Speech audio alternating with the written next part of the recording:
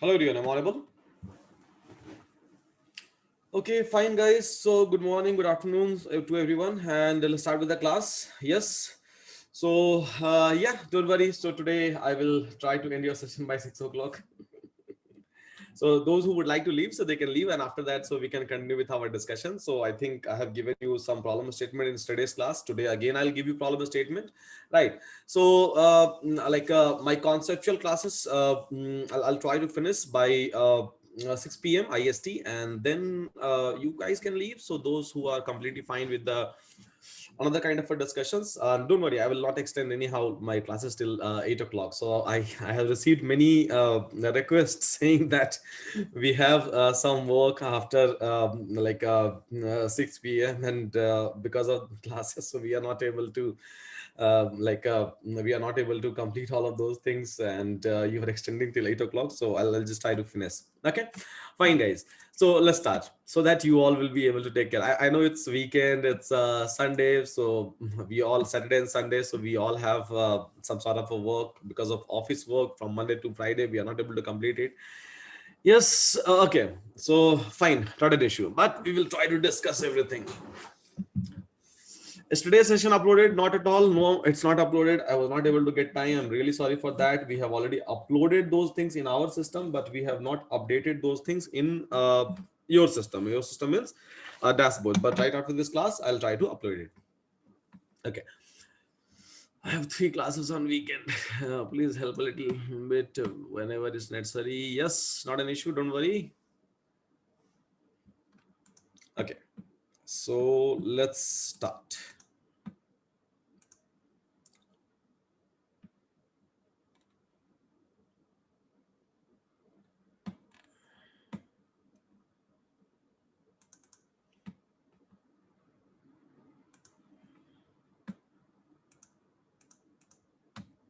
Okay.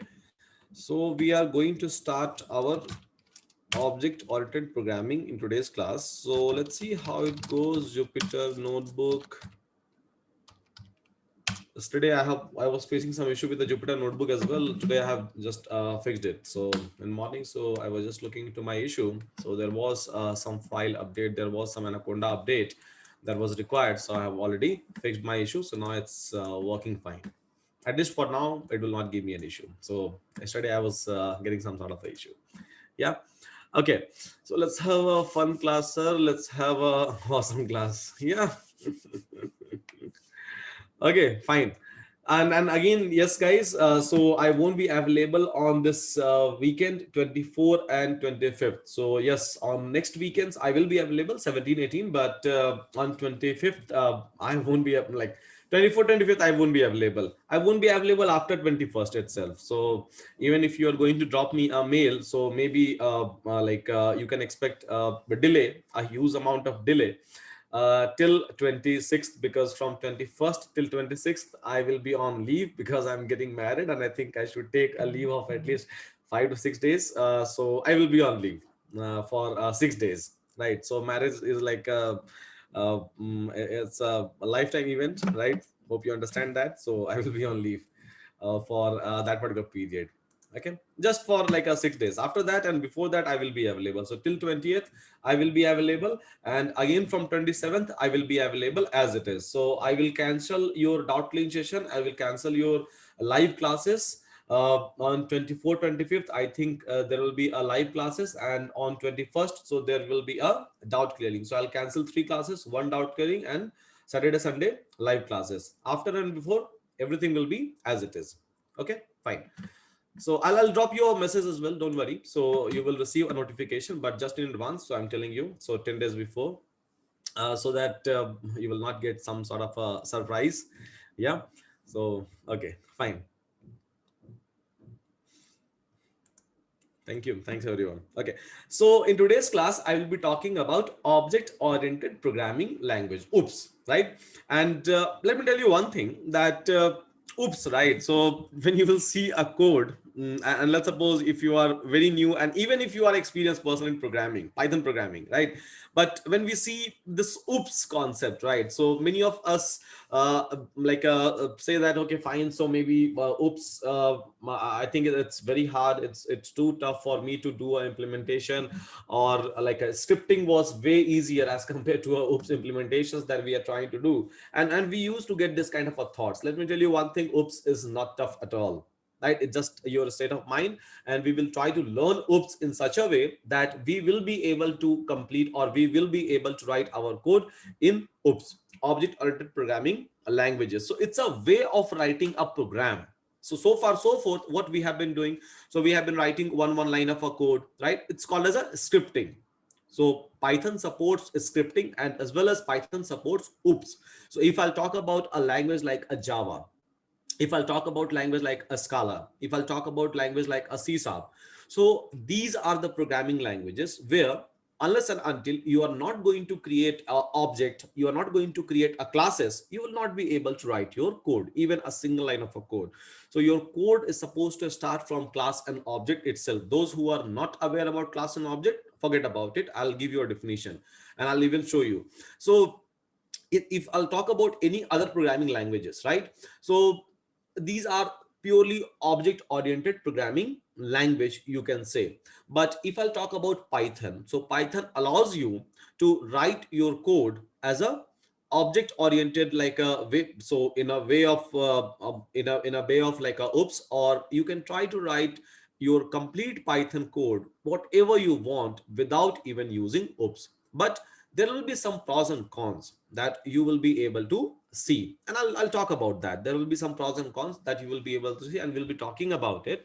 And you will be able to find out that actual development happens in a oops. So whenever we have to develop some sort of a software, some sort of a library, some sort of a packages, so we always prefer to write a code in a oops way, or I can say we always try to implement all of those coding things by using object oriented programming. So whatever we were writing as of so far so forth, right, that is fine. It's not like this process, this approach is wrong. There is nothing called as right or wrong. And there is a huge argument you will be able to find out in a developer community, right? That okay, so why oops or why scripting? But yeah, so Python is giving you both the flexibility. So if you want, you can write code in a like a scripting way. If you want, you can write your code in a object oriented way. Both are completely fine. So let's try to understand what is the meaning of object oriented programming. And again, inside that, so what is like a concept called as classes or objects or inheritance, abstraction, polymorphism, method overloading, method overriding, inheritance, many things you will learn, many things. So these are a concept. So whatever name that I have taken, whether it's abstraction, whether it's a inheritance, whether it's a polymorphism, whether it's a overloading, whether it's a overriding, classes, objects, all of these things are concept. So conceptually, these things are not going to change at all, whether you are learning Python or you are trying to learn Java or you are trying to learn any other programming languages. Everywhere it will be same definition wise, right? Yes, code wise you will be able to find out some sort of changes. And let me tell you one thing, that Python oops implementation is easier as compared to Java or C sharp oops implementation. So again, over here you will be able to see an advantage if you are a Python programmer, if you are trying to write your code in a Python programming way. Now, so whenever we talk about this oops concept, right, so first of all, we there is something which comes in our mind called as classes and objects, right? Classes and objects always comes in our mind. So whenever we try to like see some sort of a implementation, so what is the meaning of class and what is the meaning of an object in case of object oriented programming? This is just a way of writing code.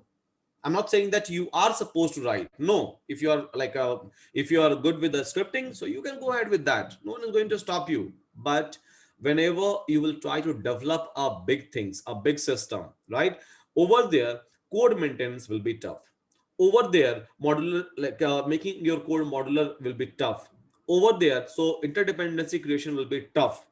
Over there, reusability will be tough. And this is where oops programming concept comes into a picture.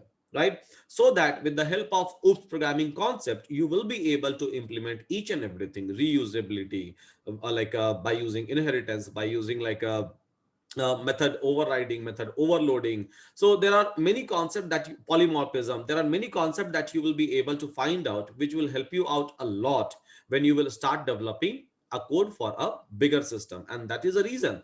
So whenever you will see, right, so whenever you will see a industry grade implementation, or even you can, Python is open source library, right? You can go and check or how people have written code for Python. We are using so many methods, we are using so many functions. So you will be able to see that how people have basically they have written this Python code that you are using, or Python library that you are using, right? So going forward, you have to release your own library, at least couple of method you are going to release, right? You are going to check in as inside a pip, so that people will be able to use it and they will take your name. Yes. So here oops programming concept is something which is going to help you out, and actually it's easy. It's look little bit difficult if we don't understand the structure. Just all about the structure, nothing else. So if you don't understand the structure, then it looks tough. But when you understand this structure in bits and pieces, right, then you feel that okay, fine, so it's nothing, I can do it, right? So I'm not doing something new or something exceptional. So it's very normal and regular that I'm trying to do and I'm trying to implement. So I think oops programming concept will take 2 to 3 classes. I'm not going to wrap up this oops programming concept in just one classes, because I will try to make your life easier, right? Going forward, you have to create a project, you have to work with me in a multiple projects. So if I'll not be able to teach you all of those things in a smoothest possible way, then it will create a problem for me, right? You will not be able to do an implementation, and again you will come back to me. So just to make your life easier, I will try to teach you. And again, there is advice from my side. Whenever you will try to solve some of your interview related problem, right, give them a code solution, not in the scripting. Give them a coding solution in a by using oops implementation. Then for sure, a person who is going to evaluate your solution, they will get impressed. It's not like we are doing something extra, something exceptional. No, the way of writing a code will change, and that will create a huge amount of impression in front of a people who is going to do an evaluation of your assignments, right? And you will see that how it creates an impression. Yeah, so that's the power of oops concept that we are going to learn now. In oops concept, like I said, so first of all, two things comes in our mind whenever we talk about object oriented programming language or object oriented programming concept, right? First thing is class, and second thing is object. This is the first two words that we are supposed to know. So what is a meaning of class and what is a meaning of object? So let's suppose, I'll just give you a very simple example, right? So if I'm talking about a car, right, if I'm talking about a car, simple car, right? So what do you understand? So which car I'm talking about? So are you able to get some idea that which car I'm talking about? So suppose if I'm saying that okay, fine, so that car is standing in front of that particular building, right? So what is your understanding about that? Any idea? I'm just saying car, I'm not saying which car. Yes. No, so I can't give a more specific idea. I'm just saying that there is a car standing in front of a building, right? So can I say that when I say a simple word called as car, right? So I'm talking about an entity, or I'm talking about some instance, right? Which may have like a four wheel, right? A complete body part, bonnet, and all those things, right? This is what I'm talking about, but you will not be able to get an idea that which brand of car I'm talking about, right? You won't be able to get any idea. You will just get an impression that okay, fine, so yes, I'm talking about some sort of a entity, some sort of a instances, so which may have these kind of a specification, right? And this is like a space that it is going to occupy. A rough estimation, rough idea I will be able to get, but not a specific idea, not a specific understanding I will be able to get with respect to a particular car problem, right? So I will not be able to get a complete idea, I'll just be able to get a generic idea. Yes. Now if I'll talk about animal, right? So okay, fine, so there is an animal standing in front of my building, right? So again, what you will what kind of idea you will be able to get? So which animal I'm talking about, right? I don't know, like I'm talking about some kind of a species with a four leg, right? Possible, right? But I will not be able to get any kind of a specific idea which animal. Again, I will if I'll tell you that, okay, so like I'm using laptop, right, to execute my program. So which laptop? i3, i5, Lenovo, Dell, which one? Acer, ThinkPad, whatever, right? So which laptop? I'm just saying that, okay, fine. So I'm just using a laptop to execute a program, right? But which laptop? I'm not going to specify. But yes, you will be able to get some idea, right? You will be able to get some visualization that, okay, fine. So maybe I'm talking about some sort of like a system, some sort of a laptop, right? With certain specifications in which I'm trying to execute my program, but I'm not able to get a close idea about that particular laptop because I'm not revealing the specification of the laptop or maybe a brand of the laptop, right? I'm just giving you a very generic idea. So when I say car, when I say animal, when I say laptop, right? So here, can I say that I'm talking about a specific set of object which exist in this world, but you will not be able to see, you will not be able to touch. Now if I'll just like ask you that, okay, fine, go and touch car, which car you will touch? There are so many cars, right? If I'll talk about a laptop, just a laptop word if I'll use, right? So which laptop I'm talking about? How you are going to explain those laptops? But yes, you can explain laptop as a system, but you will not be able to like explain all those about the laptop with a specification, right? When I say animal, which animal I'm talking about, right? So I'm not giving you some kind of a certainty over here, or I'm not telling you like specifications of all of these instances in this particular place. I'm just giving you some rough idea, right? I'm trying to give you some rough idea, some rough estimations over here, that okay, fine, so I'm talking about this particular instances, and that is something called as class. So class is nothing but it's a classification of a real world object, a real world entity. That is something called as class. Here, car is what? Car is a class. Animal is what? Animal is a class. Laptop is what? Laptop can be a class. So class is nothing but just classifying a object or separating a object, or you can say separating some sort of a entities. Let's not talk about this word called as object, because object definitions we'll try to understand in the first place. So when I say car, when I say animal, when I say laptop, so I'm talking about a specific set of an entity which exists in this world, but still I will not be able to touch, or I will not be able to specify, right? It's just a classifications that I'm talking about. It's just a separation which I'm talking about, right? So yes, if I'll ask you, okay, fine, so can you please try to compare car and animal? You will be able to classify, you will be able to separate car and animal, right? But here again, I have not mentioned which car, which animal, but still you will be able to do it. Yes. So class is nothing but class is a real world entity, or class is nothing but it's a separations of a real world entity, and that is something called as class definition wise, right? Or you can say all the nouns are class, right? uh, in other words, now let's talk about object. So what is the meaning of object? So let's take an example of car again. So this time I'm going to tell you that Audi Q7. So if I'm talking about Audi Q7, so or maybe if I'm talking about a Fortuner, if I'm talking about a Innova, if I'm talking about maybe a Tata Nano, right? So here you will be able to get what? You will be able to get an specific idea that okay, so Audi Q7, Fortuner, Toyota Innova, or maybe if I'm talking about a Tata Nano, so you will be able to get a very clear understanding, very clear idea that yes, all of these four things are basically a car, right?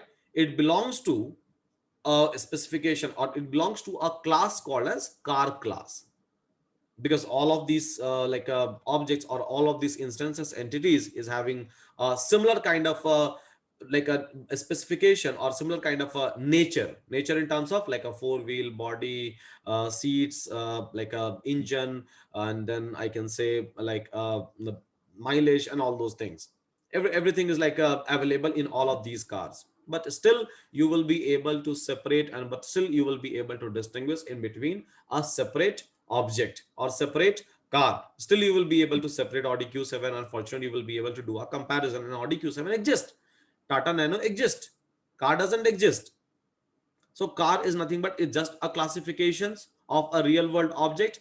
Object is a real world entity that you will be able to touch, you will be able to feel, you will be able to specify. That is something called as an object. So object is nothing but, in other word, it's called as variable of a classes. So again, I can say Audi Q7. So Audi Q7 is what? Audi Q7 is a variable of a car class, right? I'll give you a very simple example for relating these two things, right? So here, let's suppose if I'm writing A is equal to 7, right? A is equal to 7, I have written. So here, I have created a variable called as A, right? For this A, so I have a specified value is equal to 7. Again, I have written, let's suppose B is equal to 10. So again, I have created a variable called as B, and for that I have a specified value is equal to what? Value is equal to 10. But can I say at the same point of a time that, okay, this A is nothing but it's a variable of what? Integer. B is nothing but it's a variable of what? Integer. Let's suppose I'm going to create C variable. Here I'm going to write C is equal to SUDH. C is what? It's a variable of a string. Can I say that? Yes, I can say that, right? So here we are trying to create a variable, variable A, variable B, variable C in Python. We have seen that and we have created it a lot, right? So here ABC is nothing but it's a variable. Variable of what? So variable of a integer class. Variable of what? Variable of a string class. I can say that, okay, so we are trying to create a variable of a integer class. So I can define integer. When I say integer class, now what you will understand, which integer I'm talking about. Starting from 0 till infinity, I can generate so many integers, right? So when I say that integer class, you will not be able to get an idea that which integer I'm talking about. Will you be able to get an idea? Let's suppose if I'm telling you that, okay, fine, so do one thing, try to create one integer variable, right? Your next question will be, okay, fine, so for what integer, right? This is the question that you are going to ask me for sure. So integer is nothing but it's a classification. String is nothing but it's a classification. A floating point number is nothing but it's a classification. Complex number is nothing but it's a classification. List is nothing but it's a classification. Tuples are nothing but it's a classification, right? So all of these things are nothing but it's a classifications. When we try to define a variable, when we, so here I have created A is equal to 7. So automatically what will happen? So system will be able to understand that, okay, fine, I'm trying to create a specific object. Object of what? Object of a integer class. Here I'm trying to create object of what? Object of a string class. This is what system will be able to understand, right? So here, whatever programming that we have done, so again, based on that, so I can try to understand this particular part. So someone is talking about a child class, parent classes. Don't go in this concept unless and until I'm not talking about it. I'm going to talk about inheritance, and not only just one type of inheritance, multiple type of inheritance I will be talking about, right?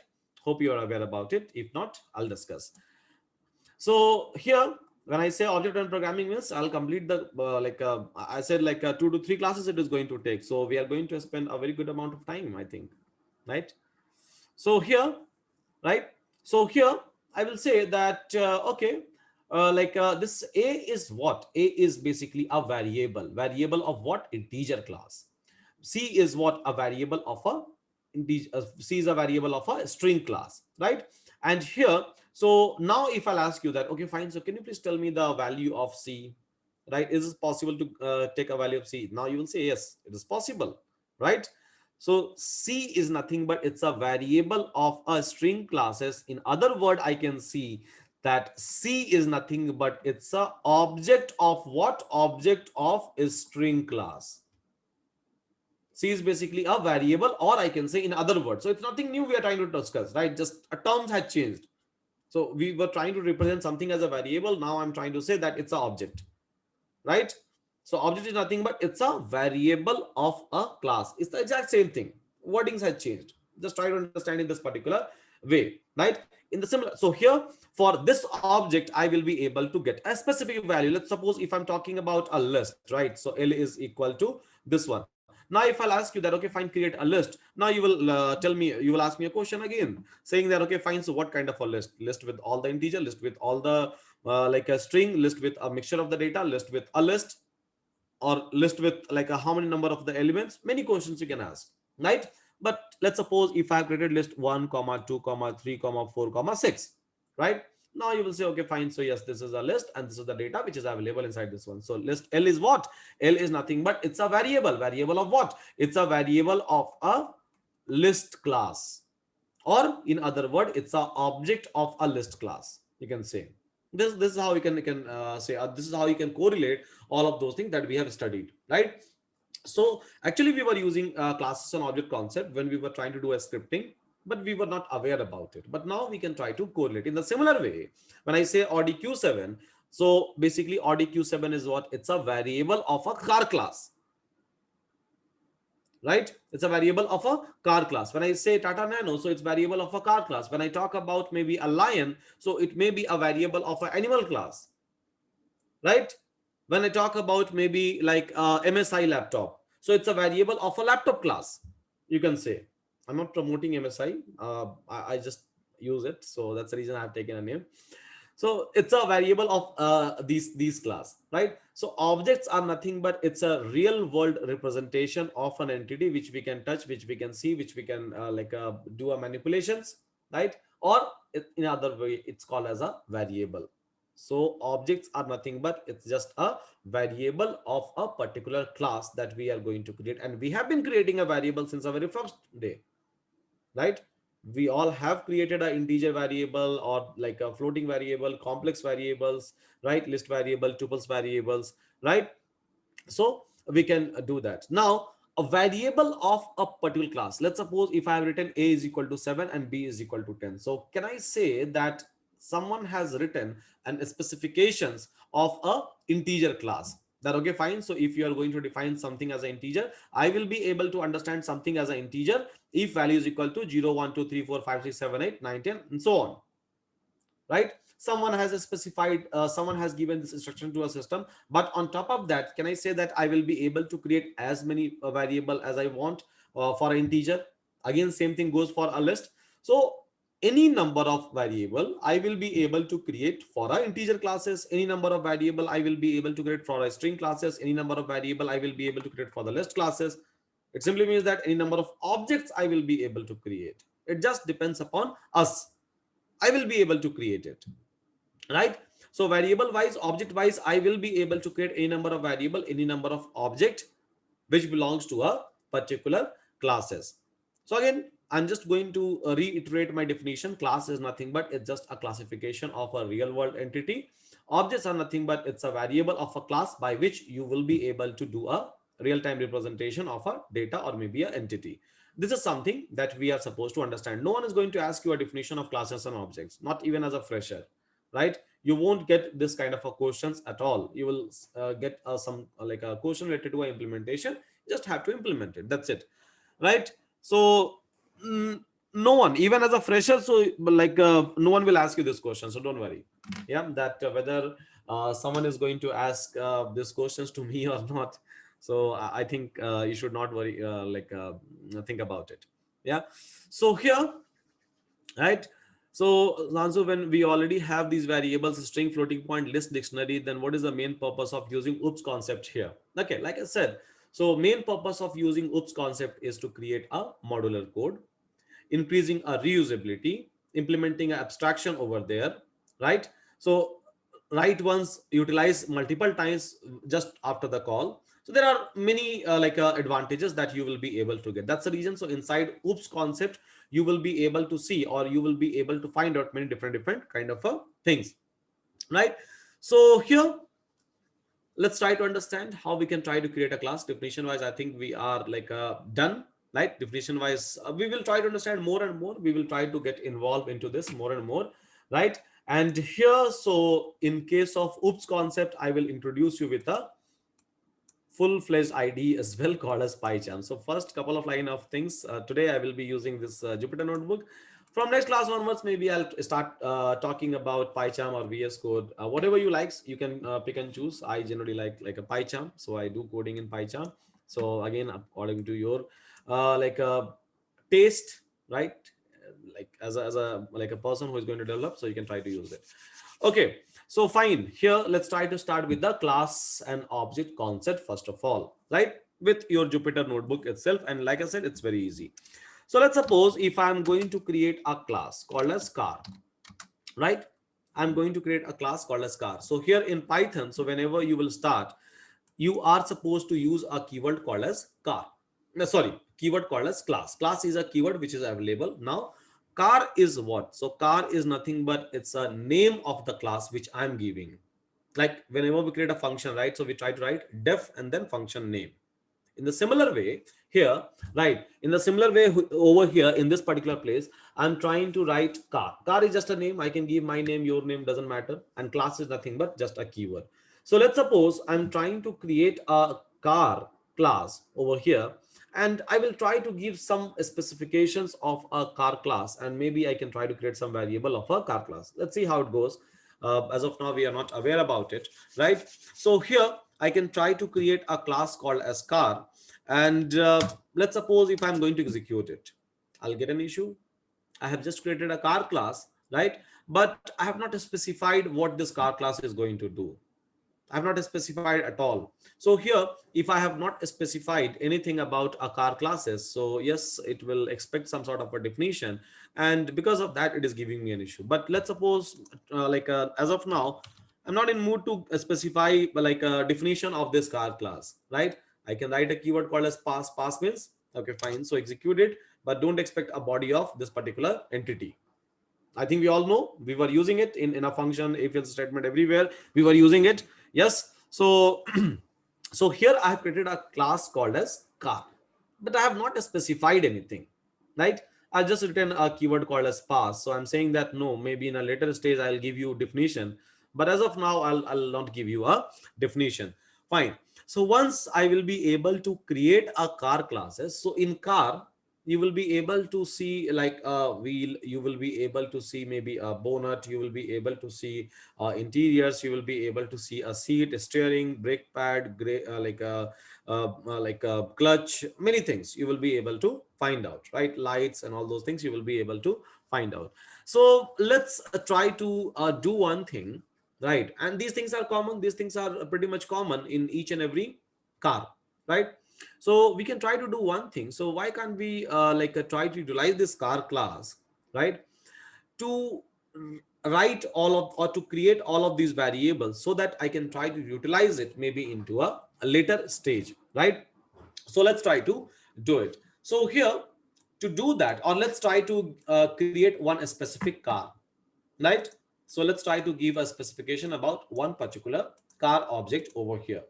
So here, what I can write is, so I can try to write maybe Audi Q7 is equal to this car. I can write, okay?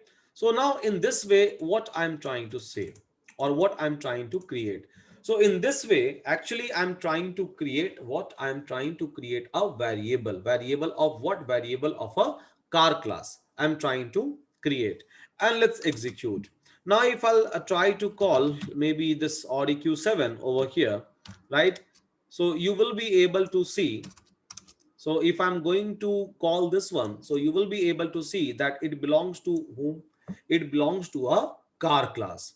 Here you will be able to find it underscore underscore main underscore underscore. So main is a first class, or you can say it's a super class of each and everything. Now, what is a super class? What is a parent class, child class?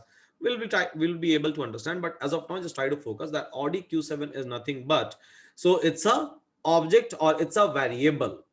It's a variable of what? It's a variable of a car class. Now, for this Audi Q7, right? For this Audi Q7, let's suppose if I have to define maybe mileage, right? So let's suppose if I have to define a mileage, let's suppose for this Audi Q7, so I have to define year. So in which year you have purchased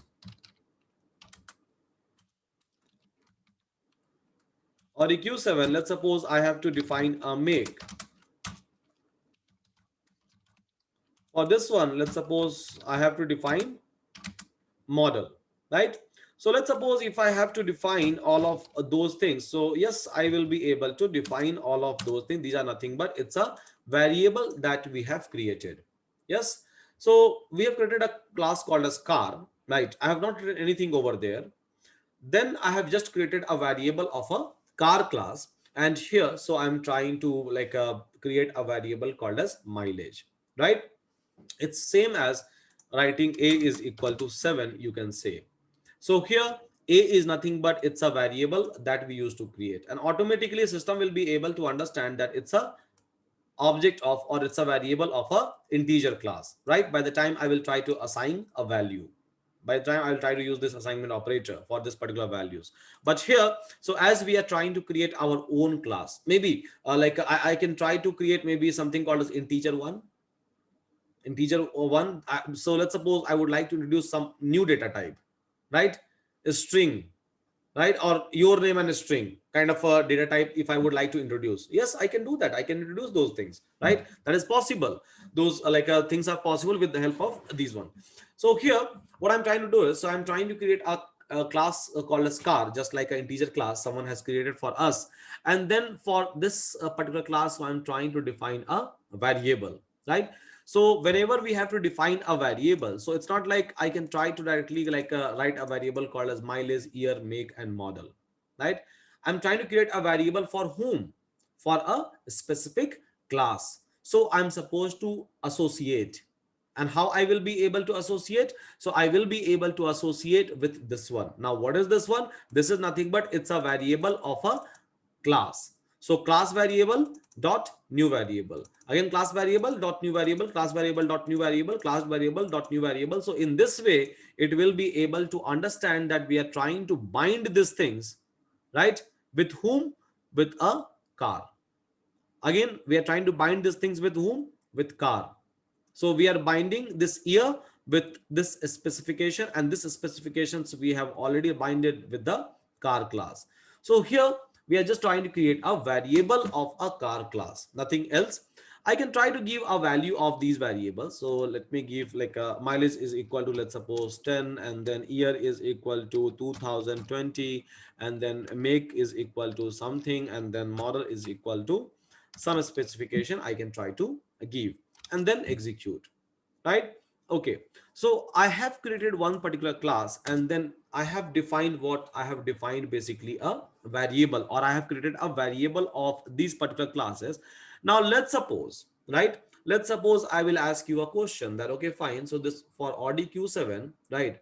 Can you please tell me what is make? Can you please give me that data? What is a make of Audi Q7? Can you please tell me what is a make of, or like a year of this Audi Q7? Can you please give me a mileage of this Audi Q7? So what you will do, you will try to call an object. You will try to call a variable, and then you can try to call a mileage, and we will be able to get it, right? So we are doing what? We are just trying to call this variable, right? A mileage variable. Now mileage variable associated with what? This one. Yes. So object dot this one we are going to call, and yes, we are able to get the values in the easiest possible way. We are able to get the values.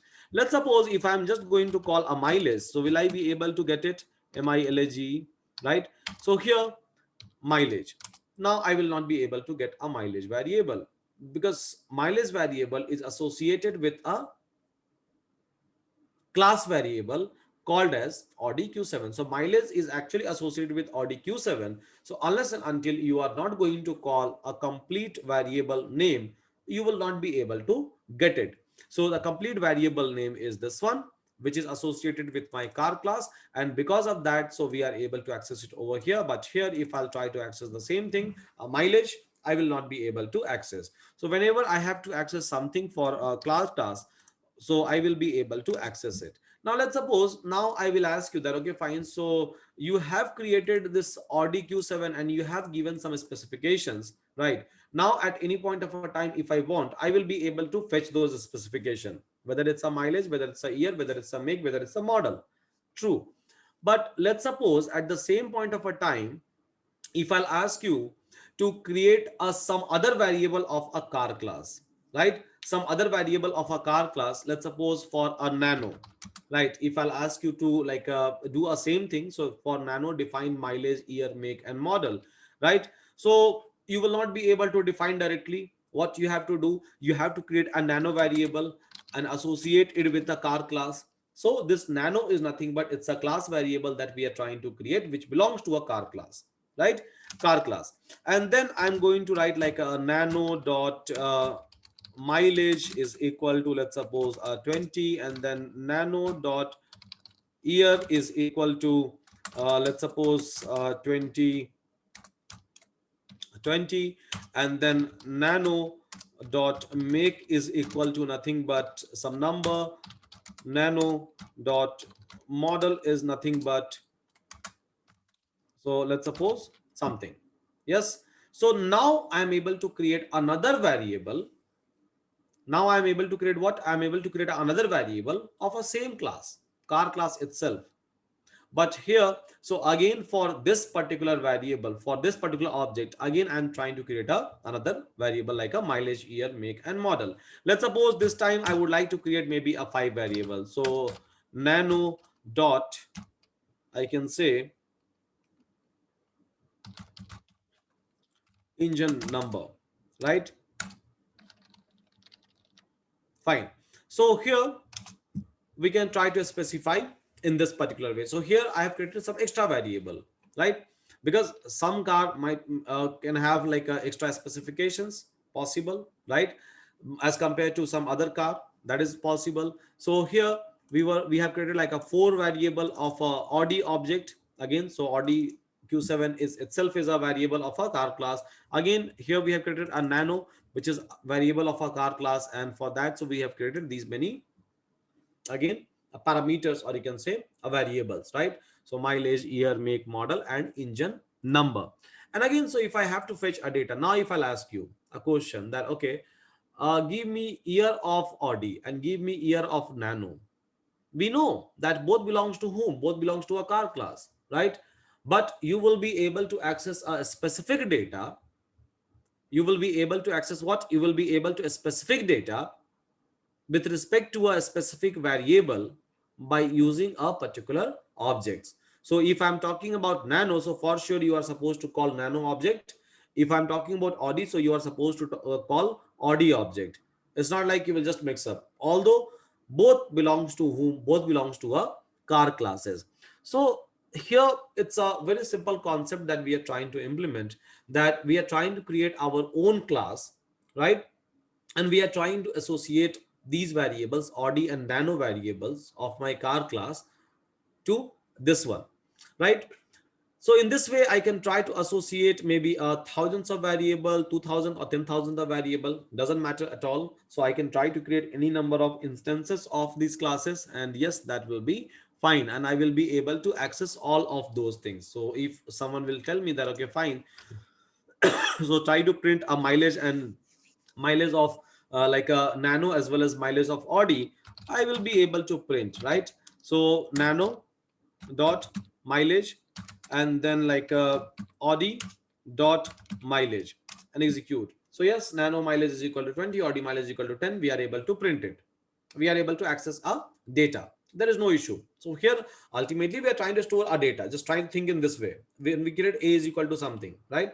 We store our data, right? And then in a later stage, so we are going to utilize a data. So in the similar way, we are trying to create an object. We are trying to create what? We are trying to create a variables over here, and we can access it as and when it is required. But there is one disadvantages that you will be able to get over here. So what is a disadvantage? Let's try to understand. So here disadvantage is that I have not provided a body of a car class, right? And because of that, so for this Audi Q7, I'm trying to create a separate variable, right? And again, for a nano, I'm trying to create a separate variable over here again and again and again. So let's suppose if I have to create a 10,000 like a different car, if I have to specify, so for every car, I'm going to do the same thing. I'm going to write like again 4 line of a code. But let's suppose I don't want it, right? I don't want to like write again and again and again same thing, right? So now what I should do? So maybe that there can be a way, or there can be a procedure by which I will be able to override all of those things and write once and utilize many times kind of a concept I will be able to implement. So the way I have written a code, although it's correct, although you will be able to access each and everything, right? But still, this is something called as a bad way of programming or bad way of implementation of OOPS programming concept. And this is what I used to teach in my classes, that if you are trying to write a code in this way, right, you are not increasing a reusability of a code. And if you are not increasing a reusability of a code, then it's a bad programming practice, right? Now, what is a good programming practice? I have to do the same thing, right? But by using a reusability of the code, by using maybe good programming practices, right? If I have to implement a similar kind of a things, then how I will be able to do it?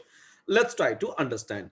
So here, again, I will create a class called as car. Same class I will try to create, right? And this time I will not skip the body part. This time what I will do, so I will try to create a function over here, right? So I think we all know that yes, we have to create a function, so we can try to start with the def. But in Python you will be able to find out some of the inbuilt function. So there is an inbuilt function called as init, right? Init, you will be able to find out.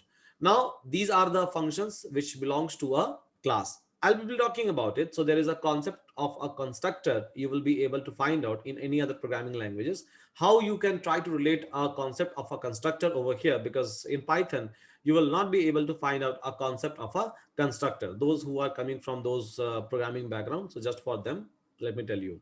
Yeah.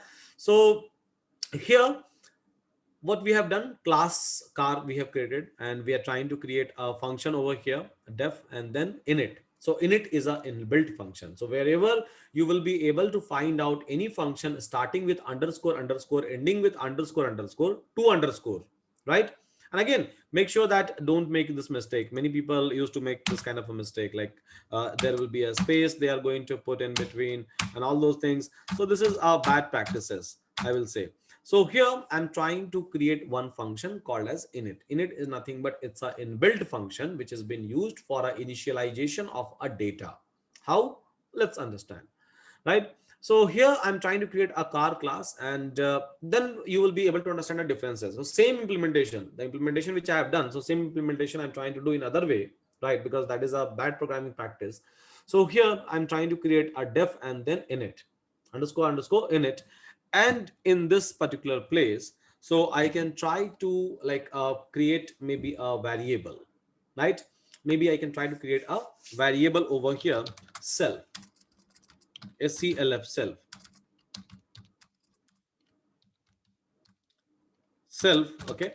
And then here I can try to create a mileage, then maybe year, make, then model, right? So this is a function that I have created, init function, which is an inbuilt function. It's not a function like a name given by me, so it's from a Python itself, right?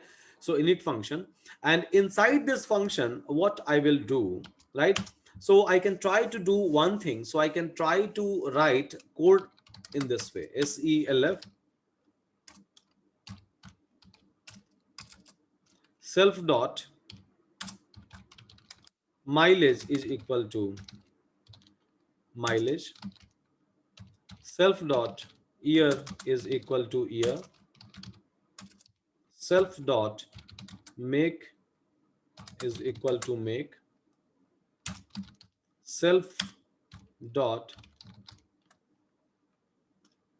model is equal to model, okay, and execute. This time it worked. But what I have done, I'm not able to understand, right? For sure you will not be able to understand. I have not discussed all of those things. So why, what is a meaning of this self keyword? What is the meaning of passing an argument inside a function? What is the meaning of init function itself? What is the meaning of self dot mileage? And all sort of a things. So we all are not able to understand at all. So let's try to understand what is a meaning of a self first of all here, right? In a layman way, first of all, try to understand. So here what we are trying to do is, So we have created a car class, right? That is completely fine. We have created a car classes.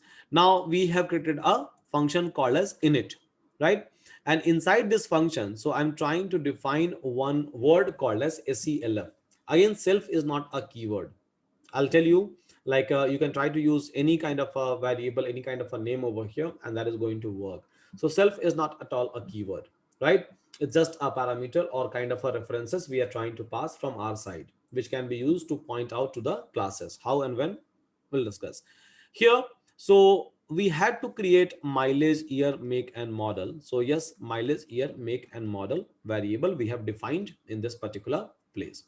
Okay, now here, so I'm writing self dot mileage is equal to mileage. Why? Right? What is the reason? So here, this is a function called as init function. So init function is been used to pass a data, right? Init function is been used to pass a data to a class. You can say simple init function is nothing but it's kind of a provider of a data to a classes. So how you will interact with the class. So here, what you have done. So here nano dot mileage, right? So here, if you have given a nano dot mileage is equal to this one, so for sure it will be able to understand, and for sure it will be able to identify that, okay, so here I'm talking about a nano class, right? So here I'm talking about nano classes, and it is trying to pass this data to a, here I'm talking about a variable called as nano. Nano belongs to a car class. So I'm trying to associate this particular data to a nano, which is a part of the car class. In the similar way, right? So here self is nothing but a pointer to itself. It is going to point to itself, means a same classes. So here when I'm saying self dot mileage, so this is nothing but it's a class variable. It's a class variable and is equal to mileage. So this mileage we are getting from here, year we are getting from here, make we are getting from here, model we are getting from here. So it simply means that whenever I will try to call a class, or whenever I will try to create a variable of a classes, I am supposed to pass all of these data. We'll see, and then it will be pretty much clear to all of us. So here self dot year, so again self means what? Self means pointer to itself. So everywhere wherever I'm using self, so it's nothing but it's a pointer to itself. So just a pointer which I'm trying to create, and I'm trying to say that, okay, so this mileage, year, make, and model, it's a class variable, means my class is aware about this thing that I have four variable, right? So over here, so yes, once you will try to associate this variable with nano, and nano is associated with your car class, it will get to know that, okay, fine, so I have a four variable, five variable for nano or Audi. But here, so we are trying to define a direct variable to our classes. So class will be able to understand that, okay, fine, so we have a mileage, we have year, we have make, we have model, right? And whenever someone is going to create a car class variable or car class object, they are supposed to do what? They are supposed to pass all of these data. If they are going to pass all of these data, my class will be happy, and then my class will be able to return all of those data as and when it is required, or you will be able to work on the data as and when it is required. So let's try to do one thing, right? So let's suppose if I'm going to create nano 1 over here, and then car, if I'll try to execute nano 1 and car, and then if I'm going to execute, last time I have done the same thing, right? Here nano, and which is a variable of the class. Here when I'm trying to execute nano 1 is equal to car, you will be able to see a error. And if you will try to read out this error, right? So what this error is saying, I think you all will be able to understand it very clearly, that init missing four required positional argument, mileage, year, make, and model. So it is trying to tell me that, okay, it's fine, you are trying to create a car variable or car object called as nano 1, right? But I'm expecting this four data. Give me this four data, then I will allow you to create a car variable. If you're not going to provide me this four data, I will not allow you to create a car variable. This is what it is expecting, and that's the reason, so we are getting this kind of a type error.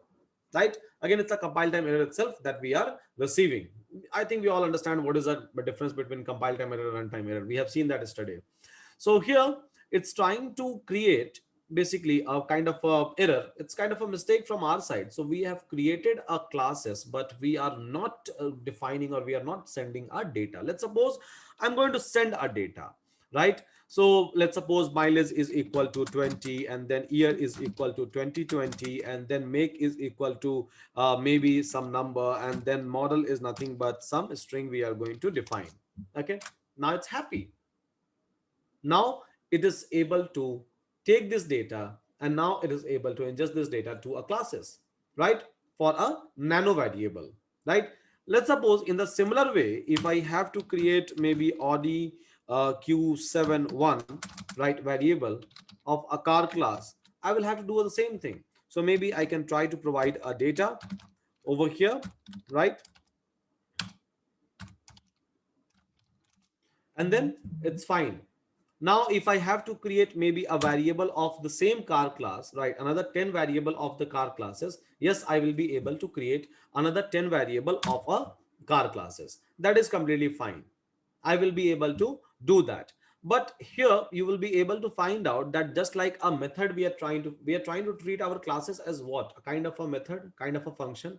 Because whenever we call a function, we try to provide a data if we have already specified, right? If we have already specified, then we try to do what? So we try to pass a data to a function. If we have already specified an argument, if we have not specified an argument, then there is no need of providing a data, right? Same thing happens with the classes as well. So here at the time of creation of, or at the time of initialization of this class, right? So if we said that, okay, if we have committed that, okay, fine, so I'll provide you this 4 variable, so you are supposed to provide that variable as and when you are going to create a class variable. Now how it will try to take this variable, right? So for this nano, right, for this nano we have given 20, 2020, this mileage, year, make, model. How it is going to associate? So internally what happens is it will try to pass this data over here. It will try to pass this data over here. It will try to pass this data over here, and this data over here. So it is going to call this function internally. By the time I will try to execute this one, right? So it will try to call what? Class initialization function. By default, it is going to call. This is a role of init. This is the role of init. So class initialization function, it is going to call, and my class, that's the reason. So it was asking for these 4 things, right? That's the reason. So it was giving me an issue. So here it will try to pass this data over here. So now mileage will become what? 20. Year will become 2020, and then this will become 3 5 3 4 5 2 4, and this will become 234 FSDF, something like that. Yeah. Sorry, my handwriting is too bad. So okay, so here these are the data that I'm able to see. These are the data which I'm able to get. Now what will happen with this data, right? So this is associated with this one, right? This is associated with this one. So we are trying, and this is a assignment that we have done to which one? To a class variable. So these are nothing but a class variable that we have created, right? So it will pass a data in this way. This is how data will flow, right? So we are trying to create a class variable. Now from here it is getting inside the init method, then from here it is going into this one, and then self dot mileage we have written. Self is what? Self is a pointer to a class itself, right? So now it will be able to understand that, okay, someone has created my variable, right? And for this variable, someone has passed this data. So now car class is having idea that, okay, so nano is my variable, right? Nano is my variable, and nano 1 is my variable, and this is a data which someone has passed for nano 1, right? So this is a flow which you are supposed to understand over here.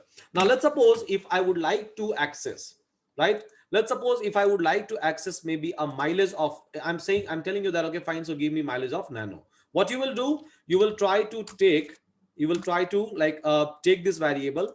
So what is the object? Nano 1, right? Object is nothing but class variable. It's a variable of the classes. So nano 1, and then what you will do, you will try to write dot same dot what happened with my keyboard? Yeah, now you are able to see all the variables. So you are going to write mileage, yes, and execute. We will be able to access it. Even last time I was able to access it, that is fine, right? But here again we are able to access it. What is the difference between last time and this time? So last time, whenever I was creating an object, so I have to define my own object related variable. Here, so I'm not defining, I'm just passing a data, my work is done, right? Because one time I have already defined, so it will try to associate all of these data automatically to my classes. It will be able to provide. Now when I'm trying to call nano1 dot mileage, it is actually calling this one, because nano1 is a variable of what class, right? So through nano1 we have provided a mileage to my car class for a nano, right? So nano1 dot mileage, so it is calling this mileage, right? I'll prove that. Many people gets confused between this mileage and this mileage, so I think today we will try to clarify even those concept in my class. So here nano1 dot mileage. So with the help of nano1 is something that we have already created, and we have defined the mileage for this one. Here again, if I'll ask you to create another 10 variable, right? So I think you will be able to create it, right? So you can just try to change this one.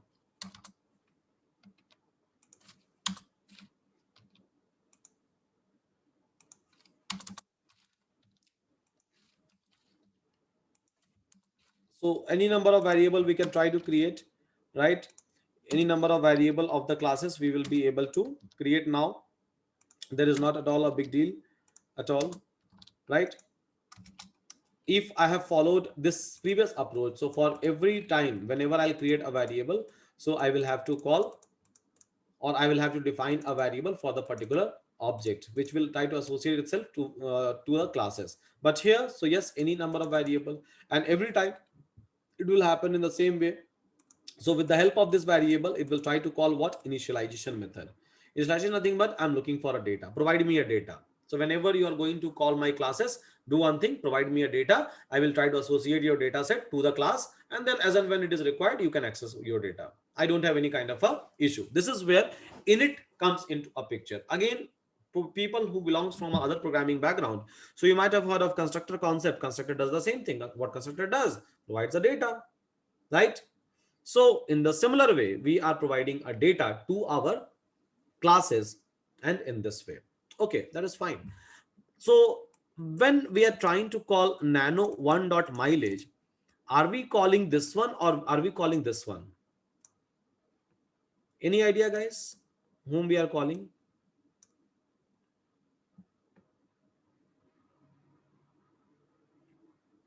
Self dot left hand side, right? Okay, so someone is saying that I guess left hand side, someone is saying that we are calling this parameter. Fine, let's try to remove this concern. Let's try to remove, and let's try to understand a binding in a better way, right? So here what I will do, I will try to make some sort of a mistake now. So here, first of all, I will try to remove this self, right? So let's suppose I have created a car class and I'm not giving a self over here, right? So here I'm not giving self at all, right? But still it is going to work. Any reason? So is it a correct approach? It's a incorrect approach. Is it going to give me an issue when I will try to call it? Someone is saying that no issue, it's correct. Someone is saying it's incorrect, it will give you issue. Mileage, someone is saying that mileage is now behaving as a self. Okay. Someone is saying that default self is already there. Okay. So a person who said that mileage is behaving like a self, I think that person is correct. I'll tell you one thing, right? So in case of any kind of a function that you are going to create within a class, the first parameter that you are going to pass, right? The first parameter that you are going to pass, that behaves as a pointer. Simple, right? This concept is not applicable in other programming languages. This concept is applicable just in Python, right? So whatever functions that you are going to create within a class going forward, right, make sure that you try to give one variable, and which is not your variable, for which you have to provide a data, so which can be a class variable, a direct class variable, which can point to a classes directly, or which will help a function to point to a class itself. So by default, if you have not given any variable, so by default, whatever variable will be a first variable, it will try to treat that as a self. As I have mentioned, self is not a predefined keyword. You can try to use anything that you want and it will be completely fine. You can try to write any string and then that can behave as a pointer to a classes. So whatever things you are going to define in a very first place, that will behave as a pointer to a class. So here I have written self, right? I have written self over here. So self is a pointer to a class, that is completely fine. I can try to write even a over here. Even this will be fine, a. So now a will become a pointer. So I can write a dot mileage, right? I can try to write basically like a over here, again a over here, again a over here. It's completely fine. Let's suppose if I'm creating a nano object over here, right? Yes, it will be fine. Let's suppose if I'm trying to access this object dot mileage, right? It will be fine. We will be able to access it, right? We will be able to access it. So self is not a keyword. First thing, self is just a convention. So in many so in not many, almost every implementation, standard implementation, you will be able to find out self itself, right? Generally it's a convention that we used to follow, just for the simplicity, right? So we have adopted this word called as self. But again, it's not a Pythonic keyword. It's not a predefined keyword that you will be able to find out. I can use any string as a pointer. Like I have used a, you can use your name, my name, right? Anything you can try to use as a pointer, which is associating my data to a class. One thing is clear, that self is not a keyword. Instead of using self, I can use anything. Now, second thing, right? What is the difference between this and this?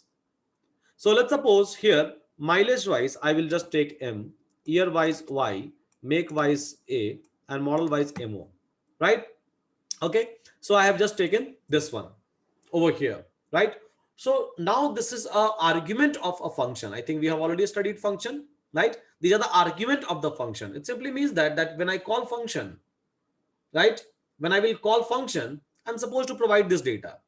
If I'm not providing this data, my function will give me an issue. It will give me a compile time issue, right? So these are nothing but it's a argument. Argument to whom? To init, to initialization function. Init is a default function. It's an inbuilt function for any classes, right? So init. So whenever I will try to create an object variable of a class, by default, whether you want it or not, right? Init will be called automatically, right? So if init will be called automatically, then what we have to do, so whatever signature that we have defined, whatever number of parameter that we have defined for init, so we are supposed to follow it, we are supposed to fulfill, and we are supposed to pass that many number of the data inside that, right? So here this one. Now I can try to define this is equal to M, this is equal to Y, this is equal to M.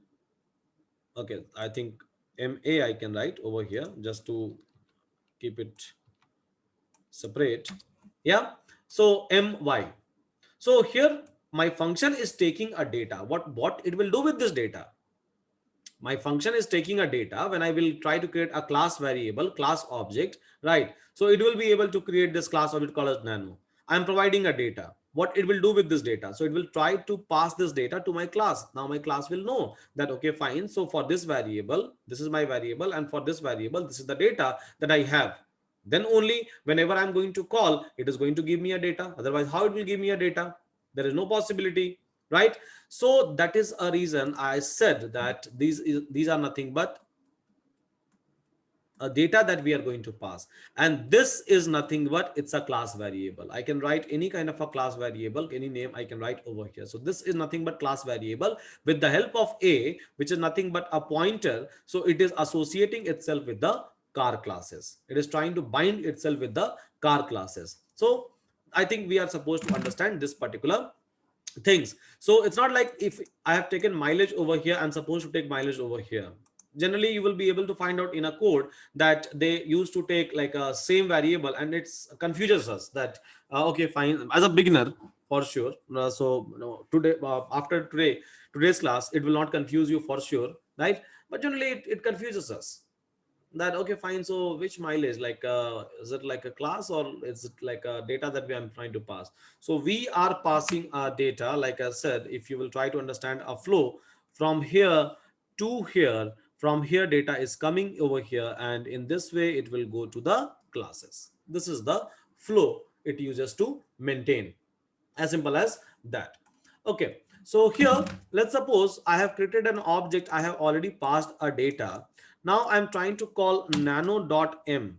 Will I be able to get a mileage? Will I be able to get 20 over here? I was expecting 20, but yeah, so like, will I be able to get it? No. Why? What is the reason? Someone is saying that, or like m is a local variable. No, that's argument is incorrect.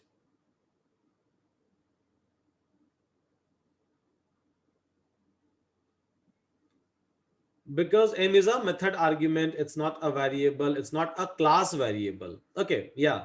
So m is what? M is something that you are trying to utilize. M is something, so whenever you are calling init method, so here whenever I will do this, right, by default it will call init method. So m is nothing but I'm just trying to provide a value of m at the time of creation of a class variable. Not more, nothing much at all, right? So nothing much at all that we are trying to do over here in any cases. So here we are just trying to perform this kind of things. We are just trying to provide a data. 20 is something that we are trying to provide. So m is 20, right?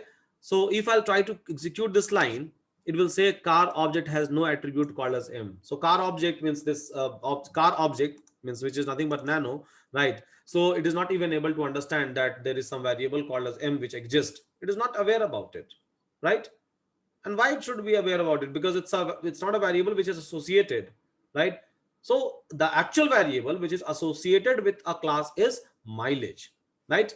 Not m. So not this one. So this is the actual variable which is associated with the mileage. So here execute. Now we are able to get it.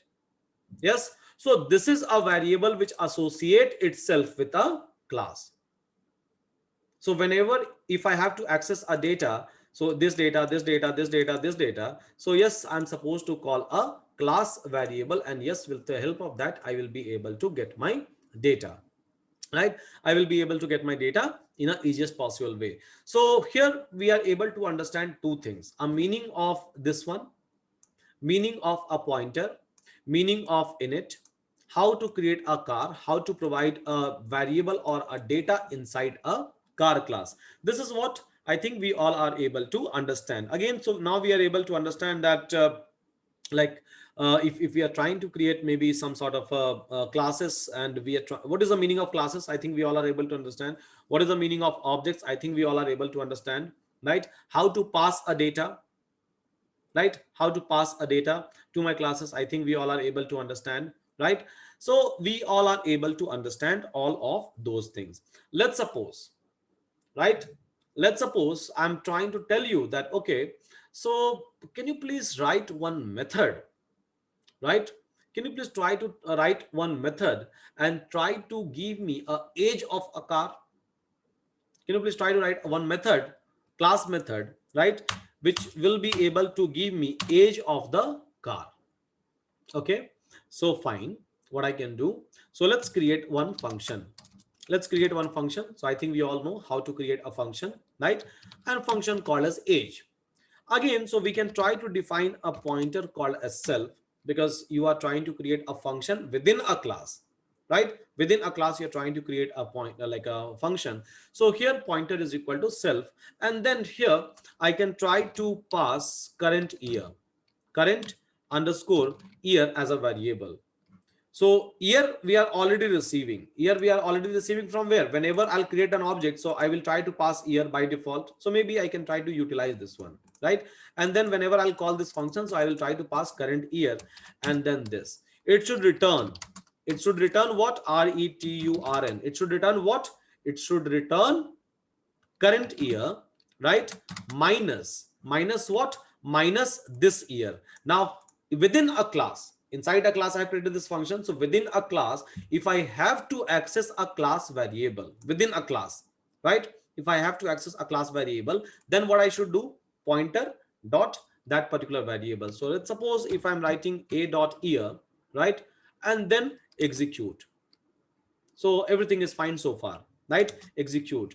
Now let's suppose if I would like to call this function which is available inside a class, right? Let's suppose if I'm trying to call this function which is available inside a class. So whatever is available inside a class, if you have to call it, you will be able to call it through what? A particular object that you have created. So here is an object that we have created. So like I can try to write like a nano 67, right? And dot. So dot, okay, my keyword, like,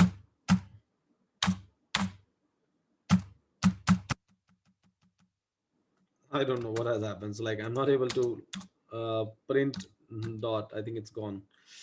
Okay, fine. There is some issue. Okay, dot. Yes, dot. And then tab. Are you able to see age? Right? The age is what? Age is a function. Right? Let's call it.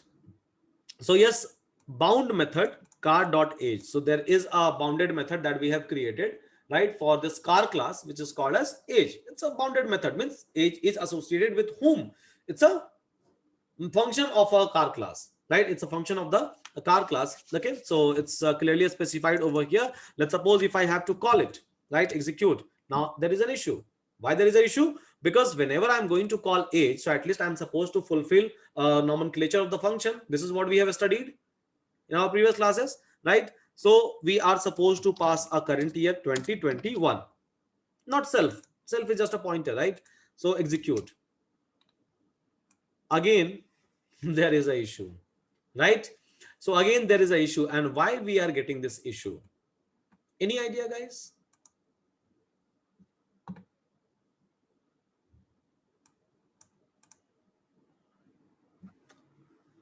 A dot year. Someone is suggesting me that you should use self. Someone is saying that you should use a. Someone is saying something else, right?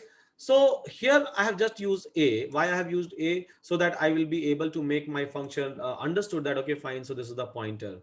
But what pointer I'm supposed to use?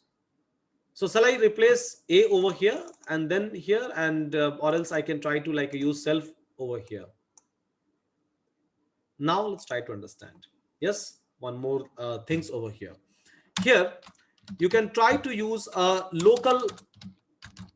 Let's suppose if I'm executing this, now this is fine, right? So here I'm supposed to use which pointer? Just a pointer which I have associated. So like I told you, self is not a keyword, right? So I can try to create any number of pointer. I can try to create another 10 method, and all the 10 method I can try to keep first word as a different. Possible. You're not supposed to do it as a programming practice. You're not supposed to do it. But yes, you should understand that self is not a keyword, and it's not like we are supposed to use just a self everywhere. No, even if I've used some other things, right, some other variable name, that is completely fine. That can behave as a pointer. Yes. So this is what I was trying to tell you, that anything I could get. So here, this is init is what? Init is the method. Age is also a method. The only difference is init is an inbuilt method. Age is a method that I'm creating. Right? So here, a, who will be able to understand a? Just init, because where I have created a, so a is a pointer which I have created just inside a init. So here a will not be available, but pointer wise, pointer will be available. It's a global things, right? So here I'm trying to give self. So with the help of self, I will be able to access, because this one will be able to understand mileage, year, make, and model. Everything it understands. When you define these things and when you pass a data, it understands everything. It knows that, okay, fine. So I have a variable called as mileage, year, make, and model. So by using your local pointer, access it.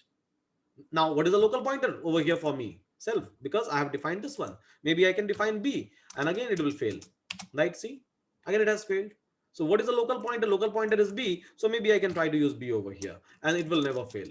It is working.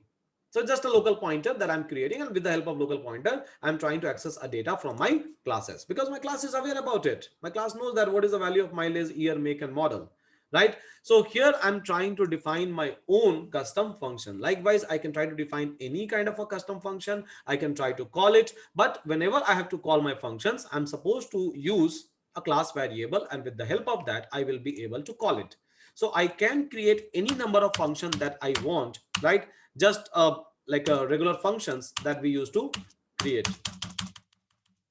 Okay, I don't know. I think I'll have to change my battery. Let me check, guys. It's not working. Sometimes it's working, sometimes it's not working. Just give me a 5 minute of time, guys. I'll just change a battery. It's a Bluetooth keyboard, so maybe battery is down. Or I can use some other keyboard.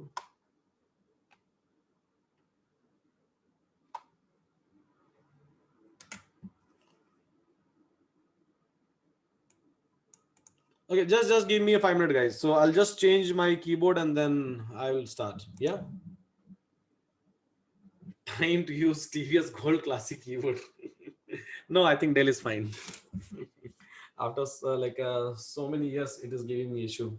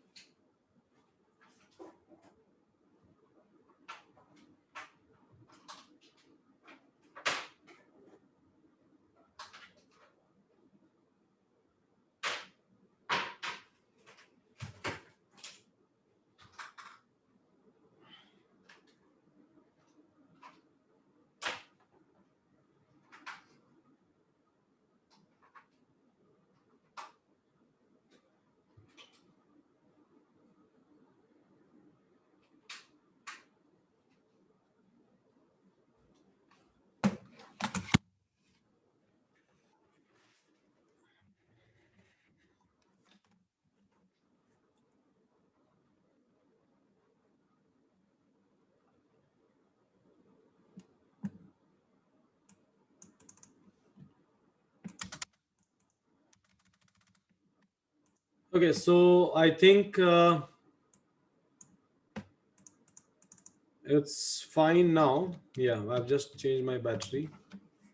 It's working fine. Okay, let's start. So here I was just talking about this classes, right?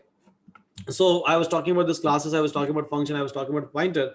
So here I can try to use like any kind of a local variable, and with the help of that I can fetch a data from a class. That is possible. That is something which is pretty much possible, and yes, I'm able to do it. Yeah. So like b dot here. So b is what? B is a pointer, local pointer, you can say. So but yeah, so b is a pointer associated with this function, and through this I'm able to call it. I'm able to call a data from a classes. So it's very simple, right? Concept, and everything is logical, everything is like associated with each other. You will be able to find out here in this case. Again, so I can try to create any other function. Let's suppose I would like to like I need one function which will try to give me mileage plus 100, right? So I can try to create maybe a function called as mileage, and then over here, so I can try to provide a self, just a self. I don't want anything else over here, right? And then it should give me, so print mileage of a car, and here, so I can try to call self dot mileage, right? And then let's suppose if I'm going to call nano 67, nano 67 dot what? So nano 67 dot mileage as a function.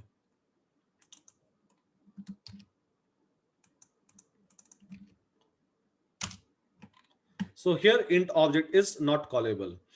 Yes. So here I'm trying to write this printf, right? We are trying to write printf over here. Now let's try to see that what is the issue. It is giving me like int object is not callable. I'll try to write the same code in some other way, and you will see that it is going to work. So let's suppose I'm going to write return, and return what? So self dot mileage.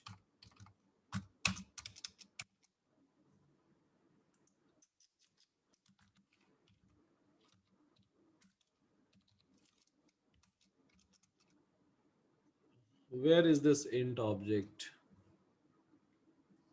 Okay, there is a variable I have created, right? Mileage one. Let's create. I have already created a variable called as mileage. It should work. Int object is not callable.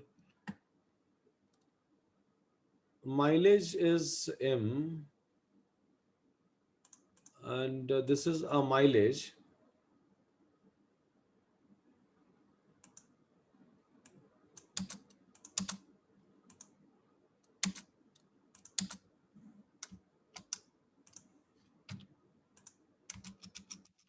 Yeah, it should work like I told you. So it's very simple. It should work. I don't know why, but yeah, so it should work. Even this will work. Yeah, both the statement is going to work. So as you can see, guys, right? So I have just created another function, right? I'm just trying to pass a pointer over here, and with the help of this pointer, so I'm trying to call what? I'm trying to call this one, and yes, it is like going to work for me. Okay, so here I have created another function. This is another function I have created, and all of these functions. So in this way I can create 100 number of function. I can try to call as and when it is required, right? And here you can see that I have created a function without a parameter. It's completely fine. This object dot function without any parameter, I'm able to call it, and whatever you are going to write inside the function, so it is going to give you this as a return, right here. So you can try to define any kind of a self object, any kind of a self pointer. There is no issue. So going forward I will be using self, but hope you are able to understand the meaning of self, right? In this complete program itself we have used three different pointer: a over here for this one, b for this one, and self for this one. So it's possible we can try to use it. So generally what happens is in mcq you will be able to get like a multiple choice question, and they will try to change this parameter, and you will get confused. You will see that okay, fine, self is not written, right? So I think this is the wrong answer. Just try to eliminate it. uh, just like it's like a tendency for all of us, and we all used to implement it. Okay, not an issue. It's fine. So here we are able to create all of those things, and here we are able to create a particular classes, and inside that classes we are able to provide a function. Now what is next? So let's suppose if I'm going to like call nano 67. So over here if I'm going to print, so it is going to print what? It is going to print a default object value, means address value, object address. It is going to print. But let's suppose whenever I'm going to call this object, so I don't want to print these things. What I want, so I would like to print, right? So I would like to print some sort of a messages. I'm not looking for like this kind of a message over here. So whenever I'll call an object, right? So just an object I've created, variable of the class I've created. So I'm looking for some messages over here, but not this one, right? So here what we can do is someone is saying that, and again, don't try to like post your messages twice in a chat, because I can see all of your messages. If I'm not replying, it simply means that I will reply, or maybe I'm not interested. Yes, so just try to like maintain. Okay, so here like a variable that we are creating, so nano 67, right? And here whenever we are trying to call this variable, right? So whenever we are calling this variable, so it is trying to call or it is trying to print this particular I can say like messages, right? It is telling me that okay, fine, so this variable belongs to a car class belongs to a super class, which is a main class, and then it is available at this particular address. This is something that it is trying to say, or this is something that it is trying to tell me. Okay, not an issue. But what I want, so I want to create, or I want to like maintain these things in such a way that whenever I will call this object, it should give me some message. I'm looking for some message, some kind of a string. Now to do that, to implement it, right, how, what we should do? So here there is a inbuilt method, again you will be able to find out, called as str. So underscore str. It's a inbuilt method. I told you, right? So whatever method I'm going to utilize with underscore, these are nothing but Python inbuilt method, class inbuilt method. I'm not creating it. So these methods are already available. I'm just going to use it, right? So let's suppose I'm going to use C over here, right? Let's suppose I'm going to C over here, right? And then maybe as a return of this print statement, right? Return of this print statement. So I can write a message called this is my car class I have created. This is my car class that I have created. Possible, right? Execute, execute, execute, execute, execute. So here, right? So here we are trying to do what? So we are trying to define one of the function, you can say, called as str. Str is nothing but it's a inbuilt function that we are trying to define in this particular place, and we are expecting that, okay, so whenever these things will be called, right, whenever my object will be called, so maybe, right, so maybe I will try to like print this kind of a messages, or maybe it is going to return this kind of a messages. This is what I'm expecting. So let's try to do one thing. So let's try to print nano 67. Are we able to get it? Let's suppose I'm not going to use this one, and then if I'm going to print nano 67, right? So execute this and then create this and then print. So this is something that I will be able to get. But let's suppose, so I'm going to maintain this one, a string, and then if I'm going to print, create an object. So can I say that I'm able to give some messages? So this is nothing but a string is str method is nothing but. So if we have to provide some sort of a string, if we have to provide some sort of a like a some sort of a messages, right? Whenever someone is going to call a object, whenever someone will try to print directly just our object, because printing an object doesn't make sense, right? So if someone is printing my object, so if I can give them some instruction, maybe some sort of I can say messages about the classes, if we can maintain, if we can write, I think that will be pretty much easy for anyone to do an implementation. So anyone will try to like print my object, and then they will get to know about the descriptions. I can maintain the complete descriptions over here, right? I can maintain the complete descriptions over here. So underscore str is nothing but it's again an inbuilt method. We are just trying to override it. We are just trying to do what? We are trying to give our own definitions that, okay, whenever object will be called, whenever you are going to print an object, these things will be called in by default. We are not calling it. Nowhere I have mentioned like this object dot underscore str, right? Nowhere I have mentioned, but it is able to call whatever message that I have given inside this one, it is able to print it. So it's a inbuilt method. Again, in case of init, nowhere I'm calling in it, although this is a function, but nowhere I'm calling it, right? Class is going to call automatically. So whenever I'll try to create an object, automatically it is going to call it, right? So here again, so someone is saying that C not been used. I think we all know C is nothing but it's a pointer, right? So let's suppose if I'm going to remove C, it is going to give me issue. Str takes 0 position argument, but 1 was given. So here it will not be able to understand. So every method, everything that you are going to create within a class, you are supposed to associate. If I'm not writing C, right? If I'm not writing C, it simply means that what? We are not creating any kind of a linkage between this and this. Although it's inside the classes, but still there is no linkage. But if we will create a one variable, and at least one variable with any name, right? So it will be able to establish the linkage that C is linking to whom? To a car class. That okay, fine. So this is a str for car class. Simple. So linking to itself.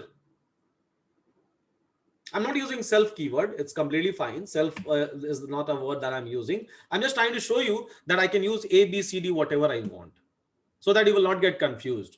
Right? If I'll just keep on using self everywhere, then after some time, what you will think is like self is a keyword, and then self is the only thing which I can use. I can't use anything else.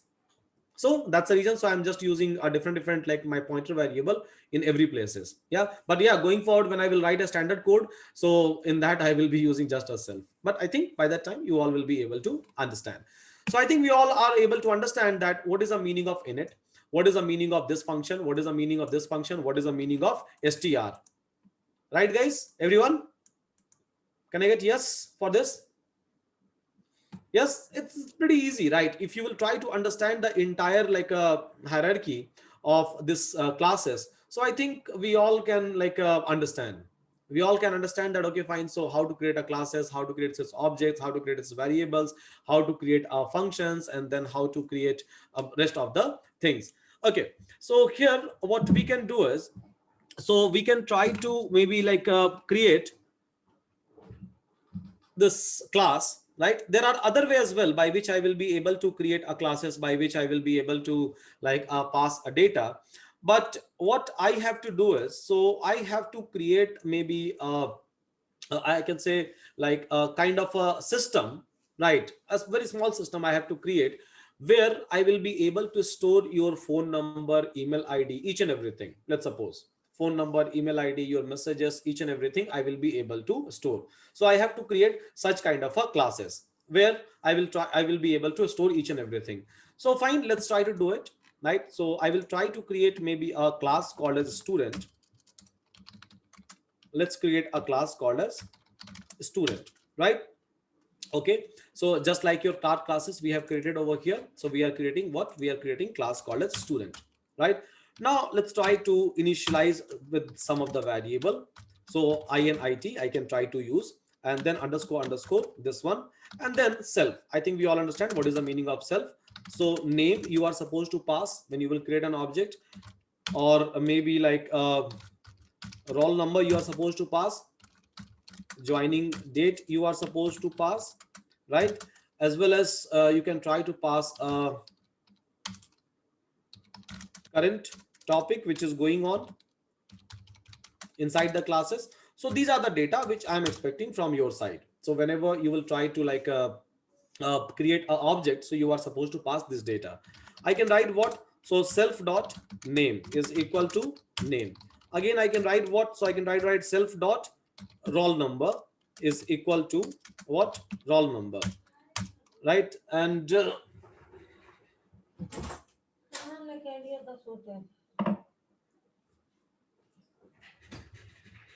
okay, so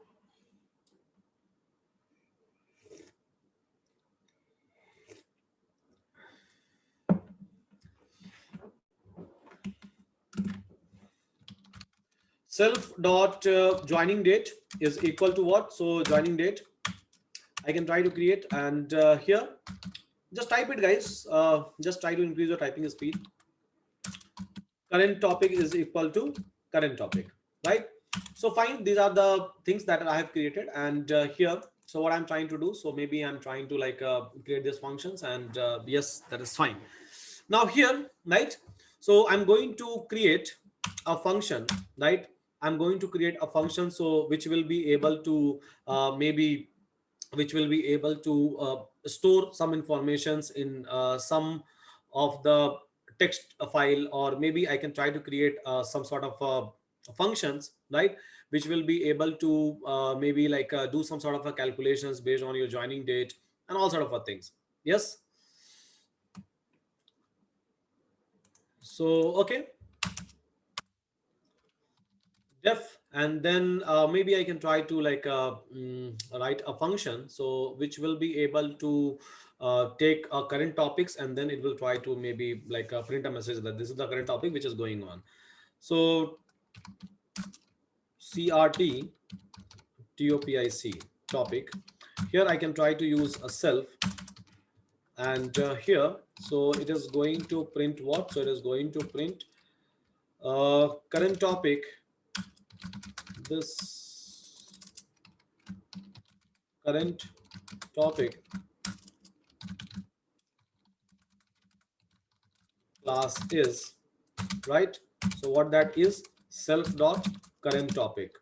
Yes, this one. So this is the current topic. So whenever I'll try to call this function, so it is going to give me this one. Now, so I can try to create maybe some other function over here, right? So def, and then maybe like it will be able to convert my roll number into a string. So let's suppose if someone is going to pass an integer data, so it is going to like convert these things into a string. If it is already into a string, so it will try to keep it in a string. So let's try to do that. So here what I can do, so str roll number. So here again, self, I'm just trying to create some random function, nothing else, right? So if self dot roll number is equal to, right, str. So type of this roll number is equal to str for sure. Type of this number is equal to str. Print print print, do nothing.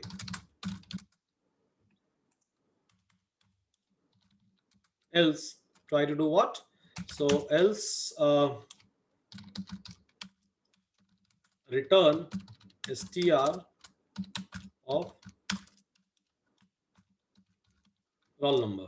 Yeah, so this is again second function that we have created, and again, so roll number is nothing but with the help of self I will be able to access. Now, so I can try to create another function, maybe like for joining date, so current date minus this one.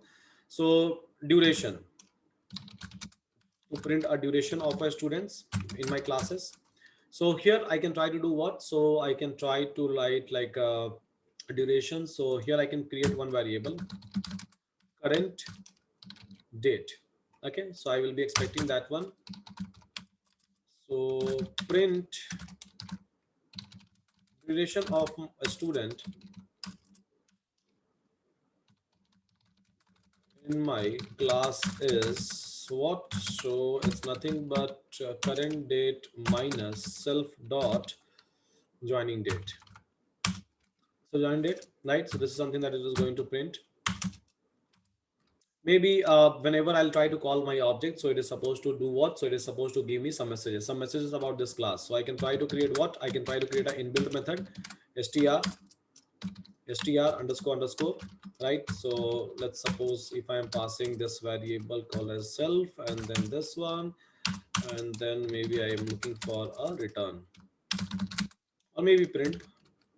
This is a student class where they can try to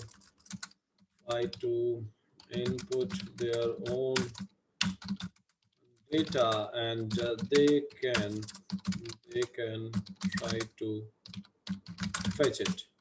Fine. Okay, so we have created it. So these are the classes that we have created, right? Nothing much. Okay, see the classes we have created. Now what I will do, so let's try to check here.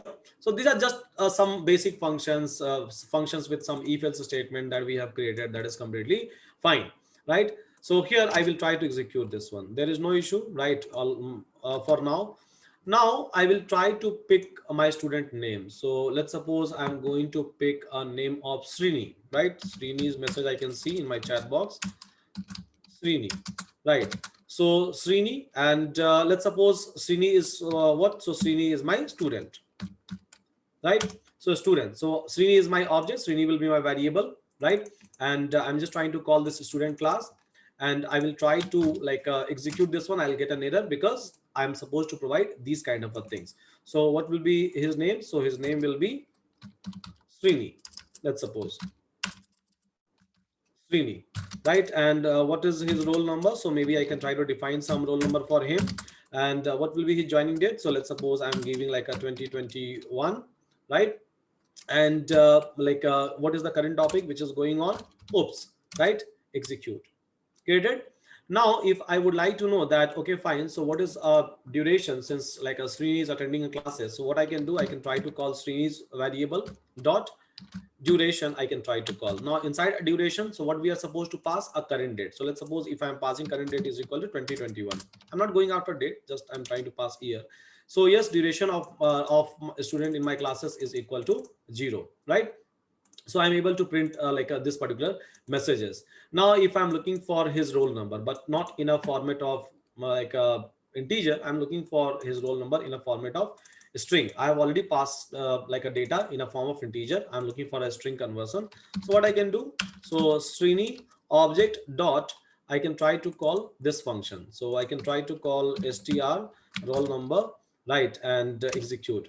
So as you can see, I have passed my data in a integer format and it is giving me my data into a string format, right? So likewise I can try to call, or I will try to print my Srini object as well, print Srini, right? And here, so whatever I have written, so yes, it is able to return a exact same thing.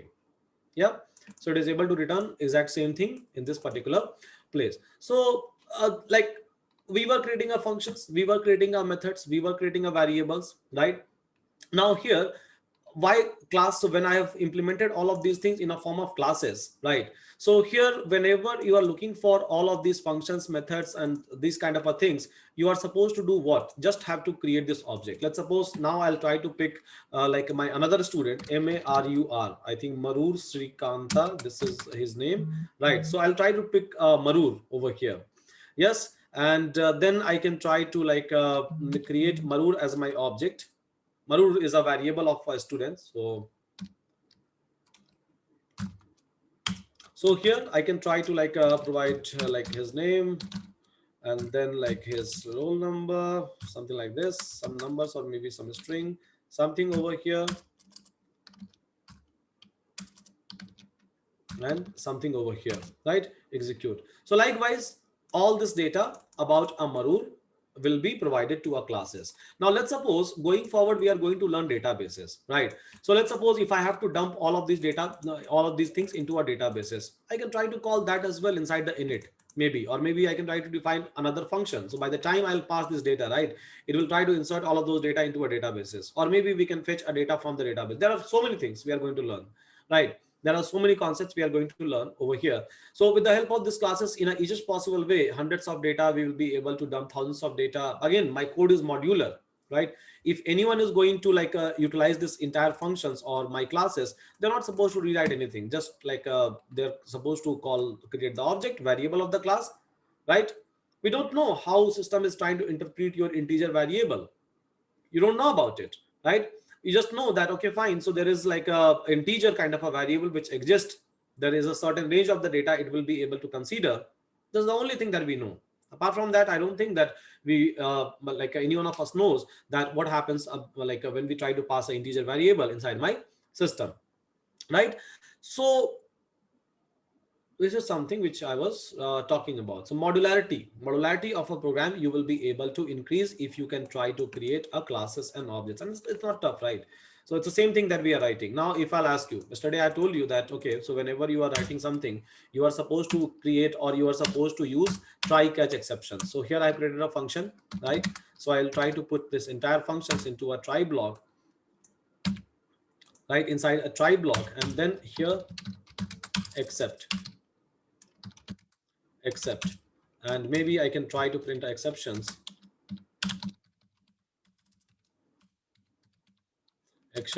as E, and it will be able to print what? This is my message, and this is nothing but E for me.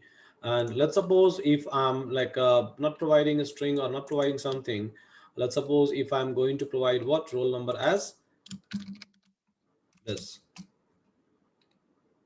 what has happened?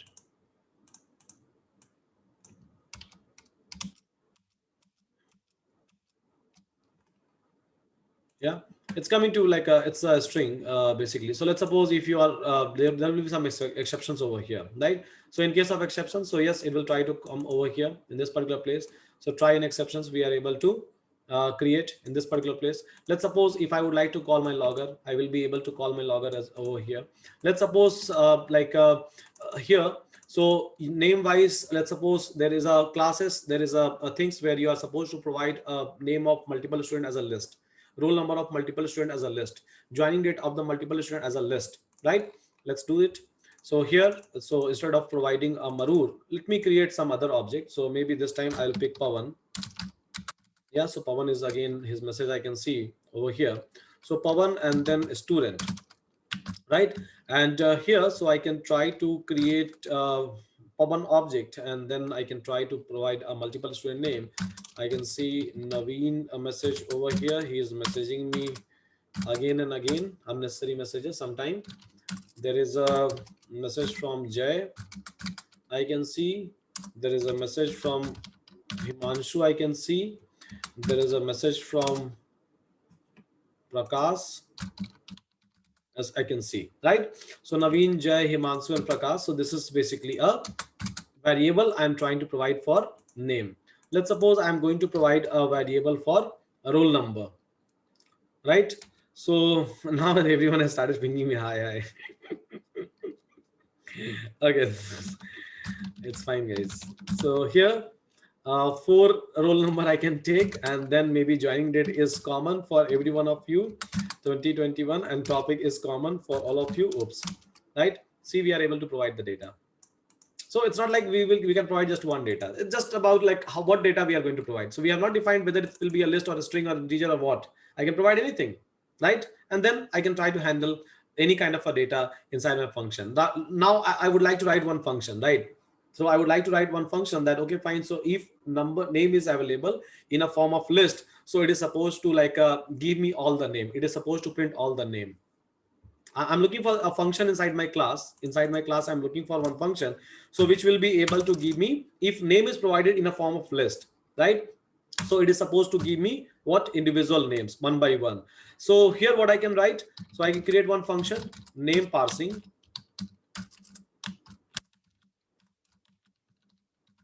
Name parsing function I can try to create. Self I can try to write over here, right? And I'll check over here that if self dot name is equal to list, and for sure type of this one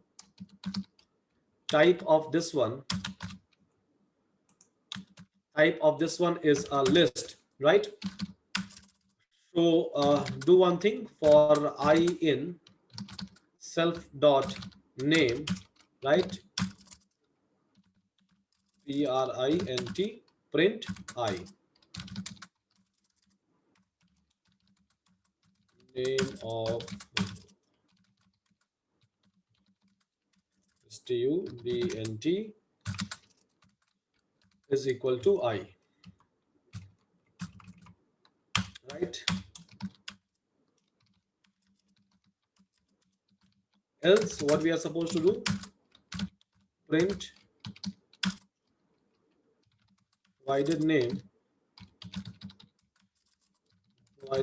is not in a form of list, right? So this is something that we can try to do over here. So name parsing here. Now let's try to call it. So here whenever I will try to like let's suppose provide this name as a list.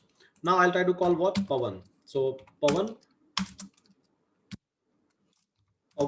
dot what, name parsing. Let's see, name input error. So type typ is a mistake. So just rectify this mistake, typ.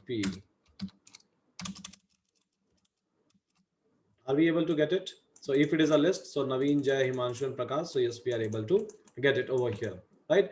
So it's easy. Whatever we have done, we can try to write it down in form of what? In a form of classes and objects. Nothing new we are trying to do. We have just changed a pattern of writing a code.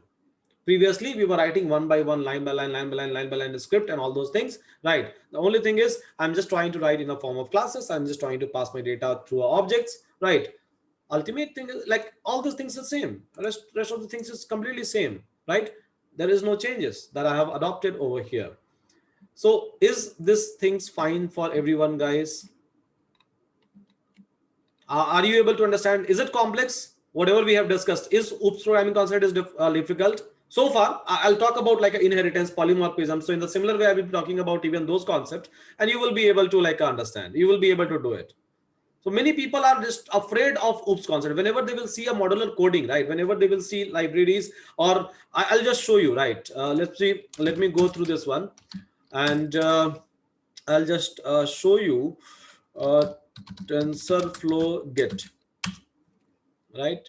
So maybe I can show you an official repository of any libraries. TensorFlow is nothing but it's a library. Even you can try to go for the Python, and here, so if you will try to like see, it's Pythonic implementation compiler. Maybe I can try to mlir py file, right?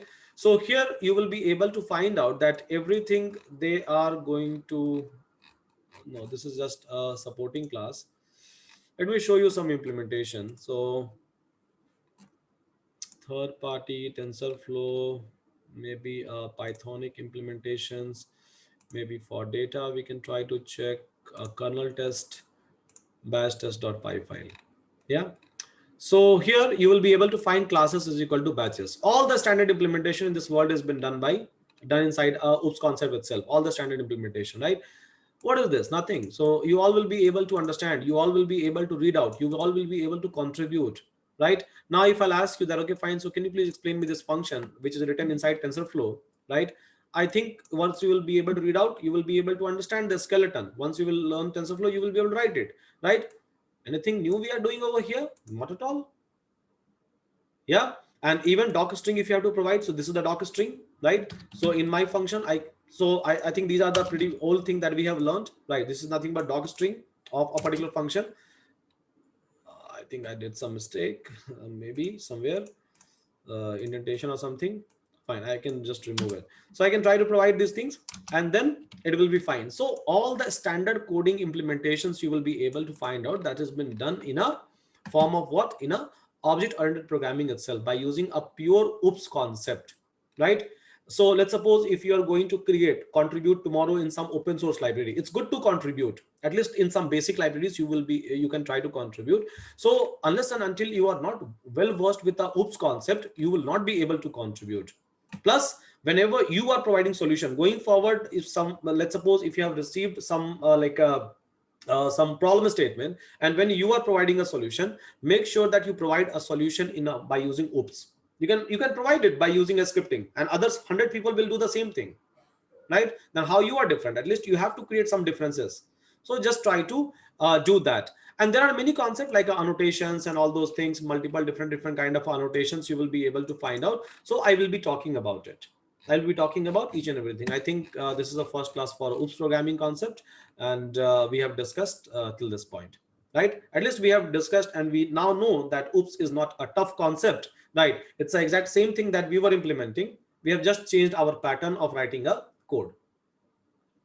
That's it. Yeah.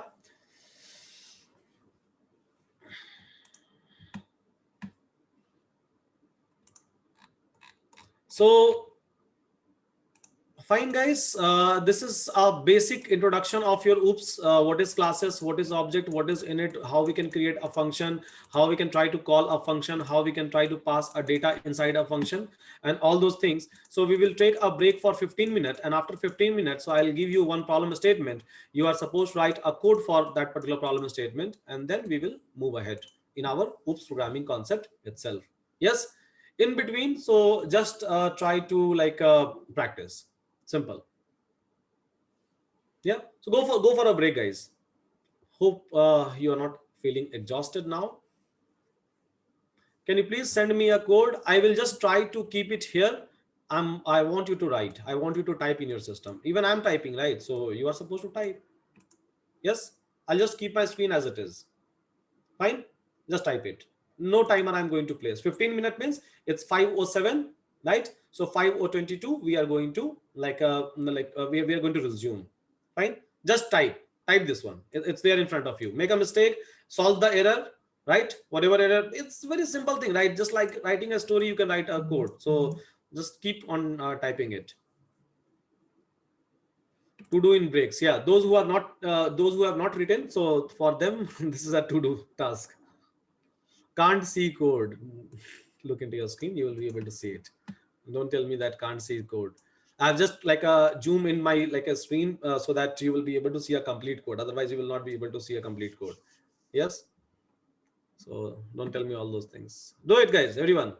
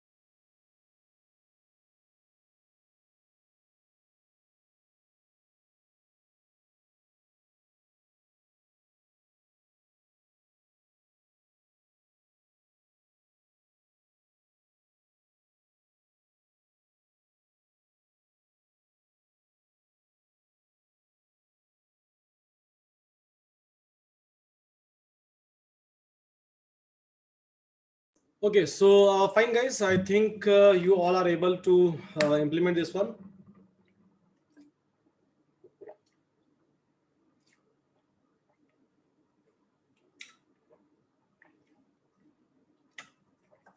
I can see some of you are getting some issue. Samira, I think she's, are you able to solve it? She is getting an issue again. Pranav has pinged me. He is getting a issue. Ram has how to call a self variable in duration method. Okay, duration method self variable. So no, self is not a variable. Self is a pointer pointing to class. So it is basically redirecting or rerouting you to a classes, right? So here, DOJ. So yes, you are. I think your code is fine. Code wise, I can't see. So the size of the screen is small, yeah, because so that you can see whole code in a single screen. Otherwise, you will not be able to see whole code in a single screen. Is it because Google? I'm using Google Collab? No, not at all. So you can use anything and things will work fine. Not because of Collab. So maybe you are making some mistake because of that. Yeah, not able to use Sanjeev name underscore parsing. Okay, fine, not an issue. I'll see.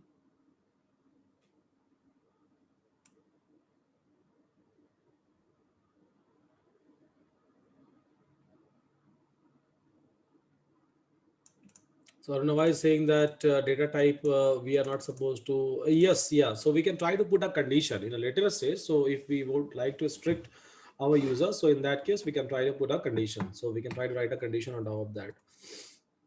Student takes no argument. Okay, is it self is a variable in the method self itself, not self is a variable. So you can try to do one thing. So you can try to like create a variable and then first argument will be different. Name you are supposed to create as a different one. Pointer name can be different and then you can use self.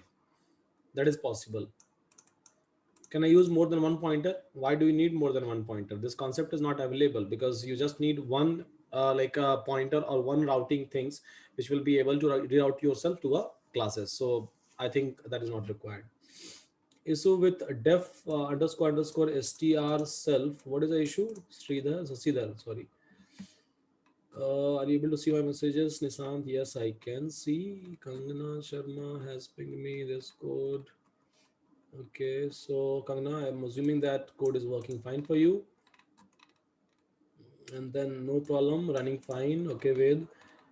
Then Pranav, I think he has pinged me his code. Code looks fine. Prasad working. Dheeraj, please explain self name in for loop. Okay, self name in for loop. See, what happens is, let's suppose here we are providing a data, right? So whenever we are creating an object, right, whenever I'm creating an object class variable, so I'm providing a data. Now where this data will go, so let's suppose if I'm providing list of this data, yeah, so I'm trying to provide a data set in form of list. Okay, so where this will go, so can I say that this will come over here in this particular place, right? So it will come over here in this particular place and then it will try to assign in this particular place, yes, and then with the help of this self dot name my class will get to know that okay fine, so for this class object this is a name variable that I have provided, right? So actually this name belongs to whom? Now class with respect to a variable. So here I have written self dot name. So if I have to call some of the class variable, name is what? Name is a class variable. So if I have to call a class variable, so I'm supposed to use pointer because pointer is something which will be able to associate or which will be able to route to the classes. And then with the help of this pointer, I will be able to fetch this name. That's the reason. So I've written self dot name. Wherever I'm using a class variable, whether it's a name, roll number, join date, current topic.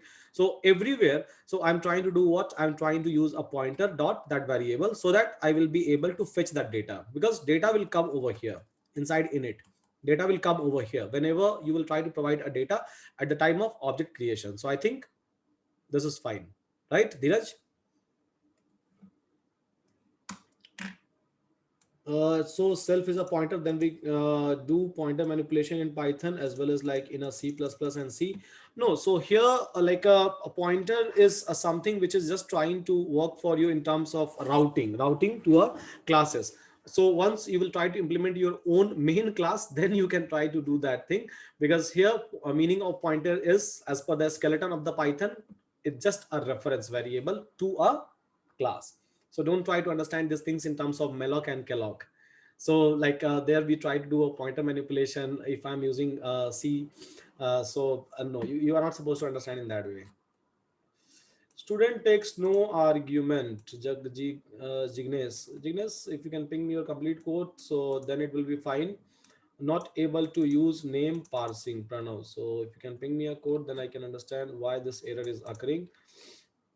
So student takes no argument. So maybe here you have not provided a argument possible, or even if you have provided, so maybe in terms of calling that function, so you are making some mistake.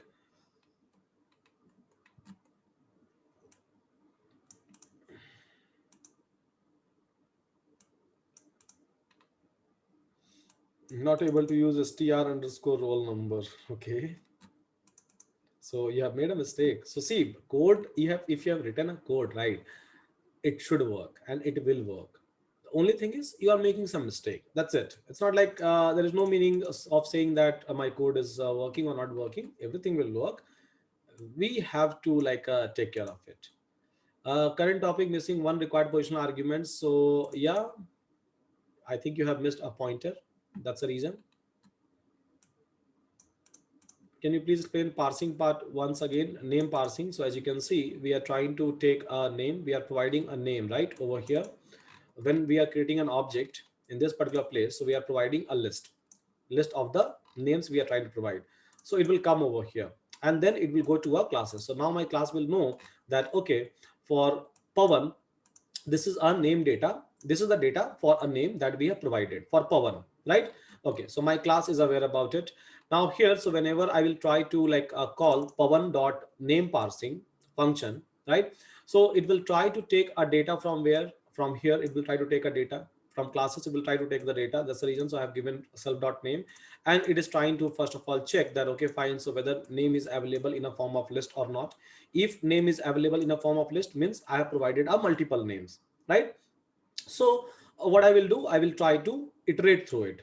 This is the list I will be able to get, right? This is the list I will be able to get. So I think we all know that if there is a list, and if one by one, if I have to extract the data, so maybe I can try to use for loop. Maybe I can try to use iter function. Maybe I can try to use next, right? There are many ways by which I will be able to extract. So just consider these things as a list. It's a list, right? The only thing is, so I'm trying to fetch this data from a class through my pointers to my reference variable. That's it. And then we are trying to print it. I. So for I in this particular list, keep on printing these things one by one, one by one. What if we have three variable in a class signature and four variable, three variable in a class signature and four variable.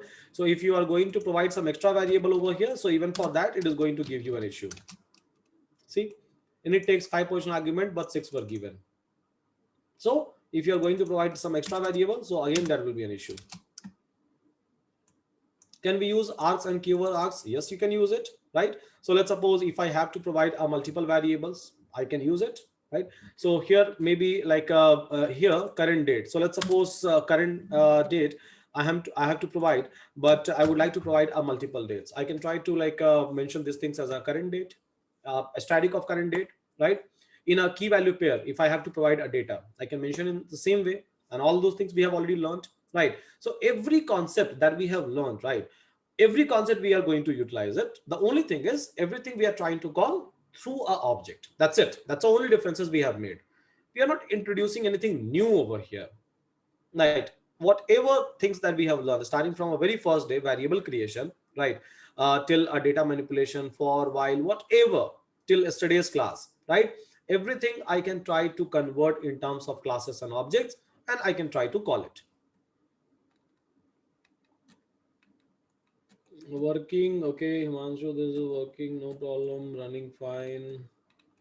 Name parsing, I think I have already explained hers. Code running fine, but still confused on def str. Please explain. Okay, so here this is right. So I told you very clearly that whenever I'm using any function name, right? Whenever I'm using any function with underscore underscore and then function name underscore underscore. So before and after, if there is underscore underscore, right? So these are the inbuilt functions. So str is what? Str is a inbuilt function, right? Now, so when str will be called, like init is a inbuilt function. I'm not calling init anywhere I'm not calling, right? So when it will get called, so it will be called once you will create an object automatically, it will call init. So whatever number of the variable, number of the argument you have defined inside the init, that many number of the data you are supposed to provide over here in any format that you want, right? So that many number of the data I'm supposed to pass, I'm supposed to provide inside my classes. This is where init is being used. Similarly, let's talk about str, right? So str simply means that if I have to print my object, like Srini is object, if I have to print Srini, so print Srini, right? Execute. So it will try to evoke or it will try to execute this str whenever I will try to call simple object. I'm not doing anything. So whatever messages is been provided over here, automatically it is calling it. I'm not calling str explicitly, right? Automatically it will be called. So these are the inbuilt function. We are just trying to override it. We are just trying to give our own definition. There is something called as a function overriding, and there is something called as a function overloading concept, which exists inside oops programming, concept. So I will be talking about it. But as of now, just try to understand. We are just trying to override, and we are just trying to provide our own definition for a str. That's it. Is it clear? I think this was a question from Atis. Susant, okay, your code looks fine. And so str functions, Docker, same questions. I think I have explained. Get evening class link, is it? I'll just check.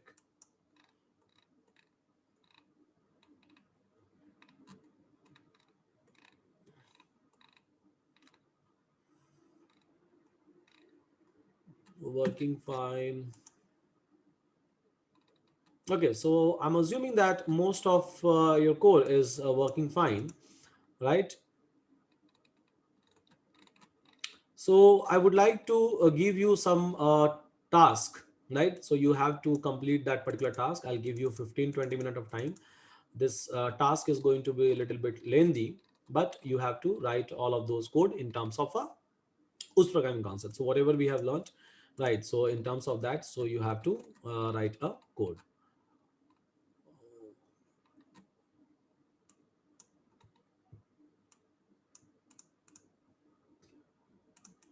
How the class knows that which data if of which variable and which to return.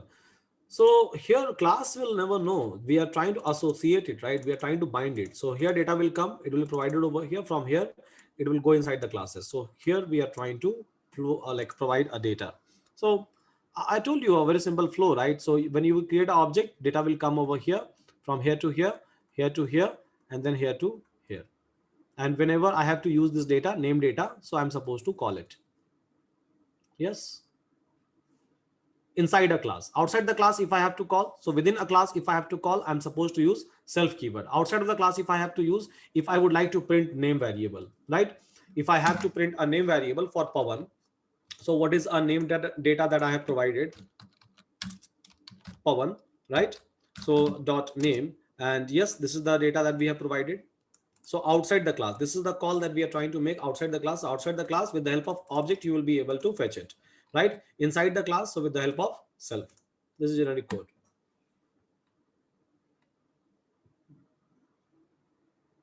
A string returns non-string type, non-type. Yeah. So str always try to return a string type. So always make sure that whenever you are using str function, so here you are supposed to return something as a string. You're not supposed to return something as something else. So you are supposed to return something as a string.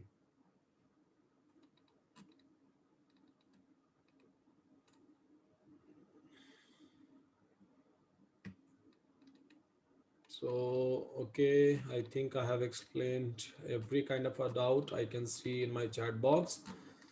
Everyone is having some kind of a doubt.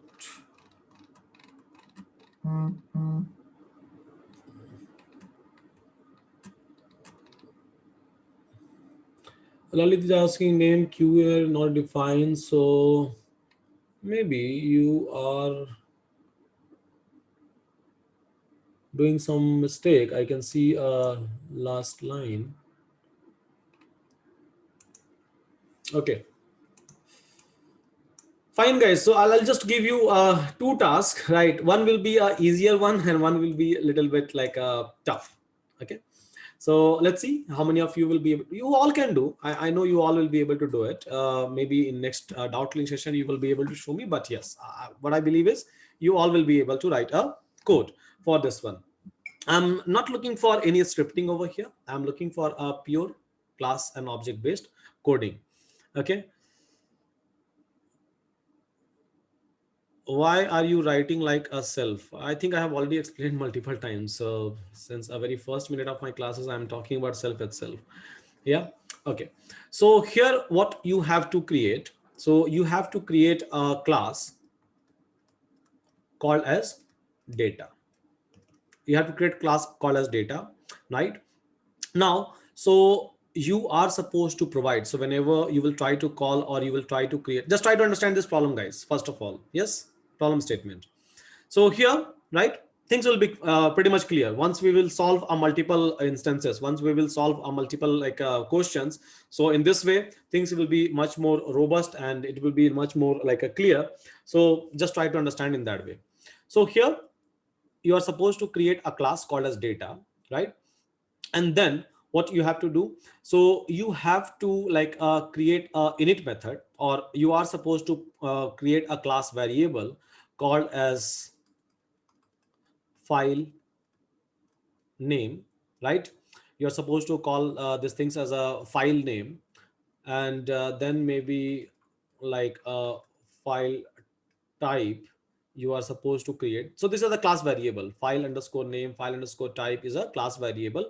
Class, when I say class variable, it simply means that it's a init. So inside a init, whenever you're trying to initialize, whenever you're trying to create an init method, these are the variable name that you are supposed to create, right? And then there is something called as a date that you can provide, right? And let's suppose you are going to provide size. So you are supposed to create a class called as data. For this particular class you are supposed to create 4 class variables over here. Now file name you are supposed to provide, file type you are supposed to provide, a date you are supposed to provide, size you are supposed to provide. So just any things you can provide. Maybe you can try to provide a file as a list, you can try to provide file as a dictionary, you can try to provide file name as a tuples, multiple file names you can try to provide, or maybe individual file name you can try to provide. I don't have any kind of a issue even if you are showing me this experiment with just a single file name, right? Now, so here you are supposed to create a function called as file underscore open, right? So file underscore open. Now this function must be responsible for, so here you are supposed to write like a code, so where it will try to take this file name, right? It will try to take this file name and then it will try to create that file name, create file if not exist. So it should create a file, this file name, with this name it is supposed to create the file, right, in your system, in your local system basically. And yes, write some data, write something, right?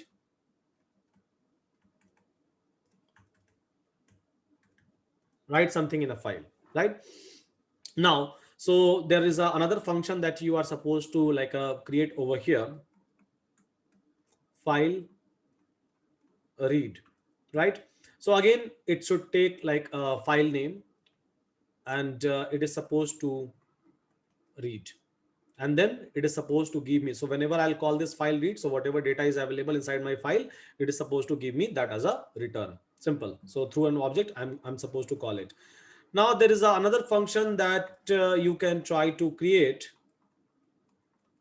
file append, right? So in this same file, right, in the same file you are supposed to insert some new data, append new data in same file and show, right? So this is a basic, this is a basic that you are supposed to implement. So I think we all know that what is the variable, number of the variable or name of the variable I'm supposed to create, what are the excuse me, so what are the functions I'm supposed to create, right? This one. So this is a label 1 question. It's easy, right? Now label 2 of the same question will be, so those who will be able to complete a label 1, right? So from that those persons, so I'm expecting something else. So I want you to implement try catch, or I want you to implement exception handling.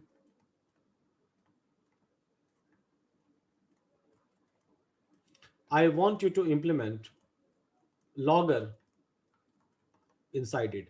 Now when you are creating implementing a logger, right? So I don't want you to call logger dot like a log dot like a info, log dot like a debug and all those things. So what I want you to do is create a separate method inside a class.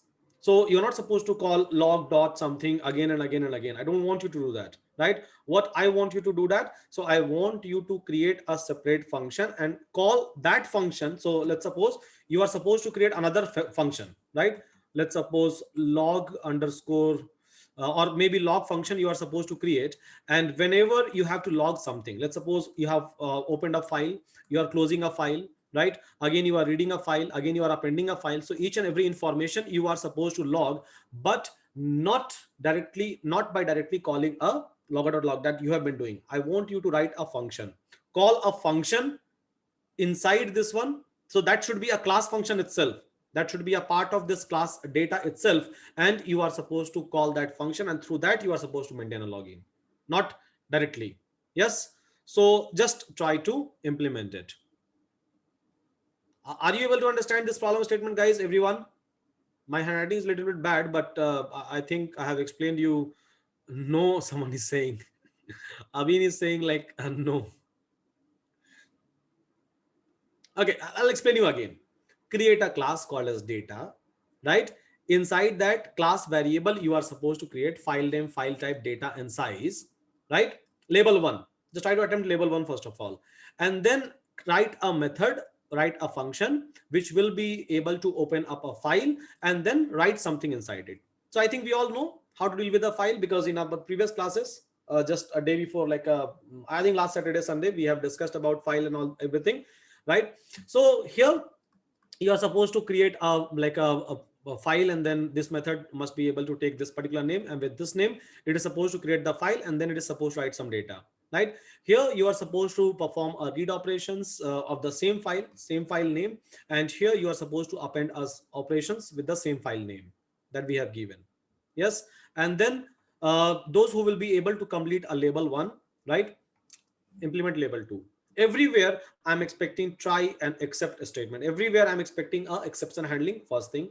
Second thing is, because yesterday we have seen if file is not available and if you're trying to open it up in a read mode, it will be an issue. So let's suppose I'm trying to call directly this read function, right? And let's suppose I have not executed this open or maybe create function.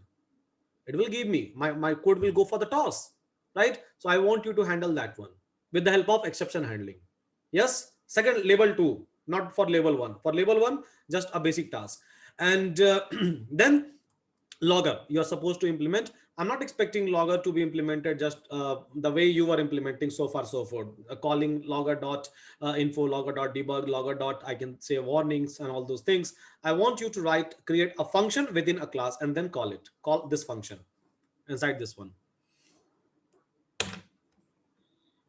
Got it right, everyone? This time clear? So I'll give you, for label 1 I'll give you 10 minutes, for label 2 I'll give you another 10 minutes. So just this guy, see, whenever you are writing a code, right, break it down in this way, right? First of all, I'll create a classes, then I'll create an init method, I'll pass 3 variables. One thing is done. Point number 2, right? So whatever name I have provided, I'll call open, and then I'll create inside this function, I'll create this like a file open, and then I will try to write something inside this one by file.write, right? We know how to read and how to perform read and write operations. Then read, same thing. Then append, same thing.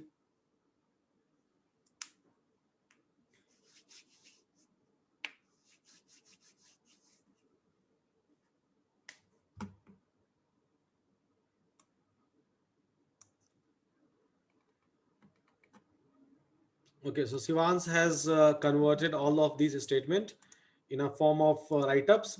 So those who are confused, so let me give you a write-ups as well as it is. So there are many people who is working for you at a time. Thanks, Rivas. So here is the write-ups in your chat box. Subhita is again like Haris. He has written yes.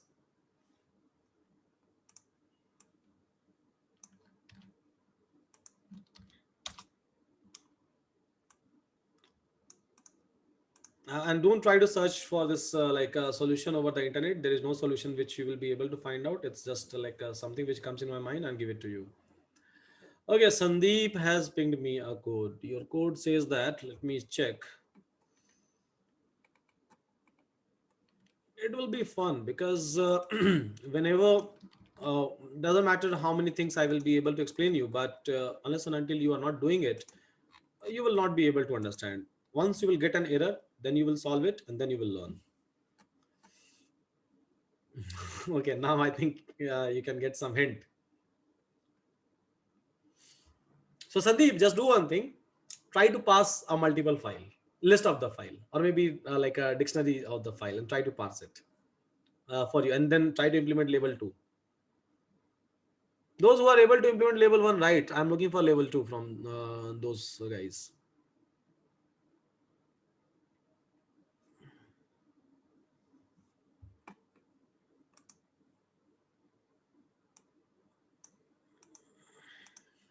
Smart teacher Google Devta will be offended. Please don't show solution. Let us try. Don't look into my screen then.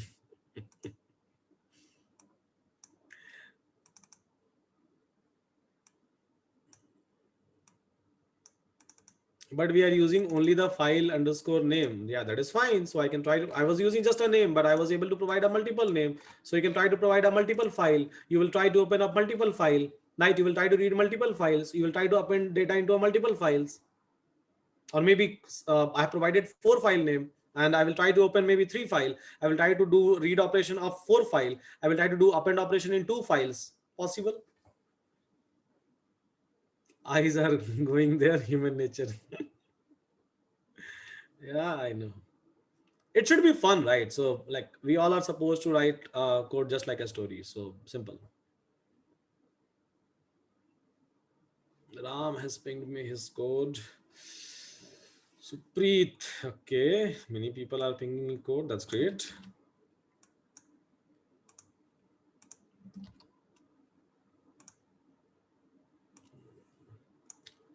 Arjun has pinged me.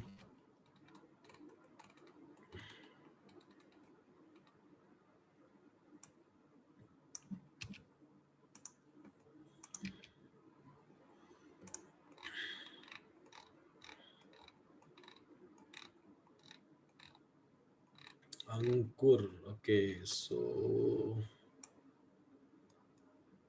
everyone's code looks fine unless and until we are not going to execute it. So we'll see if there is a mistake or not.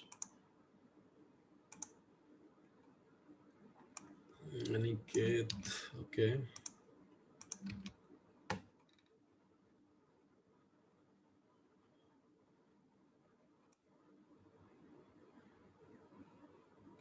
किसला Srivastava जौन सा awesome class हो रहा है आपका दिन बना देते हैं सबका थैंक यू इतनी awesome क्लास के लिए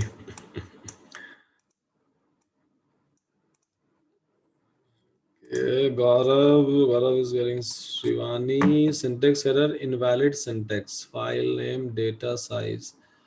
Yes, because after def Sivani, right? So you have to give a space. I can see there is a space which is missing. Def space in it.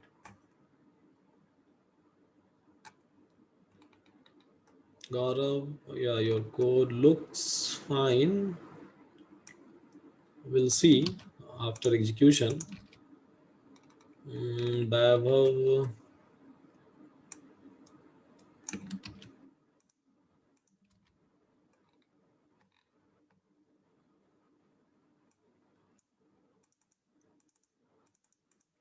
does class name is case sensitive? Yes, for sure. It's just a variable. It's just a name that you are giving. You are giving, right? So if you are defining a name, so for sure it will be case sensitive. Nitin, yeah, code is fine. Gaurav, yes, it is fine. Mohit Raghav, yeah, fine, I think.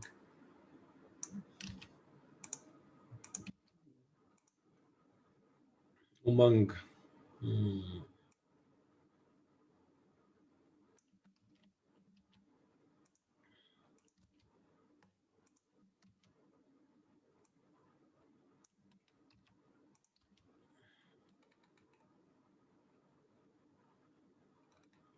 Snehal.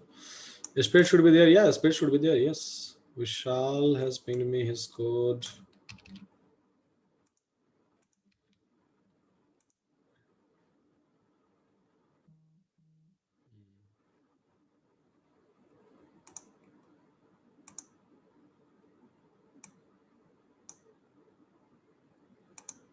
आपके challenge अपने में ही जवाब दिला Srivastav, yes, it's fine.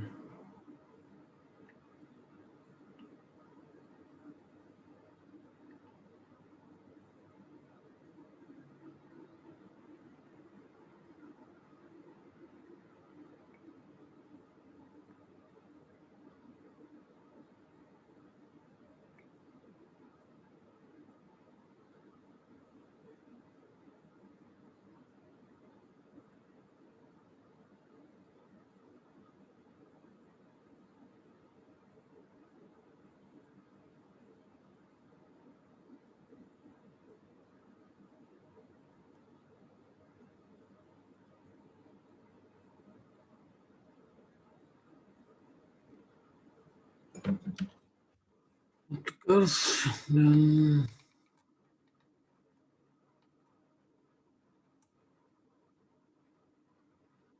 okay, so Gauri has pinged me.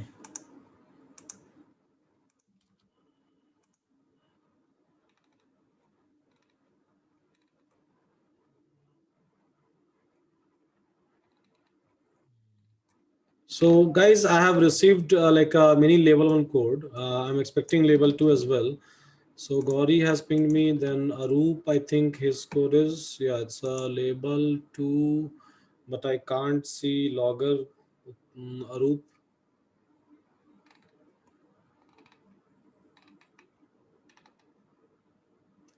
Jagdish, label one. Navirti, label one. It's fine. Naveen Singh. So, yeah, label one is try catch you have implemented, but again in your code I can't see logger, which I have mentioned in label two. Jagdish Akash has pinged me label one. Swati, label one. No, label two, just try. Okay. Sasidhar, fine. So, Vidita. Okay. So it's a label to just a try, I can see. Surinder, I think he has implemented logger. Yes, Surinder, so just try to like configure these things with the existing code.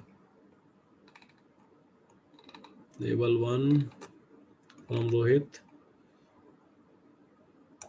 Okay, Praveen. So login code is in a singleton pattern. Yes, you can do that.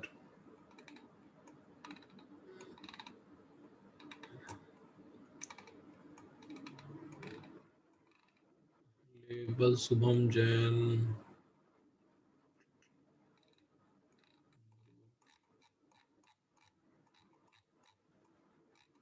Saru. The she has written. That's awesome. Class data.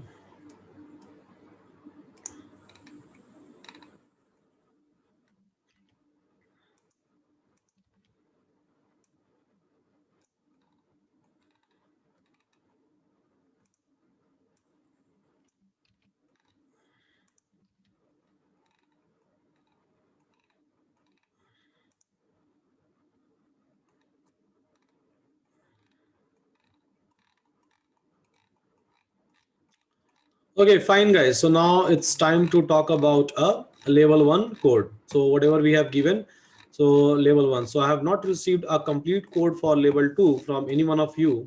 Integration with the logger, right? So I'm expecting that set of a code as well. So I think we have so many talented people over here, so who can do it easily. Bizoy has, yeah, he has done that. Okay, that's great.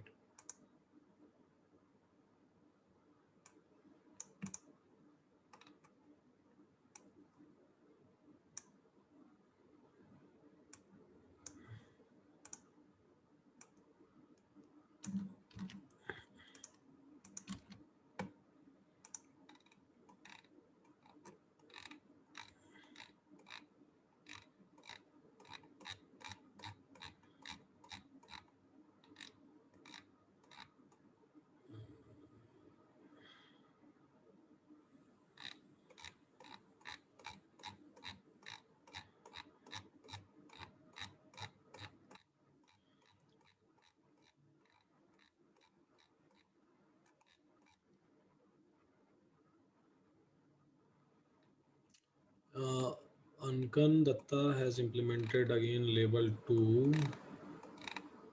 Surinder.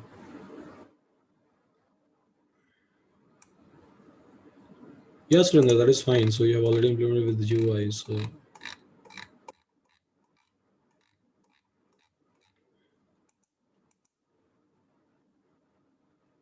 video is stuck. Is it? I don't think so. I was just going through all of your code that you are going to ping me, and see, I have already copy and pasted all of your code in my system. So let's go through it one by one. Yeah, who has written this code? So let's see. Okay, so here, this is a code which I can see. Maybe I can try to execute it. Let's see whether I can execute it in one go or not. So file open, file read, file append, and there is something called as a file1. And let me check that whether I'm able to create file one or not. Yes, I'm able to create file, and this is a testing file appending data to the file. Okay, so his code is working fine. So now let's try to understand, guys. Level one, right? I have asked you a very simple question that you have to create a classes called as data. So yes, he has created a classes called as data. That is fine. Then I have asked you that you are supposed to create a variable of the class. Variable of the class means what? So whenever you are creating a init, so inside a init you are supposed to pass that variable. Yes, he has done that, right? So file name, file type, data size, everything he has created, fine. And he has routed all of these things to a class so that my class will be aware about it, right? This is what we do inside a init function. So I think none of us is having any kind of a doubt with respect to this one. Agree, guys, everyone? If I can get yes or no. Yes, leave it. Don't bring me a code. I think all of you are able to write it. It's a pretty awesome job that you have done. Right. So let me discuss your solution itself over here. Okay. Now, so file open. So then I have asked to write one thing called as file open. So what you are supposed to do, whatever file name that you have provided, right? So whenever you will create an object, so you are providing a file name. So now classes will know about your file name for this particular object, right? This is a class variable. For this class variable, it will be like a knowing about a file name, right? So what we are supposed to do, open a file, right, into a write mode. So we know that if we will try to open up a file into a write mode, if file is available, it's fine. If file is not available, then it will try to create it, right? And then he is writing something inside a file. So this is a data that he's trying to write. Okay, now here, so file read operation. Then I have asked you create another function which will be able to get the file name, and then it will be able to read it. So yes, he has given self.file name, and then he's trying to open a file into a read mode, right? And he is able to read it. Now he's calling file append, and I think he's supposed to call a plus over here, because otherwise a he has called, right? This is a test. Okay, fine. Even with a, so this is fine, appending a data. So here he is able to call a file into a mode, and then he's able to close it. So neat and clean, crisp and precise code, which is able to implement my requirement number one or label number one. He's creating an object, and then he's trying to pass all the informations that I have asked for, that is required to initialize these classes, and then file open, file read, file append, work is done. So is this code is complex? I think it's very easy, right? For every one of us, are we able to do it? Yes, it's pretty easy, right? It's very easy, like a code, and yes, whatever we have learned. So I think we are able to correlate all of those things, right? The idea was very simple, to learn something, and then whatever we have learned in our previous classes, let's try to accommodate those things as well, right? So we have learned already file, and now we are just using it. We are trying to like use all of these things. Now I will try to like talk about second label, right? Second label, and again I will give you a walkthrough of others code as well, how they have written, because we have many flavor of code you will be able to find out in my system which is running, right? I'll just copy and paste, and all this code will be available to you. I'll upload this notebook file. So all these things. So everyone used to write their code into a different way. Again, file name, file type, data size, level one code. So here, this person has implemented, right? So file open, and inside try and accept. So I have asked you that if you are supposed to implement what, try and accept. And even yesterday I told you that whenever you are going to give me a code, right, going forward, whenever, just even here I have asked you in level 2 that no, you have to implement exception handling, but I'm not supposed to tell you that no, you should implement exception handling or not.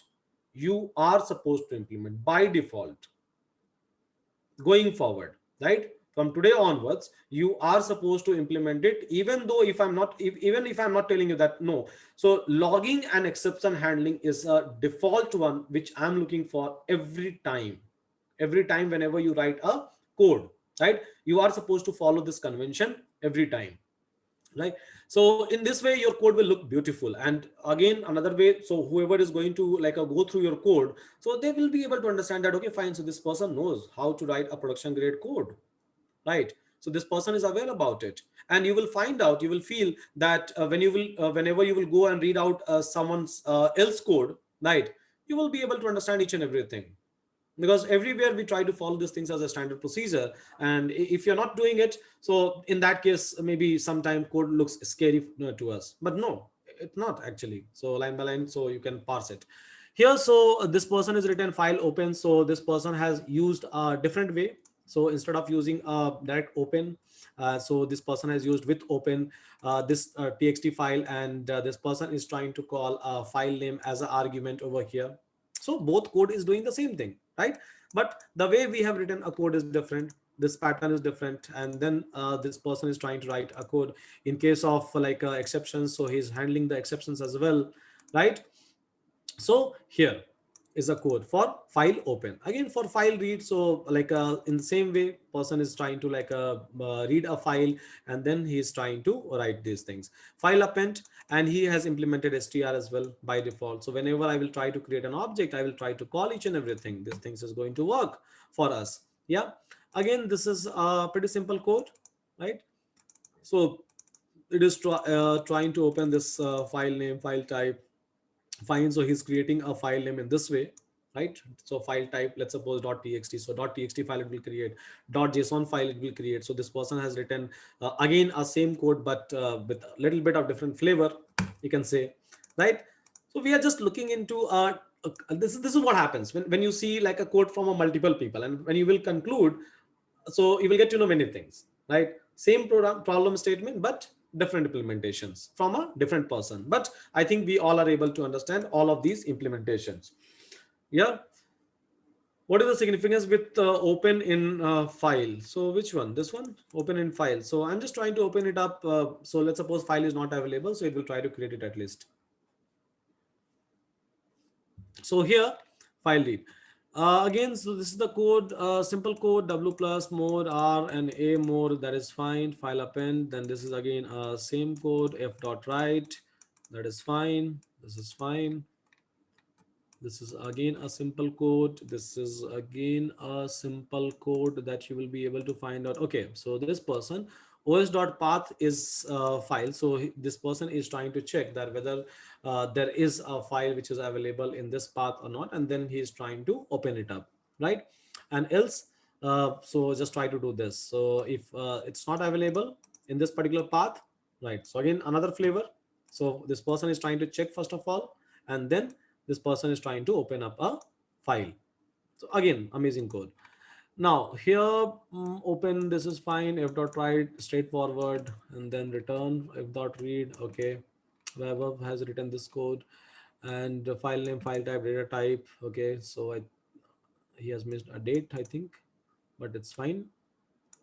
This code is also fine. He has used X, and then file read, file append, work done.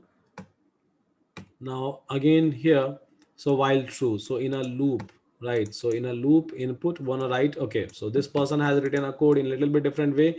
So he's trying to take, or she's trying to take, I think, user input, right? And then out of the user input, so it's he's like, she's trying to write like data inside this one. Amazing code. So if not entry, break it. Okay, that's great. So you have used all the lessons that we had in our previous classes.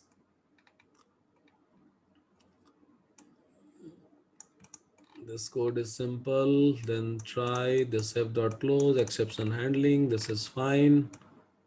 Okay, so this person has written in this way. So this person is trying to check that whether it's a list, dictionary, or tuples, right? And accordingly, so he's, or she's trying to handle this one. Again, it's awesome things, right? So he's trying to check, okay, fine, so whether we are providing a file name in a list, dictionary, tuples, or just as a single one. So this person has handled every kind of a scenario over here that I have listed down, right? So yes, we have amazing code. File read, and then self.file list file name, open ir into a read mode, elif type tuples. Great, this code is impressive. Okay, so now here is a label 2. So guys, are you able to understand a label 1? Every one of you, are you able to write it? I can see all of your code, right? So but yeah, it's a bit difficult to copy and paste all the code. So those who have pinged me early, so I have just like copy and pasted those code. Yeah, so I think we don't have any issue with the label 1, right? We all are able to write label 1 easily. Yes.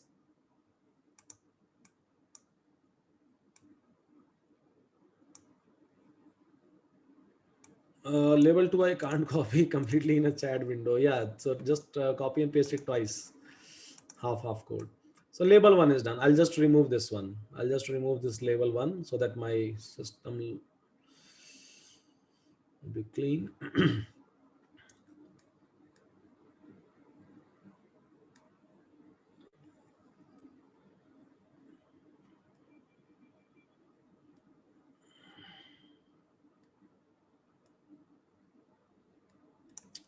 Okay.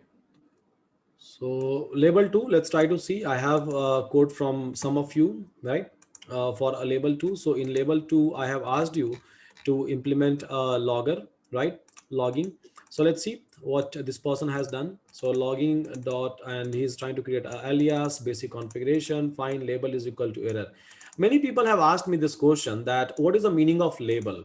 Let me tell you one thing. Meaning of label is very simple. If you will go and check its documentation, it simply says that let's suppose if I have set logging label is equal to info, right? So if there is any other logging which is having a lesser severity as compared to info, it will not log. It will always try to log each and everything which is having a higher severity than info. So this is a label that we used to set, label, right? One benchmarking that, okay, fine, so severity wise try to do it. If you are not going to write this one, there won't be any kind of a issue. It will be able to log each and everything. So this is a variable which just try to define the severity of the log. That's it. Okay, so here self file name, file type, data type. Okay, this is fine. Now open up a file, try catch except statement, then self dot logging. Okay, and self dot logging you have created, and where is your logging function? Okay, here is a logging function. So it is trying to take log messages and then log dot error. Okay, so you are trying to call self dot logging. So you are trying to call this function inside this one, inside a logging, and then you are trying to log this particular error. Okay, that is fine. That is great. So this is what I was expecting, guys. Again, you can try to make it a little bit more modular. So instead of creating these things outside, so maybe we can create everything into a function itself. So we don't have to write this line outside. So we can try to write it down over here itself, and then it will work fine. So see, a very small function has been created, a logging function, right? What this function is taking, one parameter, one input we can try to give, and then it is trying to call lg dot error. And what is lg? So it's nothing but this configurations we are trying to call, right? lg configurations, and then whatever messages I will try to provide, so it will try to log it. Simple implementation, right? I have not asked you like tough things over here, right? So you have to call this function. So if you are calling some function which is a part of a class, so how I will be able to call a function, right? If a function is a part of the class within a class, by using self. Yes, so by using self dot logging, automatically it will call what? Automatically it will be able to call this particular function, pass your messages, and then happily it will be able to log it, right? So it will be able to log all of those things. So oops dot log, let's check whether I am able to get oops dot log or not. So yes, I am able to see oops dot log, and whenever I will try to call its object, so it will start logging it, right? So yes, your code is awesome. And yes, this code fulfills label 2 requirement. In label 2, I told you that exception handling you are supposed to implement, plus logging you are supposed to implement by calling this kind of a things, and you are able to do it. So guys, are we able to understand this code? Label 2, label 2 was not tough actually, it was actually very easy. So if you can do level 1, you can do level 2 as well. Yes, okay. So yeah, even over here, so you can try to showcase your creativity in terms of like writing a functions. And yes, I think Sudhita goes, everyone has written that. Again, this is logging code, let's check. So outside this things has been created, file open, log.info. So everywhere, instead of writing a print, so what we can do is, so we can try to call log.info. So every time it will keep on writing all those things in my files, right? Which will be like persisted inside my system. Yes. Hmm, that is fine, but you are trying to call log.info directly. I was not expecting this. I want you to create a function, and you are supposed to call a function each and every time. So like the previous code. So here I was looking for a function, right? And through function, I want you to call. I was not looking for even this line of a code. Like I was looking for everything inside a class itself, right? My code is in two part. It's fine. It's fine. Yes. So guys, are we able to understand all those things? Yes. Will you be able to write it down by yourself? Now let's talk about your problem. Stop pinging me your code, guys. It's fine. We have discussed. Now Dipali is saying that no, she is not able to understand. Dipali, may I know your concern? So why you are not able to understand? Everyone is saying yes. Can you please explain self.login? Yes, for sure. I will explain self.login.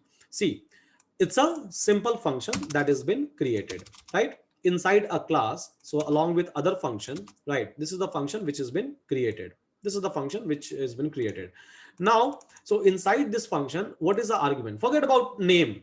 Don't go after the name. Let's suppose xyg function I have created. Xyg function is taking some a parameter whenever I'll call it, right? And then it is trying to call what? LG. LG is what? It's a alias. Alias for what? Login. We have already done an import, right? So lg dot error. So it will try to log by error. So here we have already created a configuration that okay fine. So we are supposed to log each and everything inside oops dot log file. Okay. So here whenever I have to call this one, whenever I have to write something, right? So I will try to call what? So I will try to call maybe like this a particular function, right? Self dot login. Self why? Self because this function is a part of this class, and we are trying to call this function within a class. If outside the class, if I have to call something, I will be using object of the class. But within a class, if I have to call something, self is something which I can use. So here self dot that function, and then we are trying to provide a messages. Yes, from exception handling.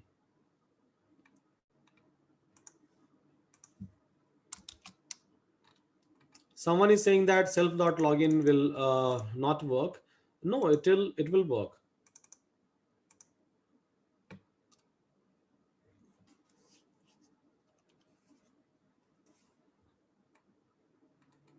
Please ping this code. As of now, you can try to write this code right by yourself. At least give a try for once. Anyhow, this code will be available to you, right? So don't worry about the code part, right? Sooner or later, you will be able to write a code. So forget about it. Just as of now, try, give a try. For sure, you will get an error. For sure, you will make a mistake, and you are not going to make some severe mistake, right? You are just going to make maybe like some a space kind of a mistake, maybe indentation kind of a mistake, right? Somewhere you will get confused that like I'm not able to understand maybe self how to call a variable inside this one or that one. This is something that you are going to feel, not more than that. Yes. So if you will start going through it one by one, so you will be able to understand it.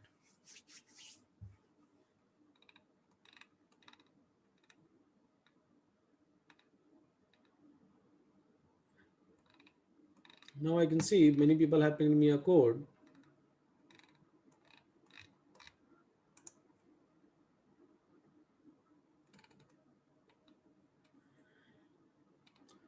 I don't know why my log file is not getting created. Debug it, test it.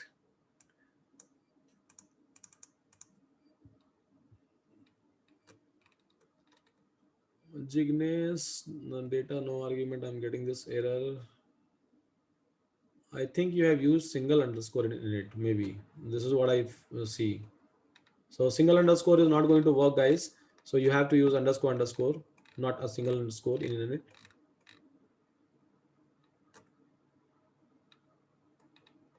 Is it possible to call two label like info and error? So if you're calling info, by default, it will call error inside this one, because the severity of info will be less, error will be high, right? So if you have mentioned info, it will be able to, or you will be able to log error by default.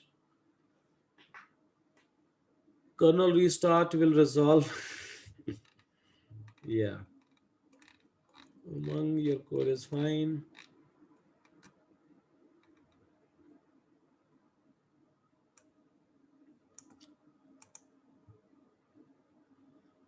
Could you please tell us again what is the purpose of login? I think you should go ahead with the previous classes, because in my previous classes I have taken just a class of login, and I have like explained all of those things. So if you are looking for a complete explanation, I have given a complete class on that login. That's the reason. So I'm asking you to implement. Otherwise,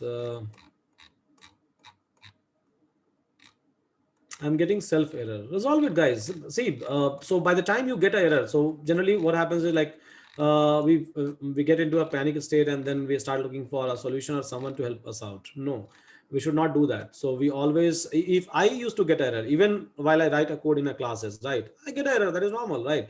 I used to look into it peacefully. Even many of you have joined, right? So you're not supposed to feel panic. Just try to be a cool and calm, and then try to look into a code. And error will tell you everything, right? So in programming, a beautiful thing is, so you will get an error, and error tells error tells you everything, that how to solve this particular error. So look into error, try to understand. Give some hope to non-coding guys. This is passing through my mind. So a hope is try to start from a beginning, and one by one, write. Right. So if you will write a code at least for like a 1 hour or 2 hour a day for a 2 week, I think you will not face this kind of a issue. And again, so it's like this is not a kind of questions you are going to get. Right. I'm just trying to like make these things in such a way that anyone is going to ask you to do anything, you will be able to do it. But again, this won't be as anyone who is going to take your interview, so they are not going to have a same kind of expectations. Even if you are able to get 50%, it's more than enough, and you will be able to clear it.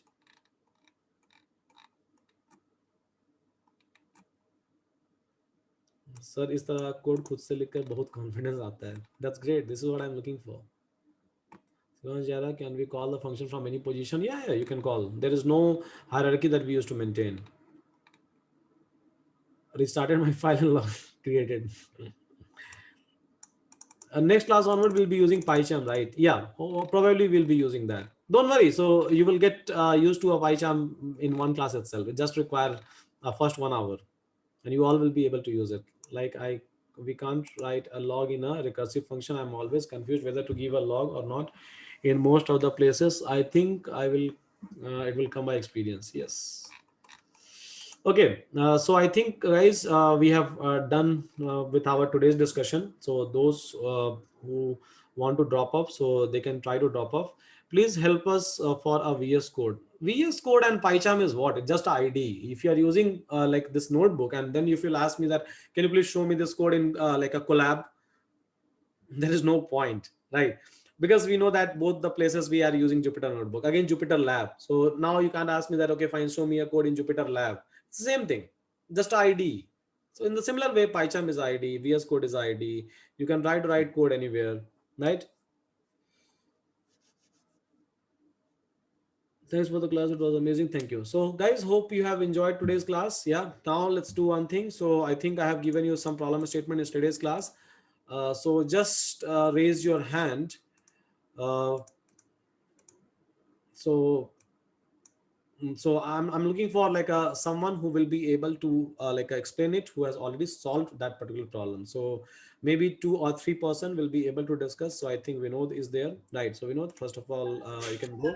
Yeah. So, Sudhanshu, there was one more problem statement for creating a GUI, user interface for doing the file search. So, should we discuss that also? Yeah, you can discuss step by Okay. step, line by line, right? Yeah, So sure. discuss everything. So fine, guys, Vinod is going to talk about his code, the problem statement that we have given, so that we can finish that. And after that, right, so those who has already completed that problem statement, they can drop off. It's completely fine. I'm not going to discuss any new topics and come up with your doubt in doubt clearing. Those who have a doubt, they can stay here, right? So after our discussions, I will start taking your doubts. But yes, don't try to like don't wait for me. In between you can solve your doubt. I think that will be better. Yeah, please Vinod, please go ahead. So I'll just stop my screen sharing and ask question to Vinod. He will Yeah, explain. I'll share my screen. Yeah, sure, please.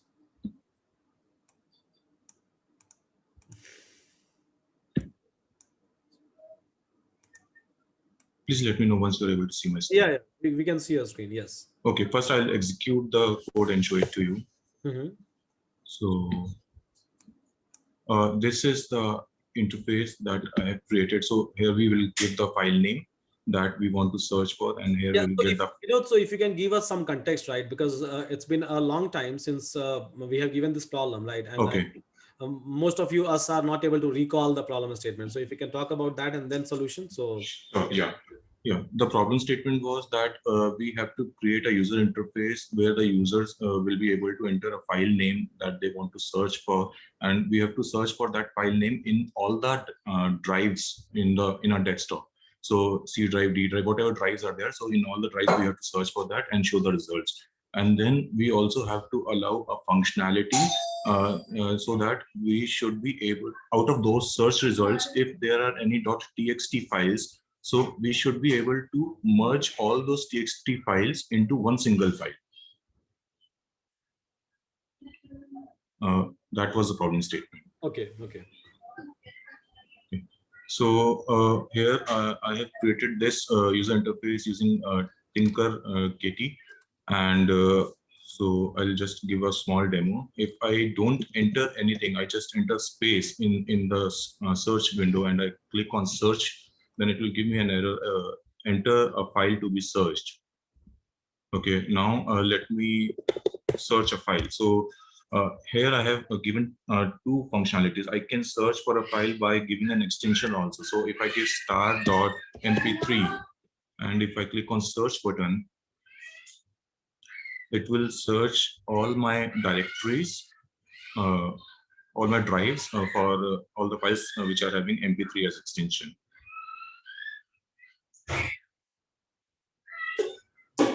So I think how much time it is taking to search? It was taking around 9 to 10 seconds. Okay, okay.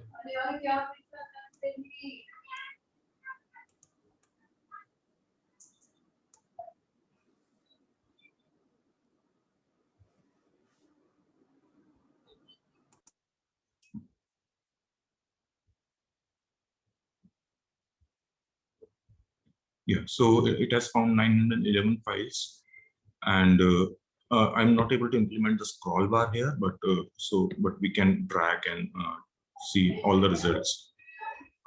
So I was just trying to see how to implement the scroll bar, and then we can also, with this search result, if I click on merge.txt files from the search result, right? So it will try to find if any txt file is there. Anyways, it will not be there because it is all MP3, and it will try to keep all those txt files into one merged file. If I click here, then it will try to find it, but it will give an error message that it is not able to find any txt file.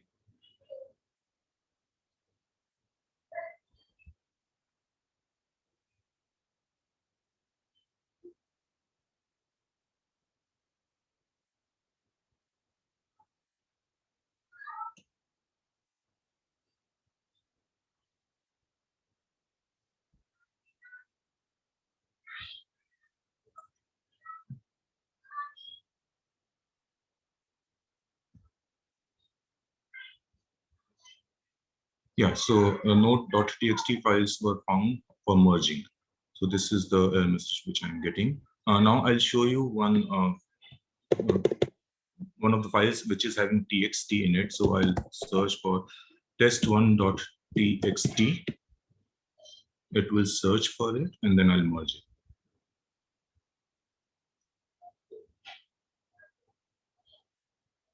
it. Okay, so Meanwhile, it is searching. I'll go through the code also. yeah, sure. Yeah. So I have created different functions. So I was trying to put it in .py file. I was facing some issues. I'll try to do it in .py file also. First of all, I have created the UI. So by importing tinkerkt, first we have to create an instance. So I created the instance by giving the its name as window, and I have imported tinkerkt tkinter as tk. I have imported os string tkinter and tkinter dot message box. Okay, the search results are there now. We have found 6 files, and I'll merge it now. While it is merging, I'll go to the code.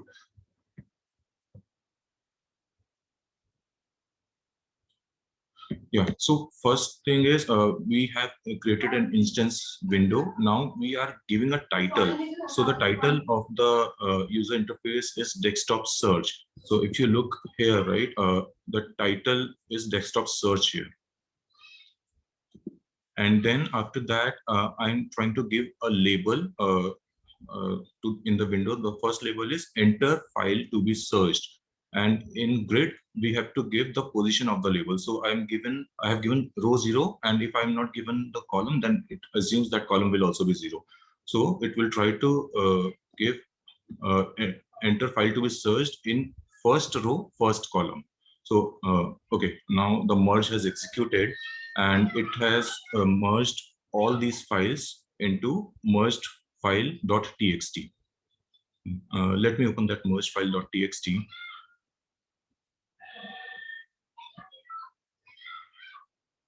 So I have multiple txt files where I have some COBOL code. So it has merged all of them into one file.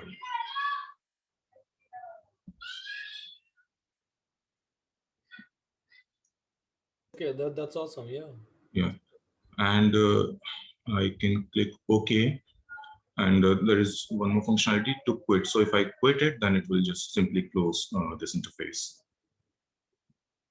Okay, now I'll go through the code. So I was talking about the label, right? So it is into 0 row and 0 column. Next, I have given this text box, which will act as an entry. So we are going to accept the user input from here, right? So whatever text box we give for accepting the user input, we give that as an entry. So this is the instance for that entry, and whatever window, and then I've given the width as 150 for this text box. And for this text box, I'm giving the position as row 0 and column 1. Okay, so if you see here, row 0, column 0 was this one. Row 0, column 1 is this one. So in the first row itself, in second column, I'm giving this text. Now, next is I am giving the label as the search results, and that will come in the row 1, that is the second row, and column 0. So if you see here, the search results are coming as second row and the 0th column, that is the first column actually.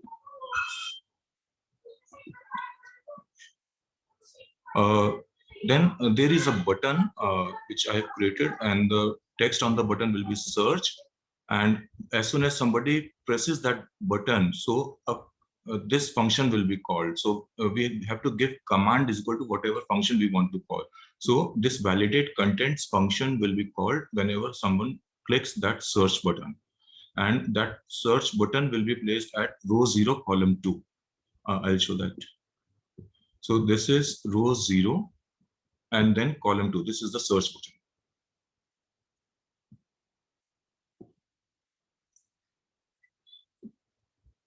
Then I have also here mentioned the text for the output, the results which we will be showing, right? So this is just for output only. So I have kept that as a text. And if we want to accept something, then we keep the text box as an entry. So for this text box, the height is 25 and width is 150. And the position for this text box will be row 1, column 1. So it is row 1 and column 1. So this is the text box I'm talking about, which is having the results.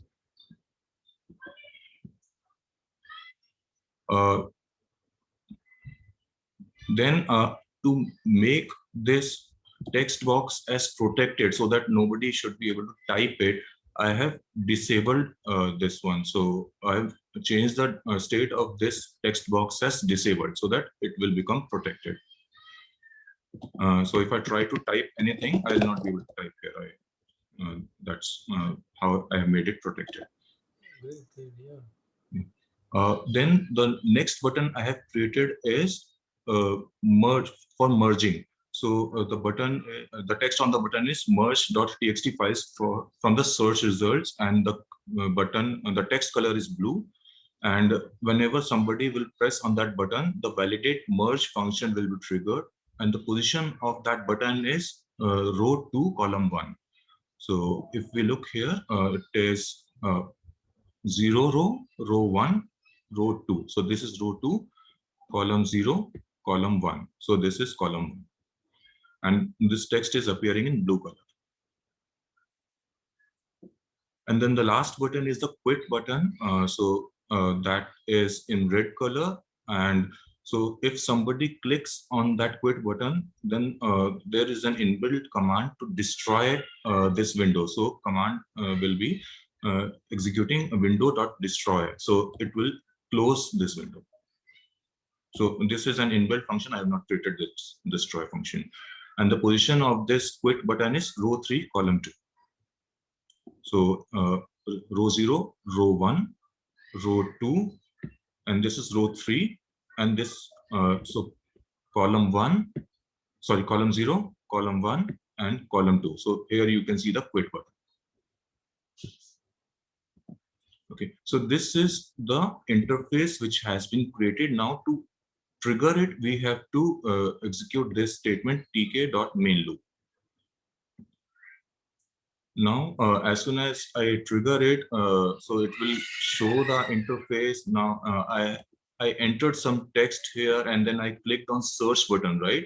So I'll show you how it will flow. So when I clicked on the search button, it will go to the validate contents function. I'll go to the validate contents function.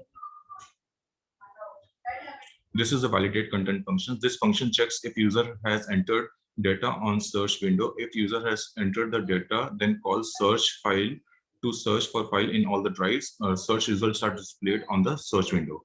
Okay, so here what I'm doing is I'm accepting the data I'm accepting the data which user has entered into a variable. And then what I'm doing is uh, I am, by giving this command, first I am uh, I protected this area, right? This results area. Now, first of all, I am unprotecting it by giving this command, by giving state as normal. Then I am clearing out that result, whatever result it is. And then again, I am disabling it so that it will remain protected. After that, I am checking whatever user has entered that string. So I'm stripping it, and I'm checking whether after stripping it, am I able to see any data? If that is not equal to nothing, right? Then I'll call another function search file. Okay, I'll go to that function. I'll go to that function, but let me finish this one. So what search file is going to return is search file is a generator function. So I have used yield command in that. So it will return all the files along with directory as a generator. And then I'm going to use iterator like I have search will behave like iterator. So I'm now checking for I in search, then I'm unprotecting the result box. Whatever results I am getting, I am writing those results into the result box, and then I am again protecting it. And then along with that, I'm counting the number of results. So as soon as this for loop is done, what I'm doing is I'm showing the search results, total number of files found is, so whatever number I get. And if the user has not entered anything or has entered spaces, then I'll just show the pop-up mentioning that enter a file to be searched. So this will keep in loop until he enters the actual file to be searched.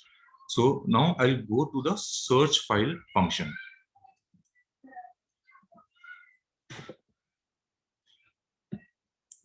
Okay, this search file function will accept the file name, and it will return a it is a generator function, so it will return an iterator.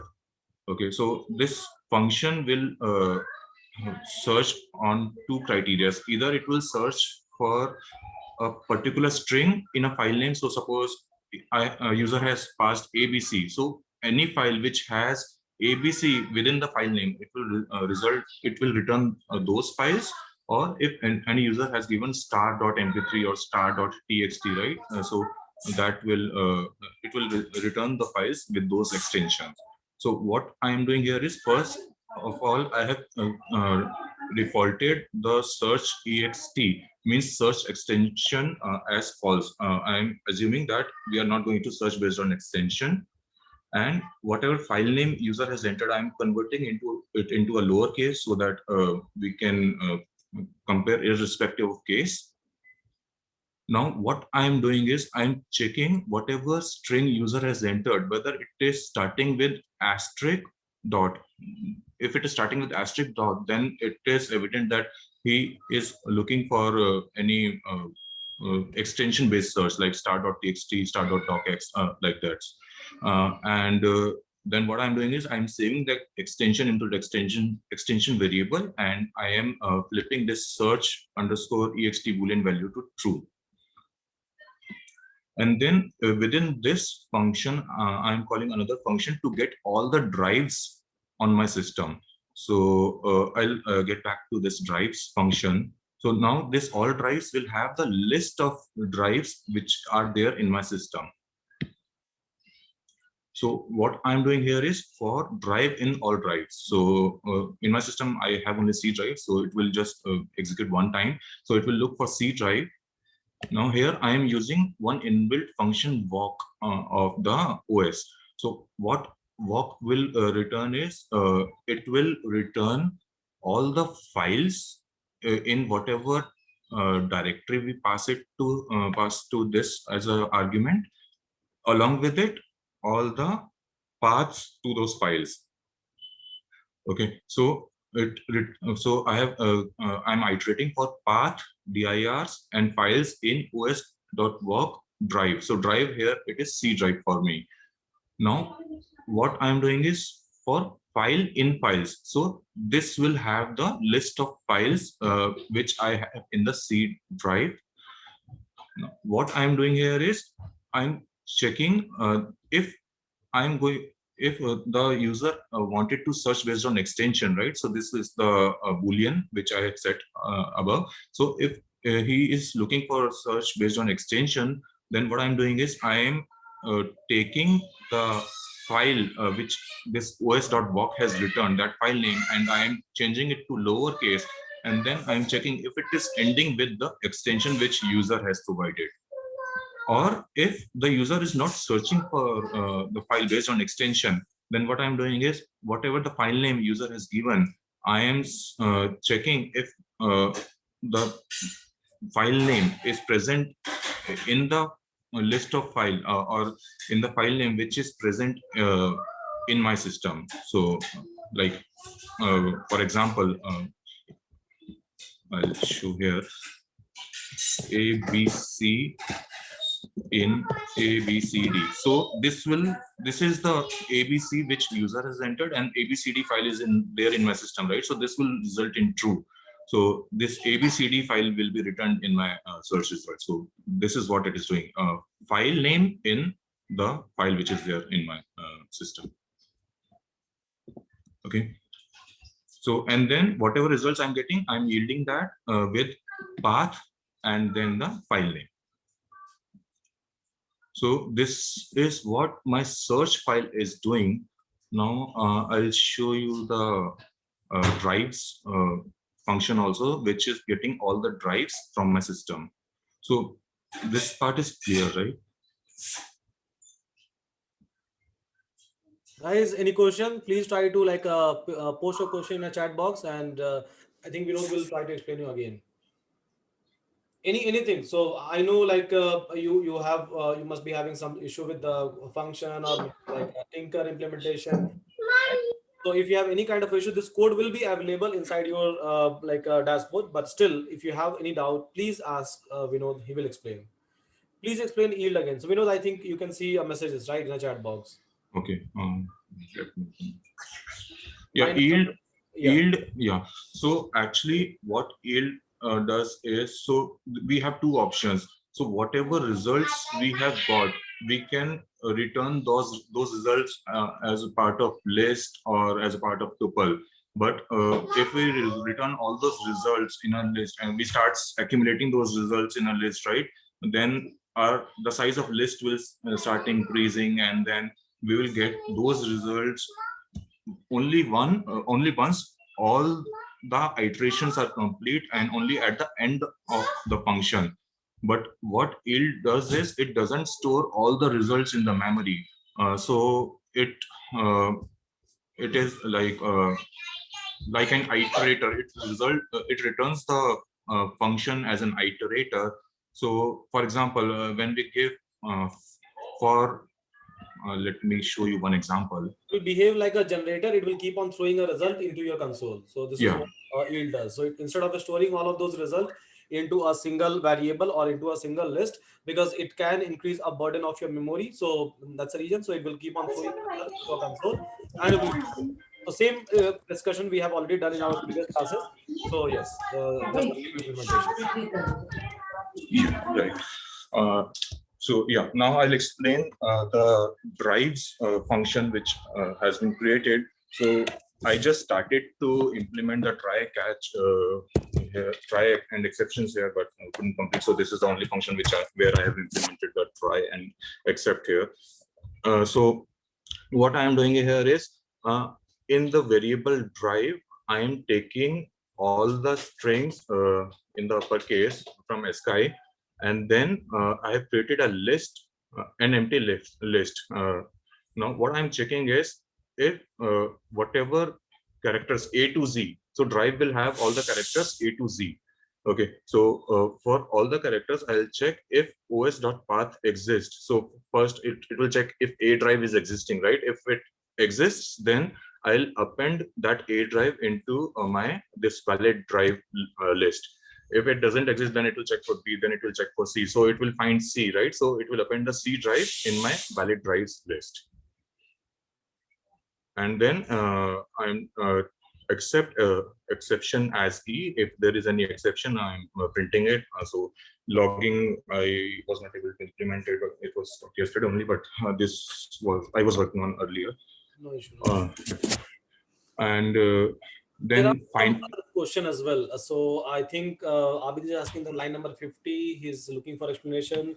Subhita is asking why you are using replace. And then there is another question I can see from Sujan. So case fold, what it is doing. So if you can explain these Okay, things. sure. Yeah, so what casefold does is casefold will convert the string into lowercase so that we do not have any mismatch. Like I have a file with capital TEST in my system, but user has entered the file name as small test, right? So I do not want to miss the file name because of case mismatch. So what I am doing is I'm using a casefold function to convert all the capital file names, be it in my system or be it user entered variable. So I'm using casefold to convert all of them into lowercase. So this file dot casefold, right? It is converting the file name in my system to lowercase. Let me open the charts. Yeah, so line number 50. This is the question from another person, and replace that you're using. So replace, if you can explain line number 41, I think. 41. 41. Yes. Yeah. Yeah, yeah. So what replace is doing is so here I have identified that the user wanted to search the file based on extension. So for example, he wanted to search based on he wanted to search all the docx files. So the user will enter star dot docx. So what I'm doing is I am removing star dot with nothing, so my extension will now have docx. And now what I'll do is I'll search for all the files which are ending with docx. So that is why I'm replacing it, replacing star dot with nothing. Okay, so again, our next question is line number 41. Explain line number 50. 50. Okay. So here search underscore ext, right? So here I have, in this if condition, I'm identifying whether the user wants to search based on extension or not. So I have defaulted that user doesn't want to search based on extension here. And in this if condition, I see if this star dot is there, then the user is trying to search based on extension. And so in the if condition, I'm checking if the user is trying to search based on extension. Then here I'm checking if the file which I have in my system is ending with the extension which user has provided.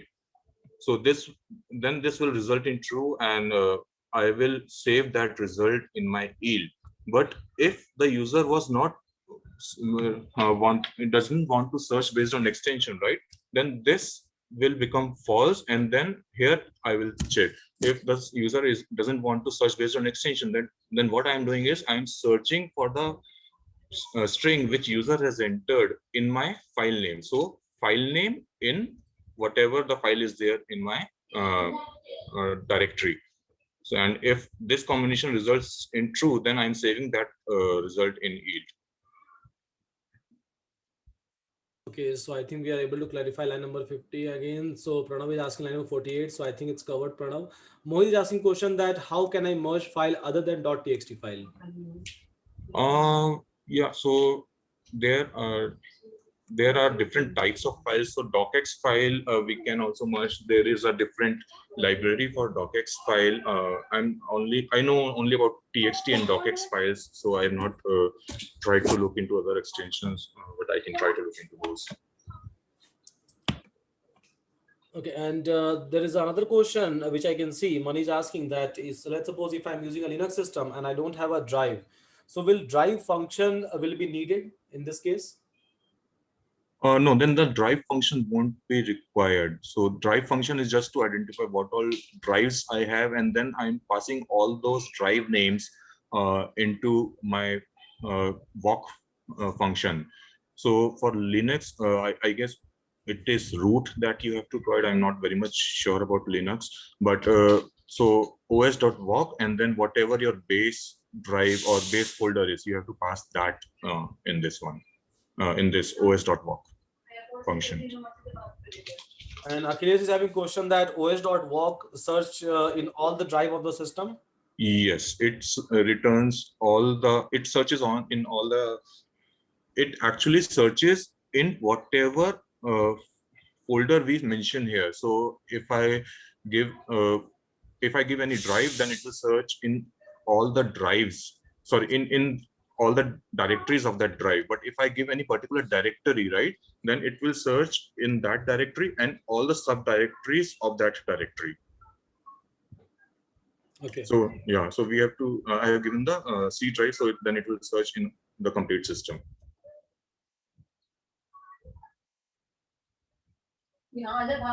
Okay, so any other question, guys? Anything that we so any kind of explanation that you are looking for? So anyhow, Tinker Kitty is something which is new for us. So I have given you these things as a challenge, and I will try to explain you a Tinker Kitty. So as we will progress with our modules, that is not an issue. But if you have any kind of questions with respect to these things that we know this trying to talk about, so yes, please feel free to ask your question. I can see all of your question. I can see as well from Snehal as well as from Surinder. So yeah, great Smith, thanks a lot. While reading a merged file, how we can find that file has ended?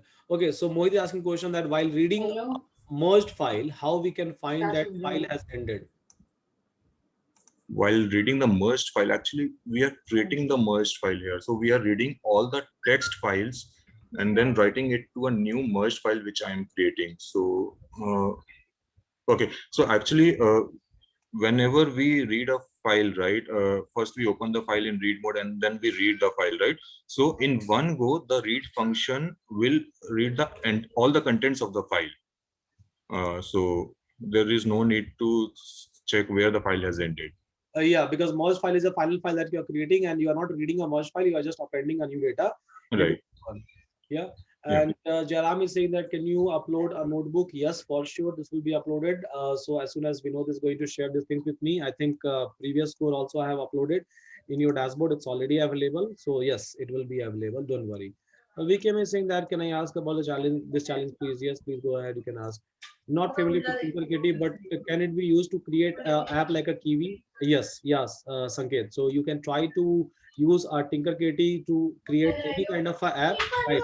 And going forward, why I'm discussing this, I'll talk about my intention of giving you this challenge, intention of giving you this task is, so let's suppose if I'm trying to build some model going forward in machine learning, deep learning, computer vision, or anywhere, right? So what I will do is, or what we are supposed to do is, we are not supposed to restrict ourselves just till a model building. We are supposed to create end-to-end application and app, complete system we are supposed to create. So I want all of you to learn in such a way that at the end of the day, if I'll give you or someone has given you some task, even in your next company, right, single-handedly you are supposed to handle each and everything. This is the capability that we are supposed to gain. It's not like we want a data scientist, or we want someone who will just know how to implement algorithm and how to build a model. No, beyond that we are supposed to think, right? So cloud ops, CI/CD, everything will be included in the single one, and then we can see the complete scenario, or the complete way by which we create or we deliver a project. This is how we are supposed to build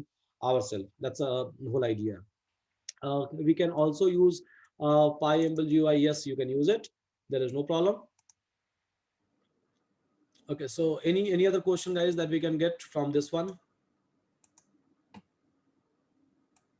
Okay, so I think we don't have any other questions. So thank you so much, Vinod, for this awesome explanation. And yes, please try to send me a code through a mail, and I will try to upload your code inside a dashboard, so that so others will be able to execute. They will be able to go through each and every line of a code and the work that you have done.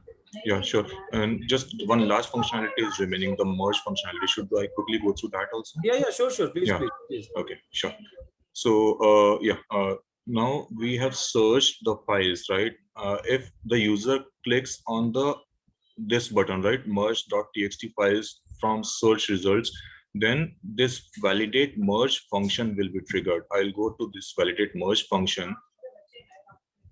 So what it will do is it will uh, first get the whatever the user has entered in the top uh, search bar, and then it will try to search for the and then it will check if uh, there is some data, right? Then we will search for those files again and see if the file has txt in it.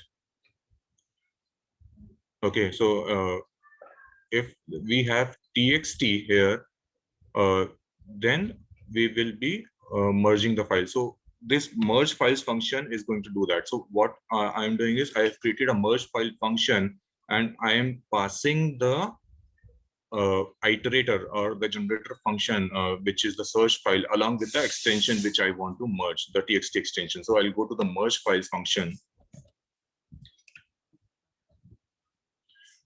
So I have here created a blank list, and I have opened a new file, merged file.txt with a write mode. If the file is not there, then it will create it. And if the file is there, then it will truncate whatever data is there in it. Again, whatever search results I had, right? So I'll loop through them, and I will uh, convert them into lowercase, and then I'm checking if the file name is ending with whatever extension I have passed it to this function. So I have passed txt to this function, so it will just search for the txt extension, and it will open that file. If it is a txt file, uh, we are going to write that file by reading the txt file. So source.read will read the txt file, and it will write to this new file which we have created, and then we will close the source file.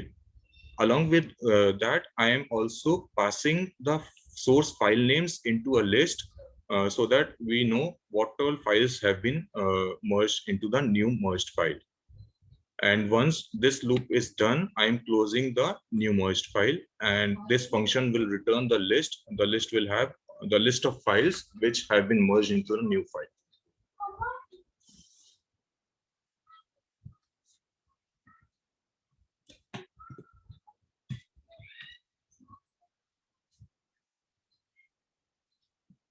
Then what I'm doing here is, so whatever list I have gotten back from that merge file functions, I am iterating through that list, and I am converting that list into a string, so that I can showcase whatever files have been merged on my pop-up. So when I click here, it will show a pop-up, right? That this files have been merged into the merge.txt. So once it appears, I'll show it to you again. This is the pop-up which I was talking about. Okay, it has come now. So the below files were merged into merge.txt, merge file.txt, and these are the files which have been merged. So if you look here, this is the title. This is the title which I'm showing here, and the list of files I'm showing here. This is the list of files which I have merged. Okay, so this is the list of files, and I have converted the files, the list of files into a string, and passed it to this show info panel. Okay, that's great. And Hardeep is saying that, so is this find all the file from all the drive or only in C drive? So as you can see, Vinod has done one thing. So he's written the drive function, and drive function is trying to list down all the drive in your system. And then he's trying to search, he's trying to like find all the files into each and every like drive. So it will find actually in every drive. That's the reason. So he has written drive function. Yeah. So your, yeah, question is answered. Okay, thank you. Thank you so much, Vinod. So please share this code with me in a mail, and then I will try to upload the same thing by tonight in the dashboard. And thank you so much. It was end to end, and yes, so whatever challenge that we have taken. So I think we are able to complete it. So soon, Vinod, so I'll just connect with you. My team will Mhm. connect with you, and then we have a small recognition and rewards so for you. So I think we'll deliver it to your address. Yeah, so they Okay. will just capture your address. Yeah, Thanks, Sudhanshu. yeah, Thanks. yeah. Yeah. Thank you so much, Vinod. Thank you so much. It was awesome. Yeah, thank you.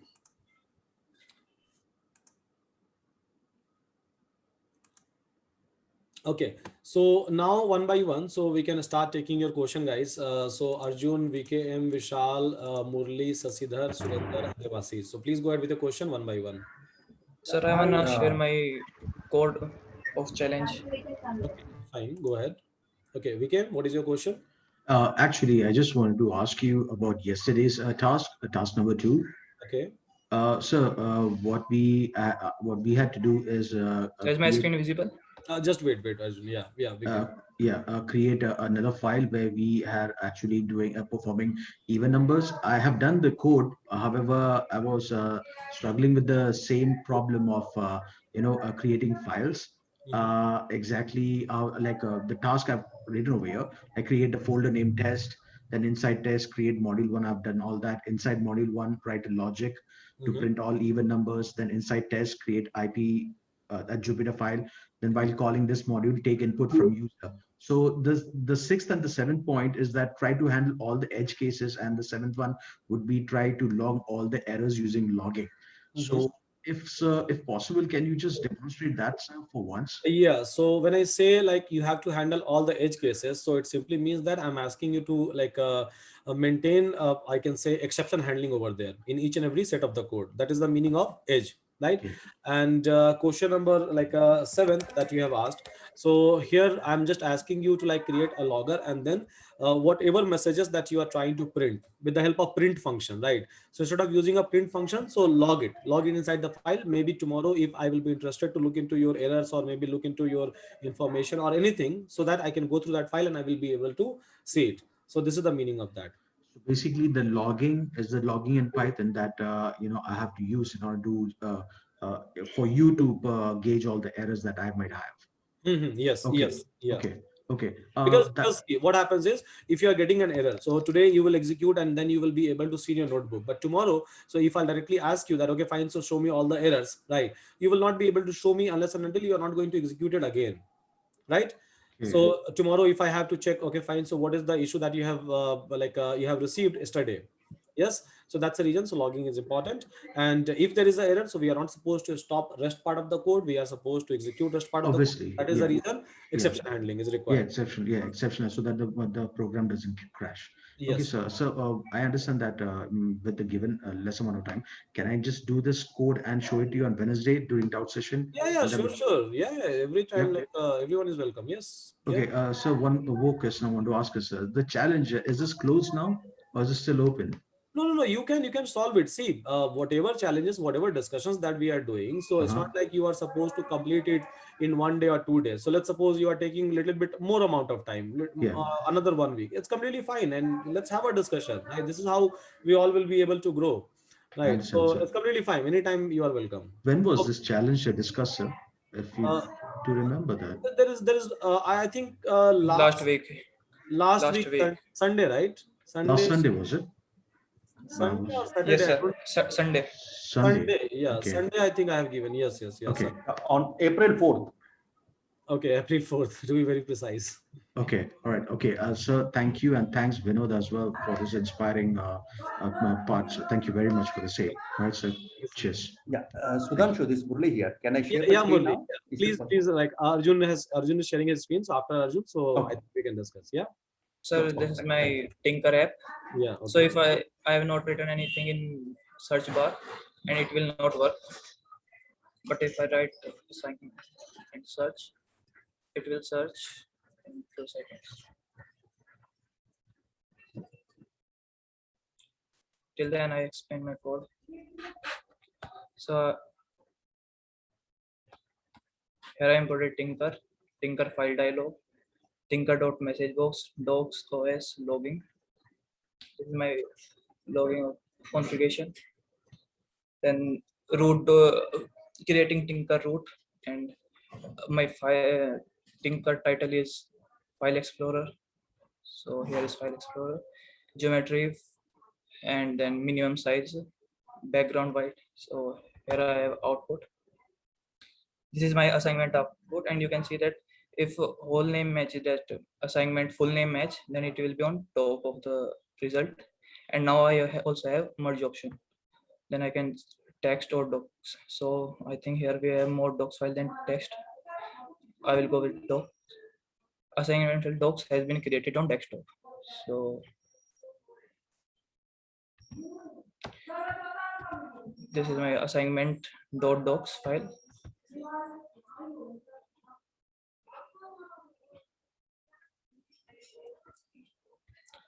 So with file name, every file name there will be file text. Assignment 10.docs text, assignment 11.docs, and all are merged. Let me go through my code. That's great. Your UI is colorful, so that's amazing. You have created a complete like a app kind of a feeling. Your UI is giving. Thank you, sir. So this is background, and here I'm creating search string, this variable entry for search box and search key. Then it will be on. It is used. Vinod have used grid. I'm using pack option, so it will be on top of the window. Then here's my button, and as you can see, I was pressing search button if it search key was empty, so it will not call say here if search key dot get is empty, it will do nothing. Otherwise it will call main dot str search string dot get. So in this way we used to get tinker search results like strings. And here I'm logging app launched, so you can see my logs, everything is logged. App launch, assignment, search complete, number of results, everything is here. So this is global variable labels, so it is to clean screen. I will explain this. Let me start from main function. After pressing main search button, then it will call main function with the variable search keyword. So I document, it will log the information that this search keyword was search keyword assignment. Then here I have a result, global variable result as list. It will store my all the results. It now log start searching log, and then I have parsing my information search keyword and home, root directory of Linux. This is my root directory. I can also enter only home, but I used Arjun. This is my search function. I will explain it later. Okay. Okay. Then here we are searching if length result is, if result is I can say that if I have found any file, if it is not 0, then I will I will show my result. Otherwise it will print a alert file not found, and it will also log it. And this is my alert function that you have shown that file created on docs that was in green color, it will be in red color. Okay. Okay. Else log the information that this much result are found. Then I will show that this will show, you can see this this merge button was not there when I launched the app, but it will come once I found my result. Okay. This from this menu bar, and here we have merge text and merge docs functions, where we will send search key and result as argument result list. Then this is my result display result function. It will display all the result in that grid option. So let's start from search.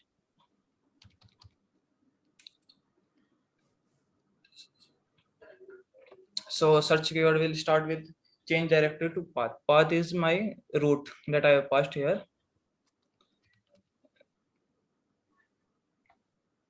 home/Arjun. So it will change my directory to root, and then it, it will check the list of all the files folders in my list variable. Then it will take length of list variable. If list variable is 0, it will return the function. This is a recursive function. Search function is a recursive function. It will return the function. Otherwise, for file in list, now it will iterate from each file or folder, whatever is there. If it start from dot, it's Linux dot give permission to iterate from it or open file. If it start from dot, like hidden files, Okay. Great. it will continue. Then means it will go to the next file. Otherwise, if list directory is os dot list path is directory. If it is a file, this file name is a directory. Then and it is this file directory have any file inside it, like it's not empty, then it will again call search function with the search keyword and path plus that where default path plus file name, and it will again come here search path. It is a recursive function. Otherwise, it will go to the else part. It will check, this check function is used to check file name. If the function is used to check screen search keyword in the file name, return 0 if full name matches with search keyword, return 1 if substring of file name match with return -1 if file name do not match at all. So if it is 0, means as you saw in my result that assignment that full name matches, so it was on top, so it will insert at 0 position. If it is 1, then it will append it in last. If it means if substring matches, like file name is partially but I have entered only PA, then it will add into last of the list. And it will also add get CWD current working directory, like path also, file name and file path. Now let me show my result display. So as you show,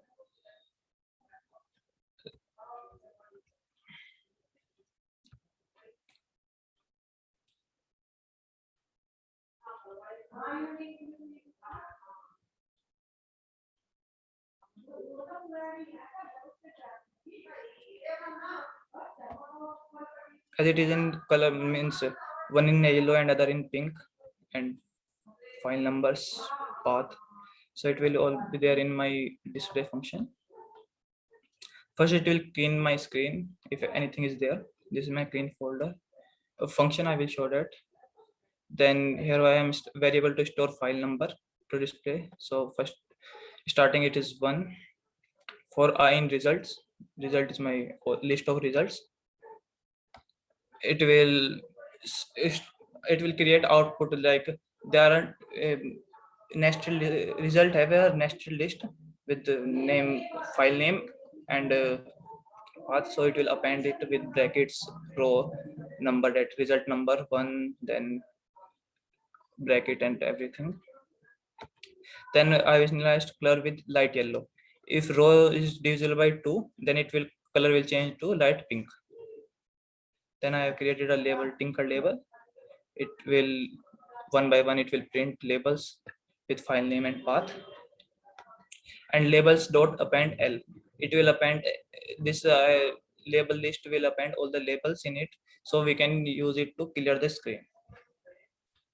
And it will increase row +1, like file name, file number +1, and we are logging this search result displayed successfully.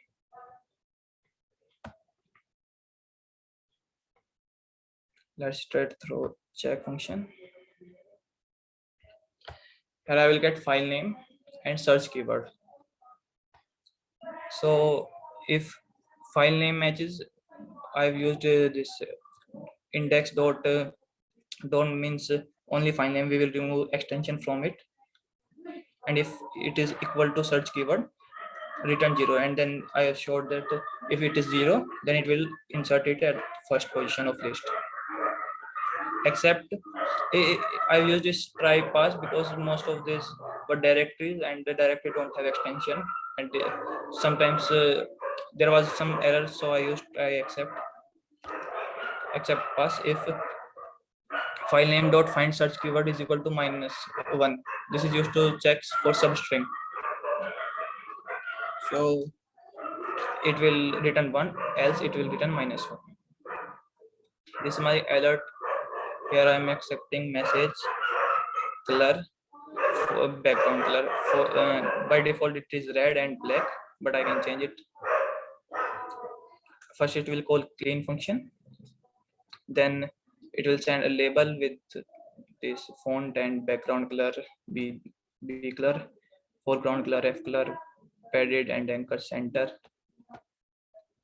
l dot pack, and it will also append to label so that we can clear that alert box also. This is my clean. Here we will use that label global variable label list label dot in labels label dot destroy, that it will iterate from each label to label and then it will destroy it. Labels dot clear, this will clear the list as we have destroyed everything, so we will clear this labels list and we will log this in clear screen. This is my merge docs key slash result key, this search keyword and result. I used this search keyword to name for naming convention. Log the merging docs file in search result. First we will open the file at desktop with the extension docs in append mode. Append plus, then append and write both. For file in result, try if it will give the result it will check for docs in lower string, extension in lower string. Then it will write the file name in my docs file, like assignment docs is the file name, and then it will go para by para and write my whole content in this file. This is in tribal block, and except I have passed, I have not done anything. And f dot close file close here. If c is equal to 1, file plus key dot docs has been created on desktop, and this will show alert and log this file. Else I use this c is equal to 0 here variable to check if file is created or not, and if it is created it's here, then it will c will be 1. File dot created dot docs has been created on desktop, and else it will result file not found in search result in red color. Otherwise it will be in green color and white green background and white text. This is a merge txt for merging text files, txt files. First of all it will merge in text file, log this. Then in same way we have used here c is equal to 0, open the file with the extension append mode, append plus file for file in result, and then here we will first check for txt extension. If it is there, then c is equal to 1, file name, then for each we will read files from this, like my file name is file name slash path. We are using path and file name full address in read mode. Then line by line we will write this in the file we have created on desktop, and again we will do the same thing, file close. If we have created the file, then it will send message and log it, otherwise it will send alert and log it. Then root dot main dot loop, it is used to terminate in ending of tinker file. Excellent. So a big clap for you. And there is a question and appreciation for the excellent work. How many hours he has spent to create this tool? So how many hours you have spent? So I think 4 5. Okay, so 4 5 hours. What is your total year of experience, Arjun? Sir, I'm a student, BSc second year. BSc second year. Okay, that's great. So yeah, I think if company will be having this kind of a people, right? So one person can work on behalf of 10 20% alone. I don't think that like so yeah, from Arunava, accept Rodi salute. Thank you. Yeah, so just send me a mail, right, and upload this one, and plus my team will connect with you, and they will take your address. Yeah, Okay, sir. I already sent a mail and I've sent it GitHub link on yesterday. You I have have, also replied. I have seen that, but a complete one. So in a single like zip file, just try to Okay. complete it. Even your GitHub link is still open in my system. So GitHub link, yes, it Only will. GitHub link is required, else I have nothing for that. Only log file. Or I have to create a re- um, requirement.txt also. Yeah, requirement of TXT also, so that in a easiest possible way, so they will Okay, be sir. able to like I will create everything. execute it. Yeah, Okay, sir. and try to like Sudhanshu, can I share? Can I share? yeah, sure. So this is really awesome and beautifully done, Arunava. Excellent work. Thank you, sir. Yeah, can you please share your log file combination version? Yeah, it's really fantastic, right? BSc student, and like in 4 to 5 hours you are able to create it. So nothing can be better than this. Thank you so much for this awesome demo. Yeah. Thank you, sir. Uh, Okay, so Vishal would like to share his screen. In between, we can take question from Murli. Yeah, Murli, please go ahead. Yeah, Sudhanshu, this is regarding that the same whatever Vinod and the other person Arjun has shared. I just wanted to share that from my end uh, also. Okay. Hi Is it Sudhanshu, okay? can you see my screen? Yes, yeah, Vishal, I can see your screen. Sure, please go ahead. Surinder, what is your question? Yeah. I want to share my screen, sir. I Okay. also create. We have time till 8 o'clock. After 8 o'clock, so I won't be available. Yeah, Hardeep. Okay. Yeah, So so just Sudhanshu, yeah, Vishal. Let me take hello. a couple of questions. I think 4 people are left. Right, we came Sasidhar, Hardeep, and Devastis. So we Hello. can take question from them. Yeah, so we can. What is your? I think we have already answered your question, right? Yes, sir. Yes, sir. You have already asked my question. Okay, Thank you okay, very great. much. Yeah, so Devasis, Hardeep, and Sasidhar, please can please ask your question. Sir, regarding this challenge only like to discuss, Okay, so Chairman. you would like to showcase, show something? Yes, sir. Okay, fine. Yeah, So go ahead and please. Sudhanshu, the same is from my end. There's Murli here. I just wanted to show my code regarding the challenge that you have raised. Okay, sure, not an issue. So please try to show one by one. Vishal is sharing his screen. Yeah. Yeah, Devasis, what is your issue? May I know? my issue, sir. Devasis. Okay. Yeah, yes, because actually for this challenge one already I have discussed with you on Wednesday, Mhm. but one doubt I have on this assignment one, I thought to share my screen. Okay, fine. So guys, please try to finish it by 8 o'clock. Hardeep, what is your concern? May I know? Hardeep? Yeah, hi Sudhanshu. Yeah. So I wanted to show my code for the today's task, so that's why. Okay, fine. We can discuss maybe today's task in a doubt clearing. Yes. Okay, We'll sure. give time to everyone. Yeah. So fine, one by one. Vishal, please go ahead. Yeah, Sudhanshu, actually, I would like to first run my code because I think that it is very big and in 30 minutes, these files have to discuss. Uh, Okay.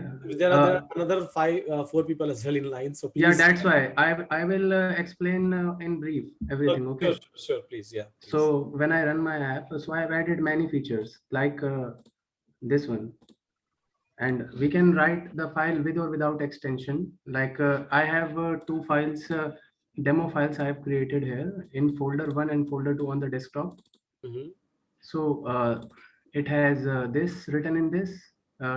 This is text file 1, mhm, and this is this one. Okay. mhm, So now in this app, I can search xyz.txt, or I can write just xyz and select whatever the extension I want to add. Right now I've added only two, but I can add as many as I want. Or I can also provide a text box to write extension. But let's say I've added .txt. Now I press enter, mhm. and it will show a dialog box with file name and file path. Okay. And then there is a button called merge all. Mhm. Now, in which format do I want to merge, text or docs? Suppose these are text file I want to merge in docs. And Okay. with what file name? Suppose merge. Mhm. Now, I have to give, if I have selected this merge now, so it will merge the files in the location in which that app is running. Okay. So I will show that in PyCharm only. Okay. So Mhm. when I press enter, it will give option open and it will open. See, it has merged with file name as a heading and then file data, again two files. Okay. So this is the working of my app. Okay. So I think you have gone beyond everyone's expectation, and then you are trying to implement.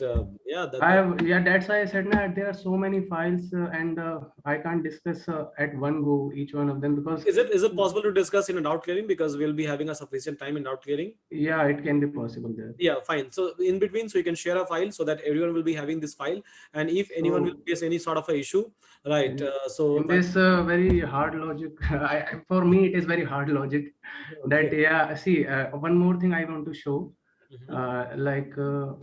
okay, most of the apps with take interfaces this issue like xyz.txt. Na, I've written this, so it Mhm. will okay.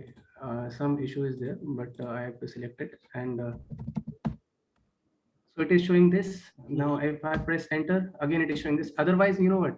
When you press enter so many times, it will show so many windows. So I have to Mhm. deal with that issue also. Mhm. Then merge all with txt. If I write the file name, suppose Mhm. merge one, and then txt. Then also see merge one.txt. Now, if you know, if I press enter again, it will show again so many lines. If I write merge two, then merge one will not disappear automatically. I have to write logic for that also. See, it is disappeared. Although it is created, Mhm. merge three. I Yeah. can show you those files in this window. See, merge one, merge two, merge three Yeah. Yeah. dot txt, merge dot docs. So Mhm. as many files you want, you can create, and with the user ease, I have tried to take that in mind to take the user ease in much concern. So Mhm. with respect to that, I have created. That's yeah, pretty awesome. Like you have handled all the edge cases over here, so I can see. So yeah, let's have a detailed discussion then. So I think everyone will be interested to see a detailed discussions and each and every line of your code, and so that they can implement it. So in between, I'll just upload. I think I have uploaded one version of your code in a dashboard, right? Yeah, yeah, yeah, Yeah. So this is the second version. yeah. Yeah, so I'll just upload a second version from your side, and in Wednesday outline session. So feel free to talk about these things in very detail. Take your time. Yeah. Yeah, It so has taken so much time from my side for to sure, if write the you're logic.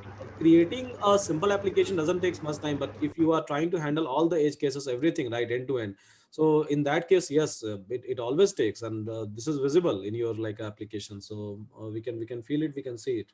That's amazing.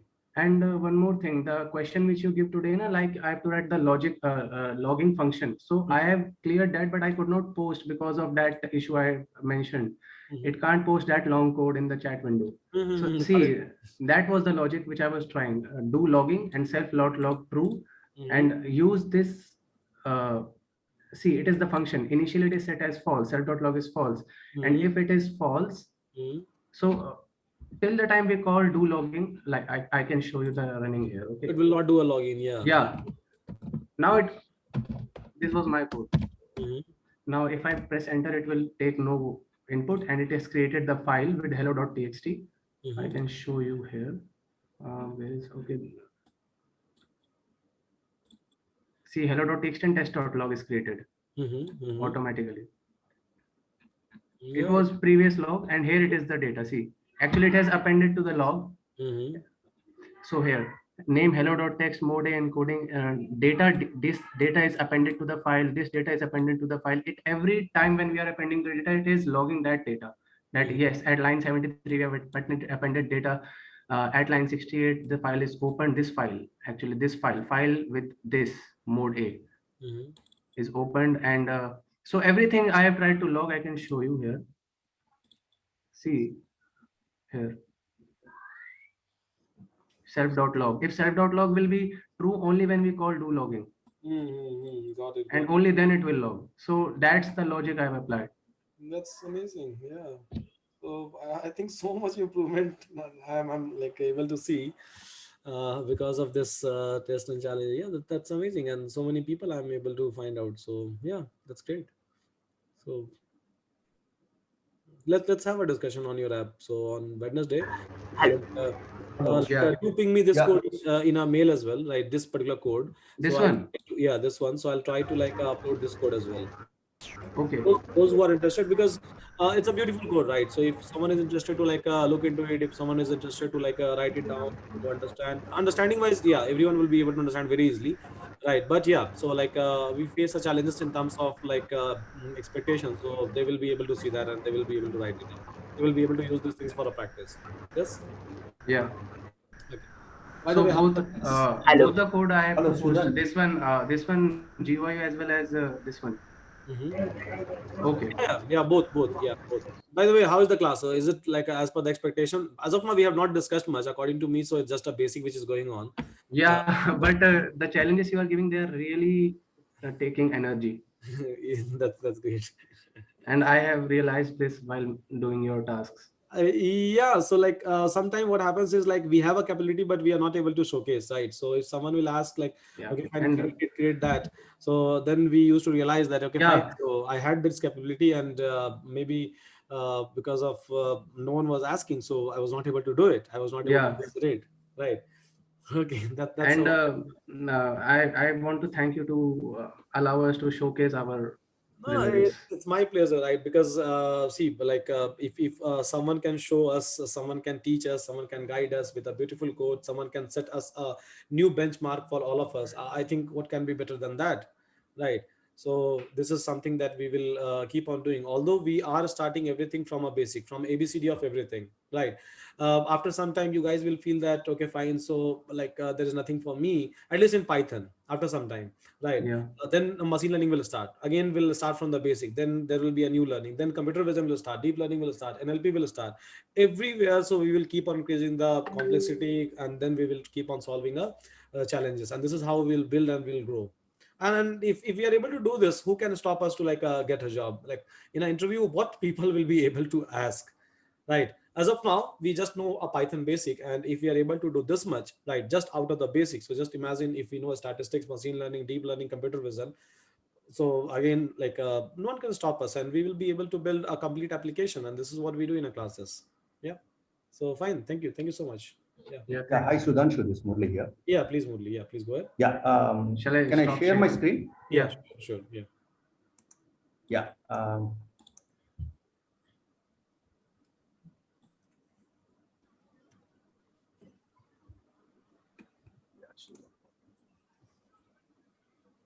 Yeah. Is it visible, Sudhanshu? It's loading. Yeah, now it's visible. Yes. Yeah. Yeah. It's something similar to what Vinod has explained, right? But it's very primitive in the sense I have not coded all those jazzy things. Okay. Okay. No, This is very. we don't do that. We don't do. It's a very simple one. I mean to say I haven't handled many cases. Mhm. Okay, it's a simple like what you wanted in the challenge was uh, take a take a text and try to merge the text files, right? All the text files in the C drive and tray drive. Mhm. Okay, and also try to merge the text files, right? These are the two options which you had asked in the challenge, right? I think that it fulfills that, but it doesn't handle all the like try and accept and all those things I haven't done. Logging I haven't done. Okay, Mhm. I will just run this and just show you what happens. Like it is more or less similar to what Vinod showed. Okay, I am using the Kinder. Okay, I tried Kiwi, but I just couldn't understand what that Kiwi was doing. So Okay. I just tried with this Kinder. So Yeah. it felt a bit more easier. In the sense, I could understand a bit. Mhm. So I'm just saying that we can enter this like whatever you want. As you said, star.txt, right? Mhm. So just first I will do is merge files. Okay. Mhm. So I will just show you. I'm just not searching into the entire C drive as far as the merge is concerned because there are too many text files. Okay. Mhm. So I just did not want to want it to go into a kind of endless loop and then giving output at the end. So I just I'm searching in my current directory. Okay. So if you see, it will end up, it will give me a file, it will give me a merged file, it will be the output of this. Okay, there is no merged file in this. Okay, as of now you can see there is no merged file in this. Okay, so I'm just doing the start.txt merge files. So it gives me a list of all the start.txt files, absolute path, like it is taking from this path. Okay, and so on within that, recursively it is going to all that from that path, and then this is the output of the merged file. Okay, and I can show you the merged file is created here. Right, so I'm writing that into this scroll text bar here. You can scroll through. Okay, okay, and the other one I was looking was, we will do a file search. Just bear with me. I think this will go in for a few minutes. No, no Because issue. No issue. I'm doing the same thing. I'm doing a file search for both C and D here. Just bear with me. It'll take time in the sense. Sure. We don't Yeah, have because because I didn't do a yield, so I just did a primitive way of putting everything into the scroll text bar. So it will take some time, and sure. yeah. In the meantime, maybe I can just try to show the code also. Just it is more. It's similar to what Vinod explained, right? I'm just importing the kinter. Okay, the top. Using this import. Okay, and then I'm creating an instance of a window here, and name of it is search files, and then I'm creating an instance of a button. Okay, and binding it to a button, binding it to a file search. Okay, when I do when I the text that's displayed on the button is the file search, and I'm binding that button to a file search function. Okay, like for example, if you see, there is a file search function here at the top. So whenever the button gets clicked, okay, that event is captured, and it goes into this and does a search. Okay, because I have only C and D drive. Okay, I'm just creating a field called, I mean, say a variable called drive, and using that I'm trying to divide this into C drive and D drive. Okay, I'll show the output also. Like it's a simple using os part.exists. Whether if it exists, then only it will append into this list, and it prints the list in the console. Okay, and then okay, I will show the. Let me show whether the output is still running. Okay, just hold on. And then it has to go through the entire C drive and D drive. So just bear with me. Sure. Yeah, and in the meantime, yeah. So when I do, when I enter that start.txt and click on the what do you call the search? Okay, what it does is it gets the text content using this text field dot get. Okay, and I'm splitting it using that dot extension, and I'm checking whether it is, if it is a like if it is a extension here. If you see where I'm highlighting, if it checks, like it is storing into a list, right? When I split it using dot, it stores into a list. So when I'm doing a -1, it checks whether that is matching with the extension -1 here. Okay, the -1 is I'm coming the reverse direction basically, or we can as well use it as I think 0 1 itself, 1 also. Okay, I think maybe here we can use it instead of -1, you can use 1 also. Yeah, and then I'm joining it, and just the result I'm storing this entire concatenated text. I'm going to say the field. I'm going to say the entire thing into the result variable. And then here again I have what is called as here we are creating an entry. I'm going to say you have a label. Label is a simple thing like that enter the file name, right? So then we have an entry. This is basically a text box. Okay. This is where it is taking the content from, where I showed you the dot get. You use this, and then I have a scrolled text window. Okay. So what I'm trying to do is taking an instance of that. Okay, st. Hello, okay, and good afternoon. Warm welcome to this game development series. Okay, so we have started with the animation part in the last session, right? So we'll discuss what kind of things. Okay. Hello, Sudhanshu, is it okay to go ahead, or?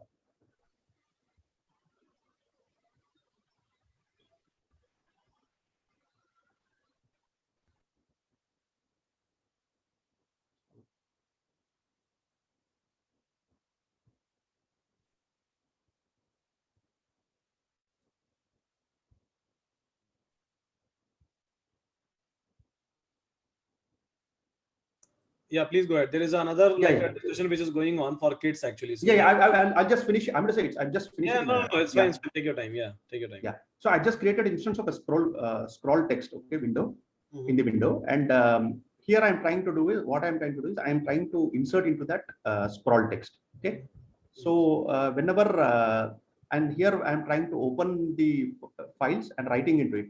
Like Okay. for initially, what I do is initially have cleared all the contents in the scroll text, and then I'm trying to insert these contents there, and then I'm looping it through the entire list of C drive and D drive. Okay, using this function, I think it is. I think as it is similar to what Vinod and others have explained, like more or less similar. Mhm.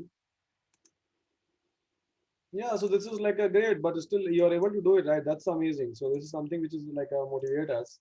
So it's very good, I can say. So many people are able to implement. So what I will do is, so next week again there is a challenge which I'm going to launch. So I think we all will participate again, and in a month, so I think I will launch like two challenges. This is what I do in other batches. So going forward, like we used to launch a big challenges as well. So in my machine learning, so there is a 1 lakh rupees challenge which I have launched. There are two other batches, DLC with NLP, DLC with NLP. So in which we have launched 2 lakh of challenges. Their complexity is very high. Like it's a complete vision-based solution that we used to discuss in our classes, and vision-based solution we used to build. So again, those kind of things will come even inside your class, and I think you all will be like able to do it. I think he dropped off. Murli has dropped off. Yeah. So in between, so Devasis would like to discuss. We have 10 minutes. Sasidhar, Yeah, yeah, Surendra, yeah, yeah. So I'll share my screen. yeah. I think Murli has dropped off. I don't know. Mm, Oh, I'm sorry. I think I got disconnected. Yeah. This is what we were discussing. So yeah, I was saying that again next week, so there will be another challenge that we are going to launch, and yeah, so I'm expecting a similar kind of a participations even over there, and going forward, so complexity will keep on increasing.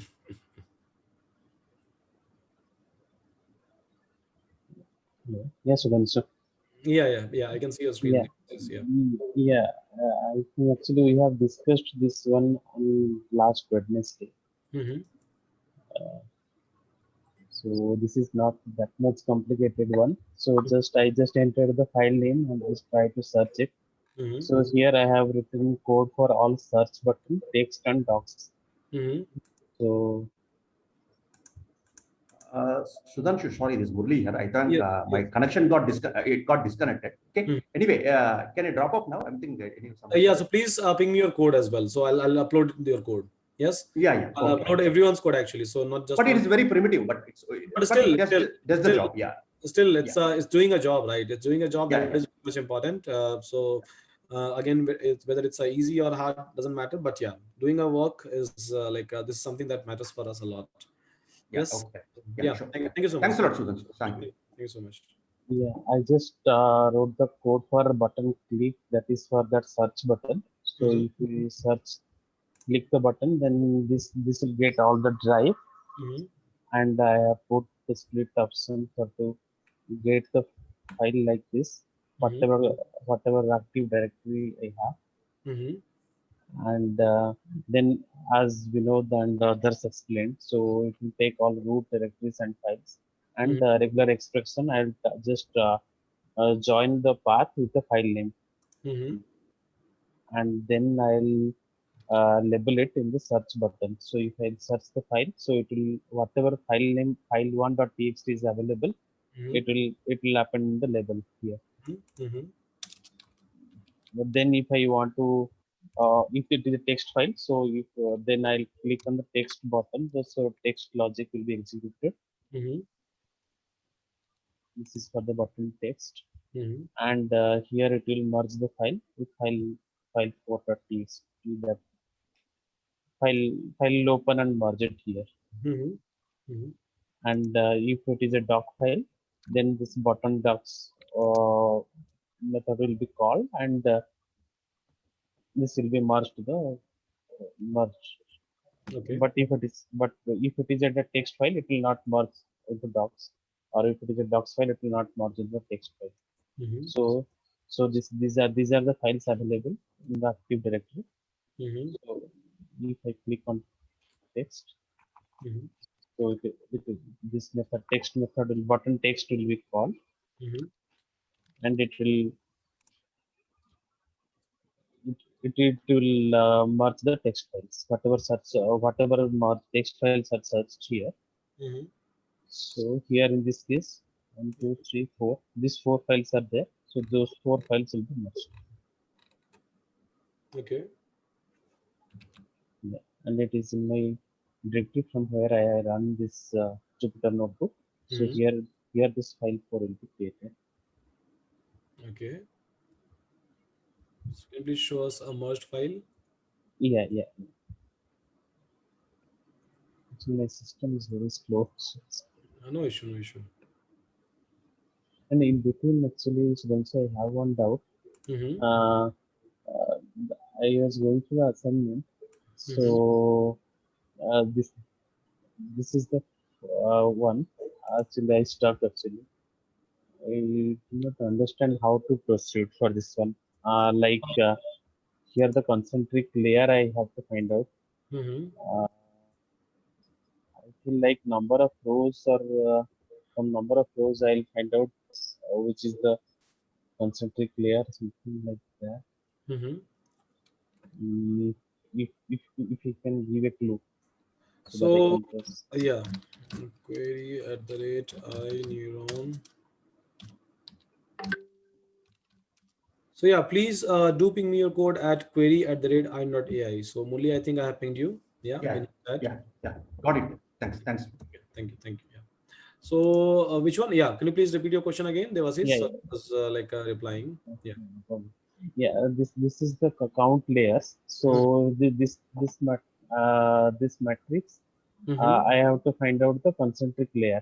Yeah, so So see, I'll just give you one example. Example number one. So 4A is there, right? 4A is again there in line number 3, right? And there is a line number 2, ABBA is there, right? So how many distinct layer that we have? So distinct layer wise, we have a 2 layer, right? AA and ABBA. Agree?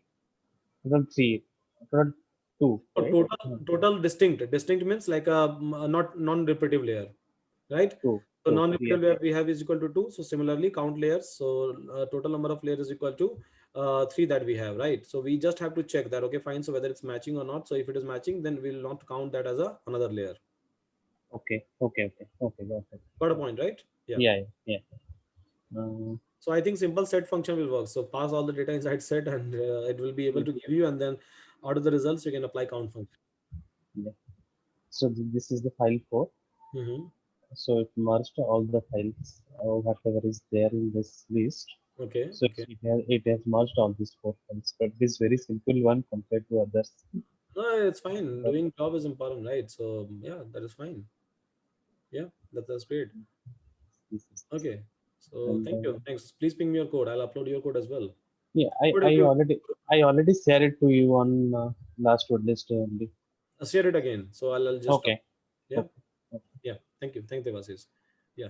Sajda, so yeah, please can you please unmute yourself and Surinder? Yeah, yes. Hello. Yeah, Surinder. Hi. Yes, I want to share my code. Okay, Shashidhar, can you share screen? Yeah, please go Uh, ahead. I think we have like a 3 minute of time. Sorry for that. So I will be able to handle all the things in my doubt clearing session for sure. But we have some limitation. I think I'm teaching since last 5 hours, right? And I'm giving classes since like morning 8 o'clock. It's back to back for me. So without a break. So yeah, not an issue. But I'll discuss. I'll just discuss with each and every one of you. I'll not leave anyone. Yeah.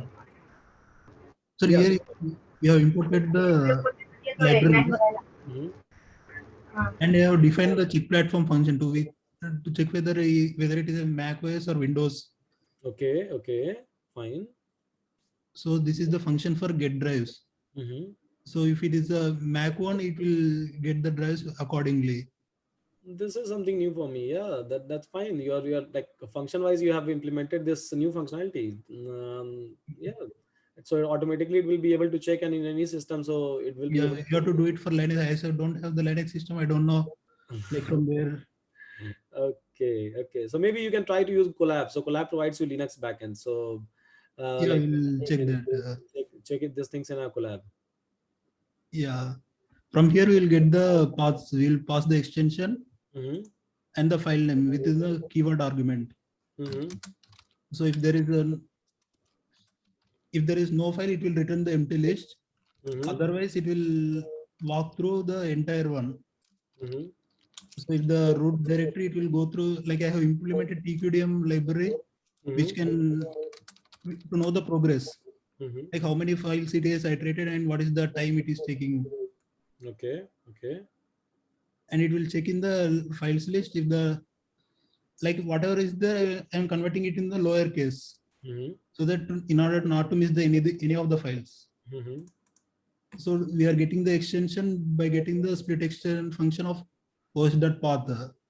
Mm-hmm. And then we are yielding it to the in the required place there. Okay. So yielding it to the node. Okay, fine. Yeah. Yeah, this is the read file function. I Like, think, Sasidhar, I think I need a detailed explanation of your codes in that case, like, because yeah, I can see many new as things. time is less, I will. Yeah. So, is it possible to do it on like a Wednesday? Will you be Yeah, able to yeah, try sure, it? sir.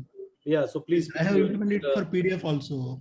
Yes, this is what I can see. Like, I think we need a detailed discussion. So, on this one, and people would love to like discuss these things with you. So, I think we should extend these things for on Wednesday.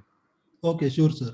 Yeah, okay. So thank you so much, guys. Thank you so much, Thank everyone. you. It was an awesome day for me, right? So it's worth like spending 5 hours in a classes when we have like a people like you, and when we see this kind of outcome. Yeah, so thank you so much. Keep working, and yes, so keep like taking up challenges, and I'll keep on launching challenges in every 2 week. With that, thank you so much, and have a great day and night ahead. Thank you. Thank you, sir. Thank you. Thanks. Yeah, thanks.